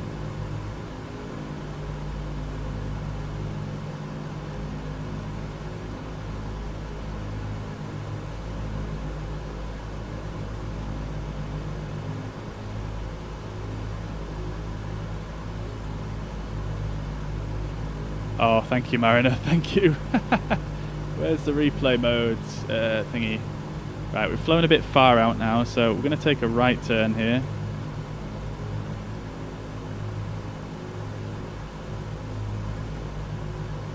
Right, that's on recording. We're going to set our inbound course now. Oh god, there's so much stuff to do here. 120. So we're going to take a... we're going to turn around here so that we're facing about, what, 100 degrees, and then we're going to intercept that inbound course.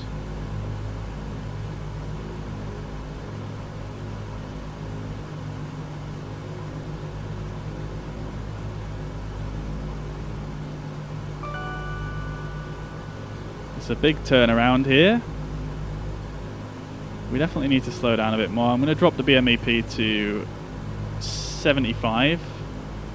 Might even go 70. Let's go 70.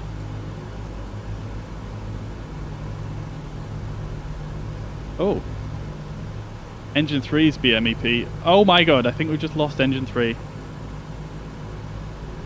think we just lost engine 3, guys. Oh shit, this is not a good time for this to happen. Okay, I'm just going to go return knob to center and go localizer so that it's going to... no, that's not good, that's not good. Keep turning, keep turning, keep turning. Let's see. Oh, it's auto feather come on or something. Oh, it's both of these engines. Let me just push that in. Sorry, unfeather them for a sec. Let's see what happens.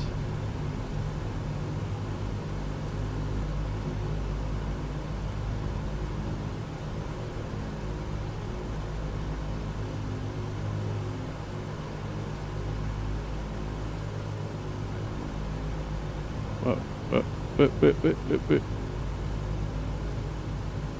Was Okay, I'm a little bit confused here. We definitely need to carry on turning. Not sure why I'm seeing the airport on my left here.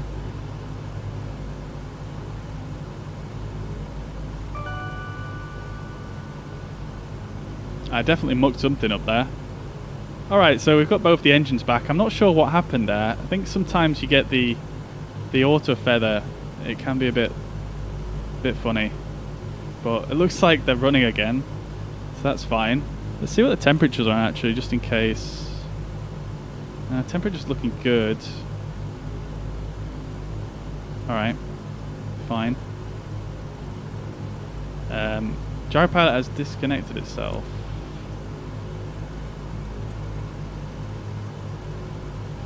Let's try and get this back on.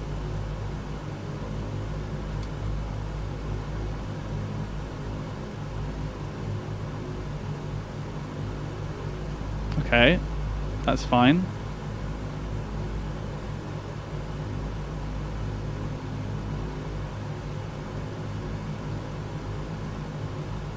Right, let's swing ourselves back in towards the airport. I'm going to turn this out. Oh god, we lost a bunch of altitude there. That's really not very good. Wait, what? What was that? Please don't tell me we just clipped the ground? What has just happened? Oh baby. Things are getting a little bit sketchy right here.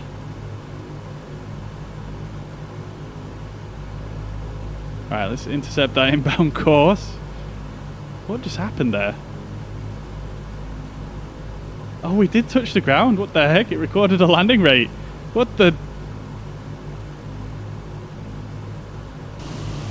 Oh my god.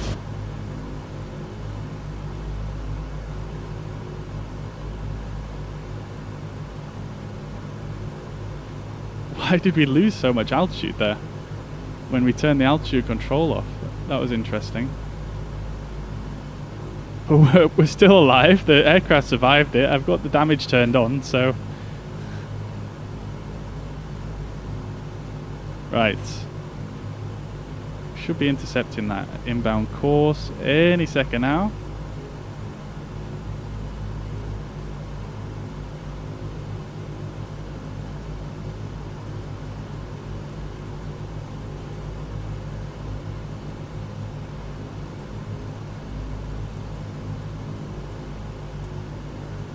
There we go.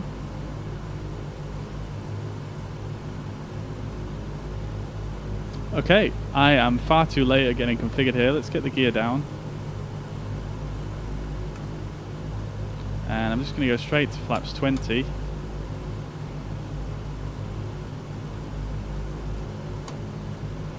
Right, we need to start down at 3 degrees, about 4.3 miles. Let's keep that BMEP at 90. 3 greens, gears down. Okay, we're on our inbound course. We're a little bit off here. Airport is at 3,600. Yes, indeed. Yeah, I had too much stuff to concentrate on with the engines going into feather, which they are again for some reason. I'm really not sure why that's happening because the engines are fine. Maybe a little bit hot. Alright, let's get the landing lights down. And let's not descend too much here. I'm just going to take manual control in a minute because I'm getting a little bit impatient with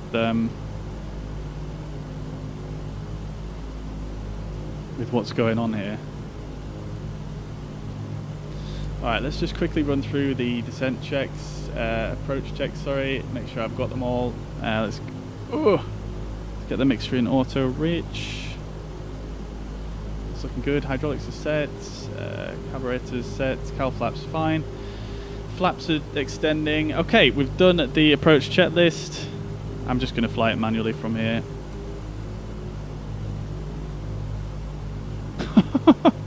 can't believe we clipped the ground a little bit there. That's extremely worrying. We didn't even have the gear down either. Alright, let's do this thing anyway. Let's forget that happened. It's so dark outside, it's actually insane.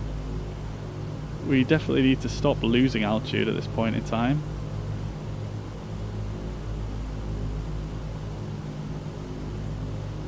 It's so hard to see with the I'm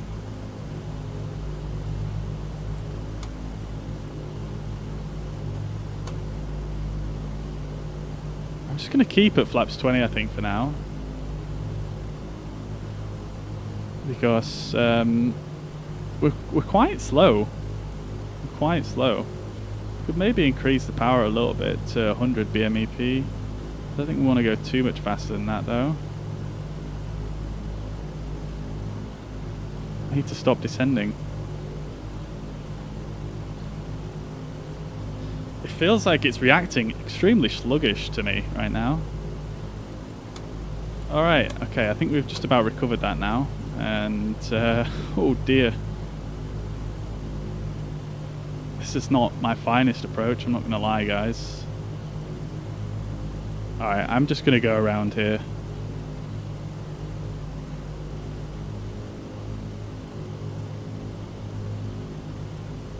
I'm just going to do a right-hand traffic pattern and go around. So let's get those flaps up.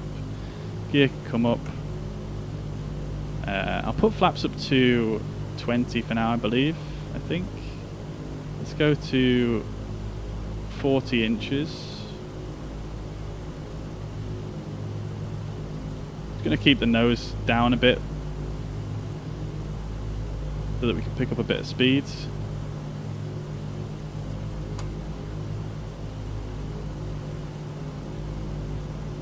There we go, speed's building.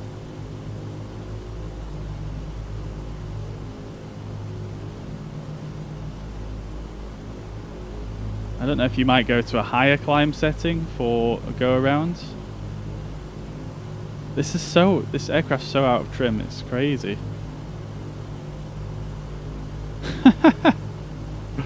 Alright, let's go again.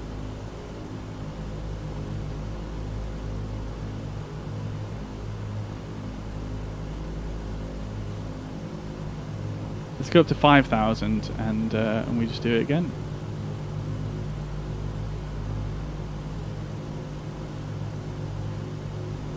Cowl flaps probably need opening right about now, so let's just get it trimmed.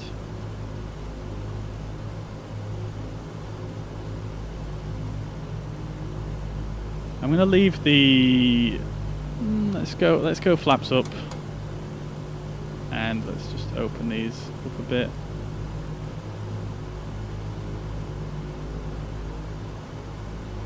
Alright, let's swing around.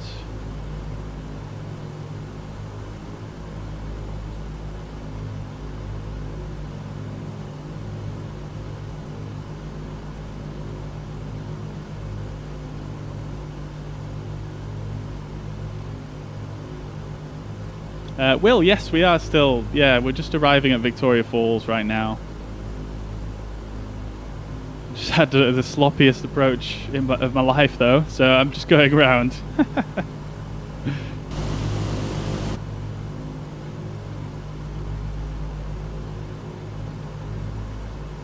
There's so much to do in this aircraft though when you're doing it without the engineer.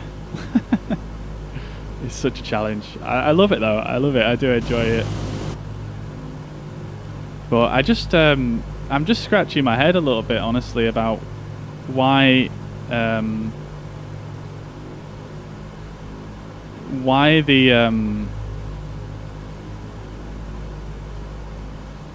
right. Let's get power down. Trim out.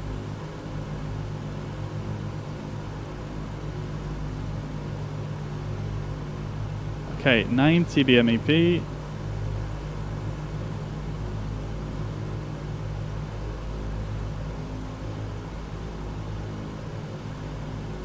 Okay, let's start getting a few stages of flap out now. There's the airfield.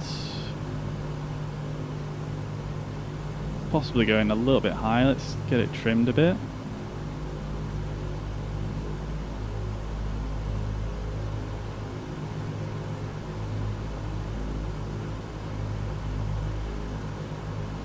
Alright, I'm just doing this visually now.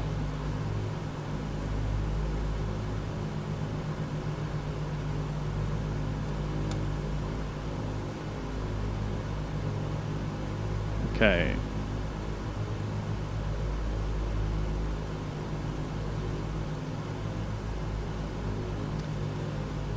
Okay.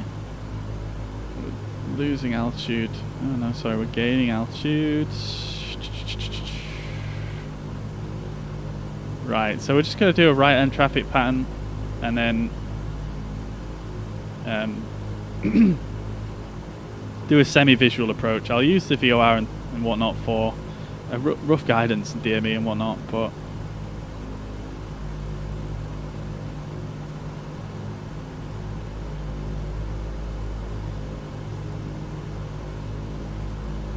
shame we can't see the scenery. Yeah, it's it's so dark around here. In fact, it's so dark. I actually just gave the ground a little boop a little bit earlier on when I accidentally when I was trying to deal with some weird issues with the engines. Right, let's see what the temps are looking like real quick. They're looking actually okay, getting a little bit cool. So let's just close those up by a touch. Alright, we're leveling off at 5,000 now. Let's keep 90 BMEP in for now.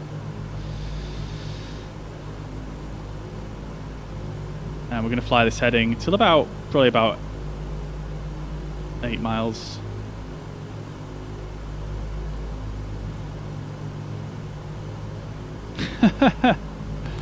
Dear oh dear, I'm really scratching my head as to why those engines went into auto feather. I just don't know. I thought that was supposed to come in when the engines had failed. Oh, we'll turn these on as well. I forgot about that one. And the booster pump's on.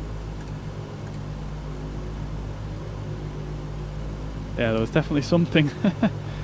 Definitely forgot one thing there. One or two things. But yeah, I'm a little bit confused as to why those engines went into feather.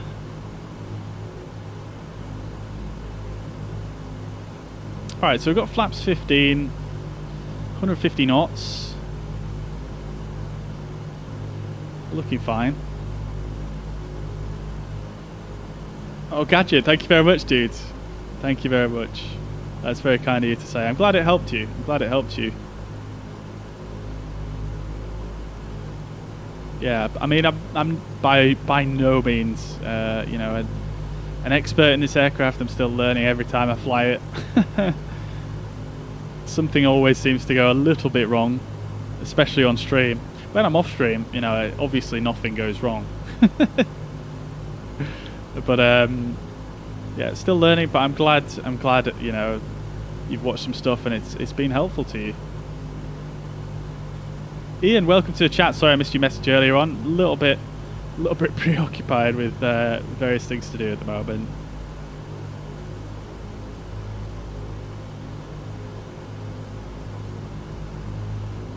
Alright, let's get turned in then towards the airfield.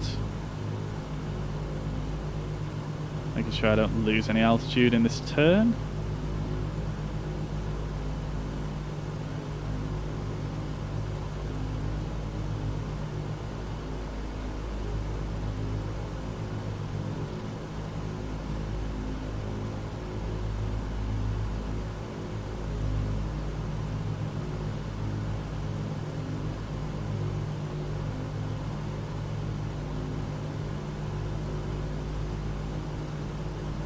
Okay, flaps 20. That's better. Not perfect, but it'll do.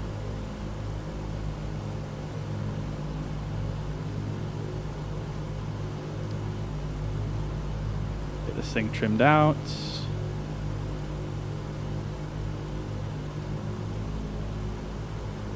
Alright, let's get the gear down. Let's actually make sure it's going down.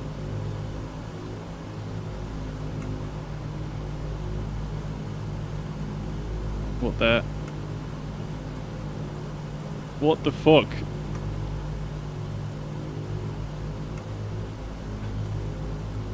What in the world? Are you serious? There we go. Thought that wasn't going to go down for a second there.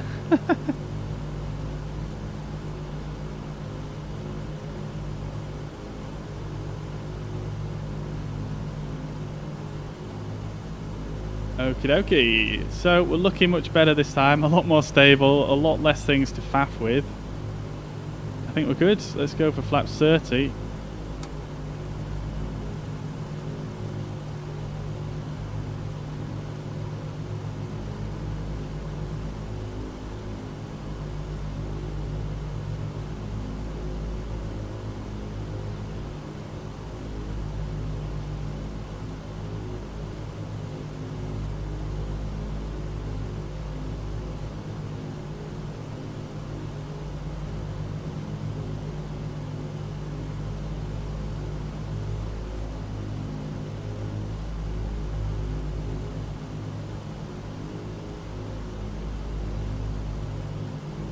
Right, let's do this thing.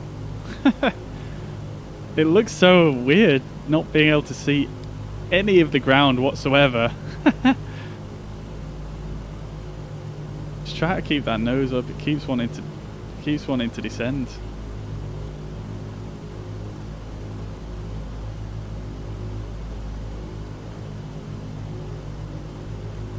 No matter how much I trim it, it just keeps dipping.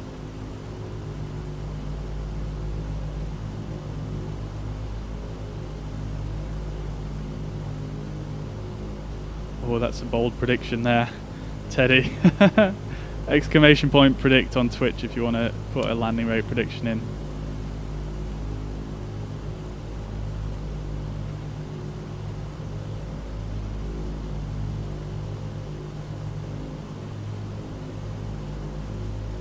Let me just check the gear is actually extended. It is. Okay, great stuff. Alright, so we're flaps 43 miles. Got 4 reds at the moment, so I'm just going to try and shallow this descent rate out. I don't want to smack the ground again. Although I have a slight feeling these pappies are a little bit incorrect.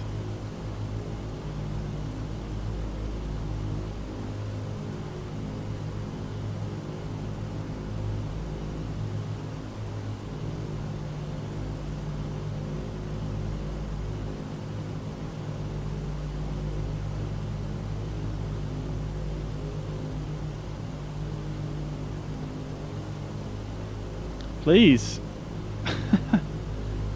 I just can't keep this thing stable today.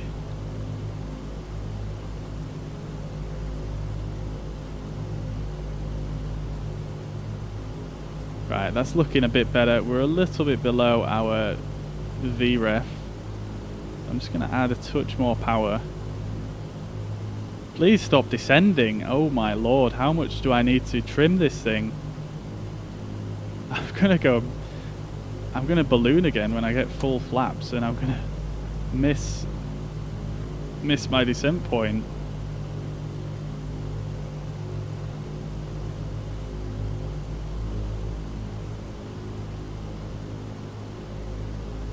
Having to add power like nothing else here because I'm pitched up so much trying to arrest this descent that it just keeps happening.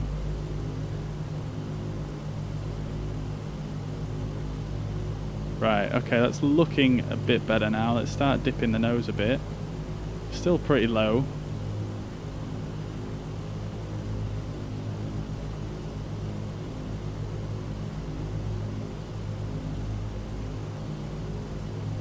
Alright, we're going in. We're still low, but it's happening. We're getting very close to our stall speed here. I'm not quite sure why it wants to pitch up so much.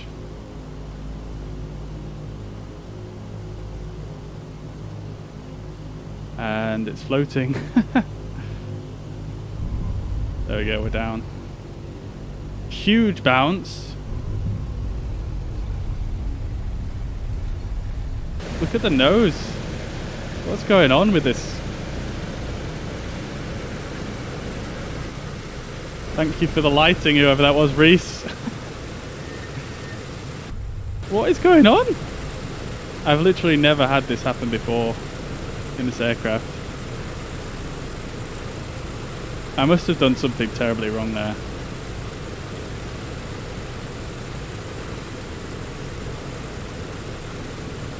At least it's an incredibly long runway.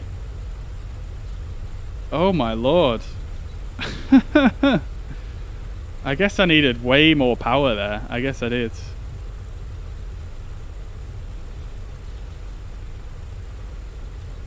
Oh well, we're down. Oh, it's crazy. It's crazy how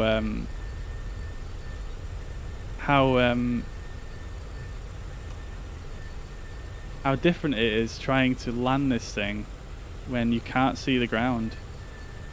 Oh look, one of my engines is messed up again.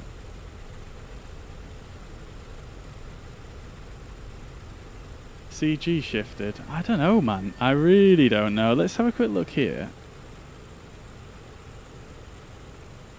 Okay, so engine 4 is just completely gone. But all the other engines are indicating fine. I don't know, man. This auto feather. But if I unfeather it... Okay, it's not actually starting again this time, but...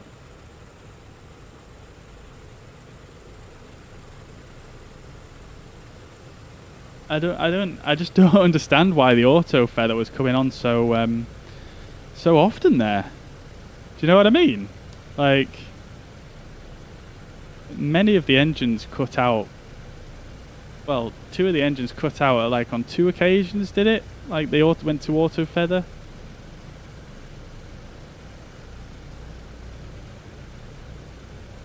Very strange. Landing lights are on, yeah.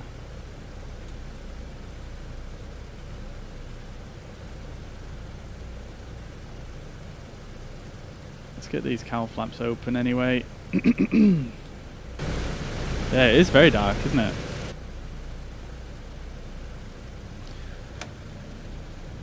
Well, that was yet again another extremely eventful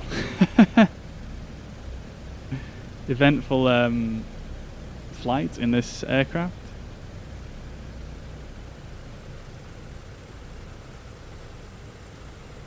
There's no point in really restarting engine 1 at this stage. Sorry, engine 4, because we're here now. I just don't understand why they're randomly failing for no reason.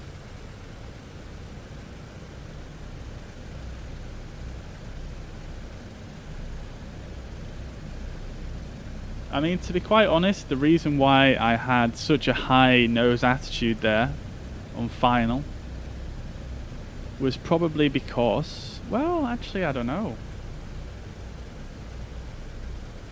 Maybe I had the power setting too low, but I usually do approaches on 90 BMEP.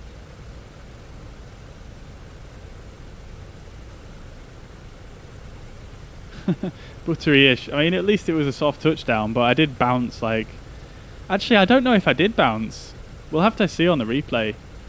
But, because the nose was so high, it felt like I did the big bounce. Oh dear.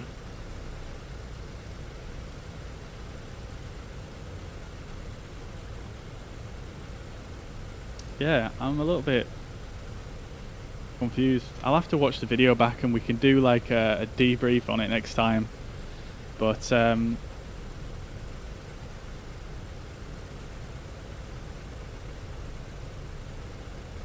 think we got back to like what? We got back to about 170 knots on the go around, didn't we? And then we were in level flight. And then I started deploying the flaps and gear again, which is basically like a normal approach. You know, you would start dropping the flaps and gear at 174.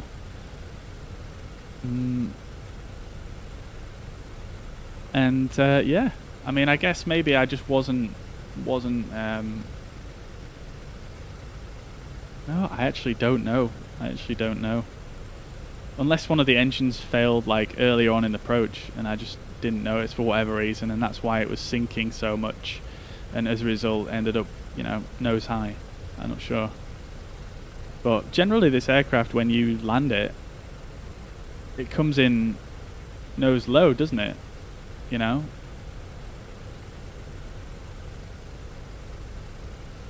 I think if you fall behind the power curve, it's hard to get back. Yeah.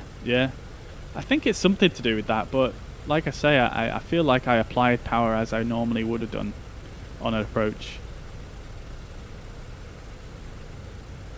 I'm a little bit, I don't know, I'll have to watch it back. It's difficult to remember. How dark is this airport? I can't see anything. These landing lights are not doing too much for me as well.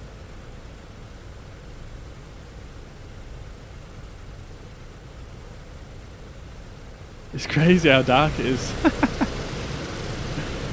Well, you guys will be pleased to know though, I've got all that on a replay. That whole approach on a replay, so we're going to watch it again just now. I don't think it's going to play back the correct indications inside the cockpit here, so it might be a bit... it might not be correct on that front. But we can at least watch it back and see what happened, and we can see what the approach looks like actually in the daylight, because that's what I'm going to do, switch it to daylight. Where's this taxiway actually going?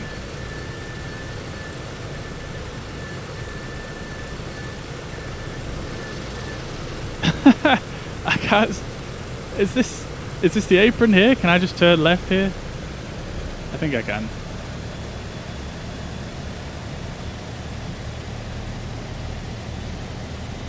Oh yeah, the taxiway does actually turn here, you just can't see it because there's no lights.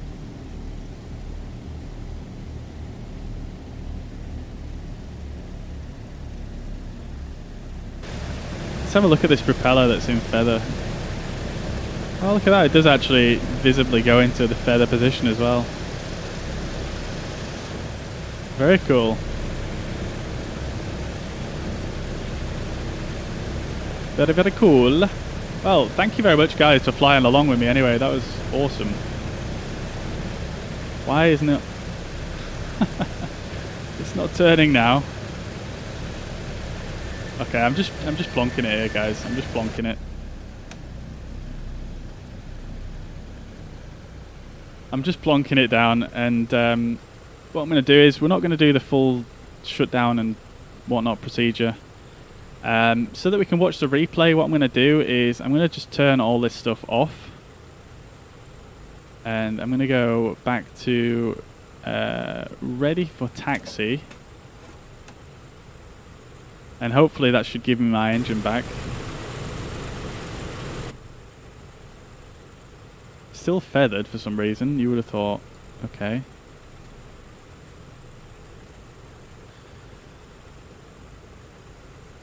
Because we need to have the stuff on for it to actually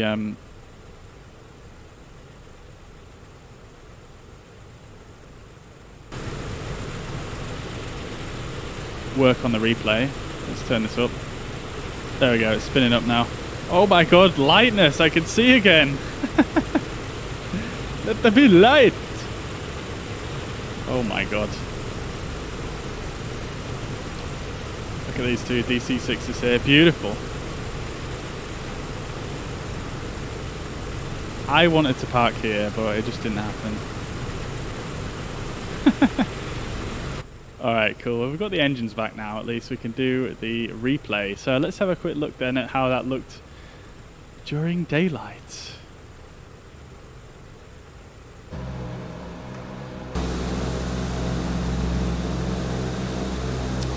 Okay then, so here was me on the outbound. I think it was pretty shortly after here where I had booped the ground.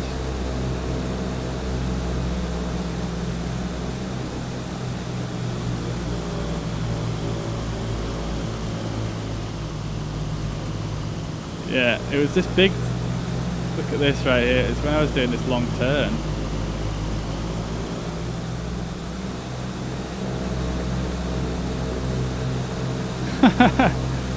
Did I not have the gyro pilot on at this point? I can't tell. I don't know if it replays those. Look at how this would have looked if it was daytime, though. Oh no, wait, am I actually gonna... Yeah, I am gonna boot the ground, aren't I?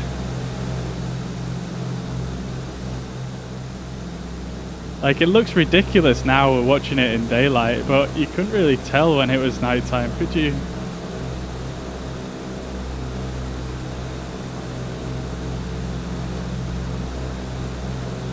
Oh, it was just a wingtip. It was just a wingtip that booped the ground. Oh dear, oh dear.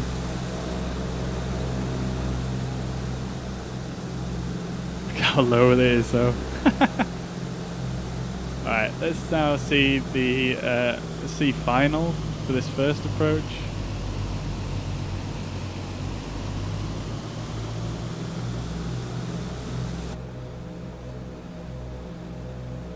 Let's see, does it actually show the correct... No, it doesn't. It doesn't do the correct indications on the... I mean, I think it does flaps and gear correctly, I'm not sure. Yeah, it does flaps and gear, but not the engine indications. I think it shows vertical speed correctly and altitude as well. But yeah, this was looking, I mean, not the greatest, but it was looking okay. This is a nose high as well, look at this. That's not normal for a DC-6. I mean, obviously I can't tell if I lost an engine here or not either, because it's not going to replay that. But it like feels like it's just dropping out the sky. Maybe I was on too low a power, I don't know. I can't really tell from this replay, but I just wanted to watch it to see what it looked like. Look at this though, look at this area.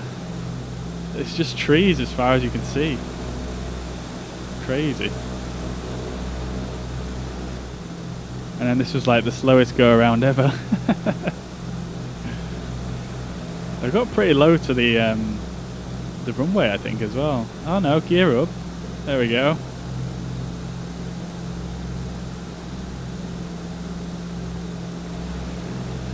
I'm not going to watch it all back.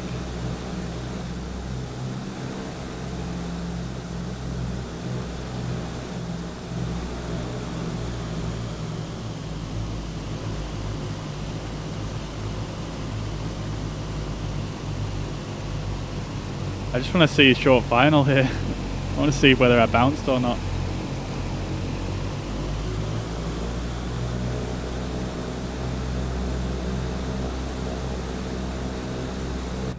What was my speed here? Yeah, my speed was very, very slow here.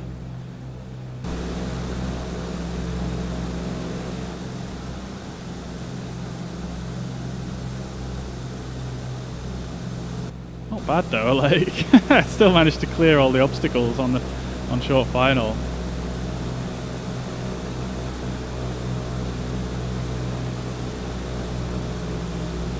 Oh, and then I flared too much. And I forgot to bring the power out. Oh yeah, there's a pretty big bounce there. Pretty big bounce, but I mean, I held attitude and, well, I had no choice really. I think it was just holding that itself.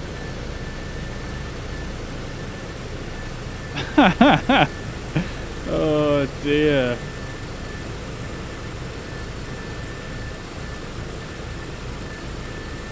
Oh dear. Why did you get this in your recommended? I don't know, dude.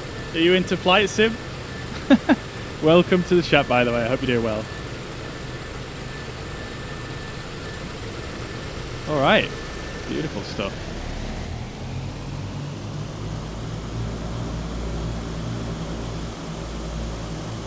Alright then, guys. Well, that is going to be it from me for today.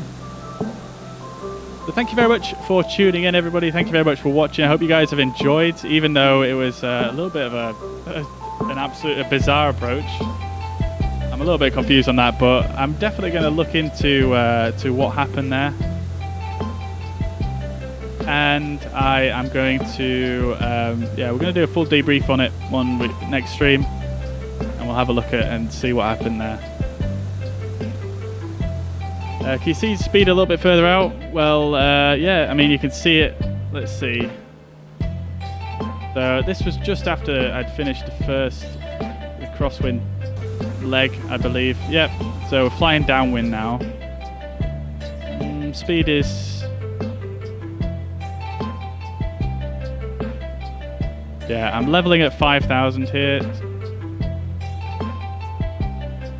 Again, I don't know how accurate this stuff is. Let's see if I can find one of the bit where I'm actually level. I'm really struggling. Like the whole time I struggled to hold level flight the whole time. But I'm more or less level here, I suppose. A little bit of a descent going on. Just under 160, flaps 15. Yeah, it's difficult to show on this replay because it's I don't know how accurate it is at playing back the gauges here. But you can see on a climb here we're just over 160.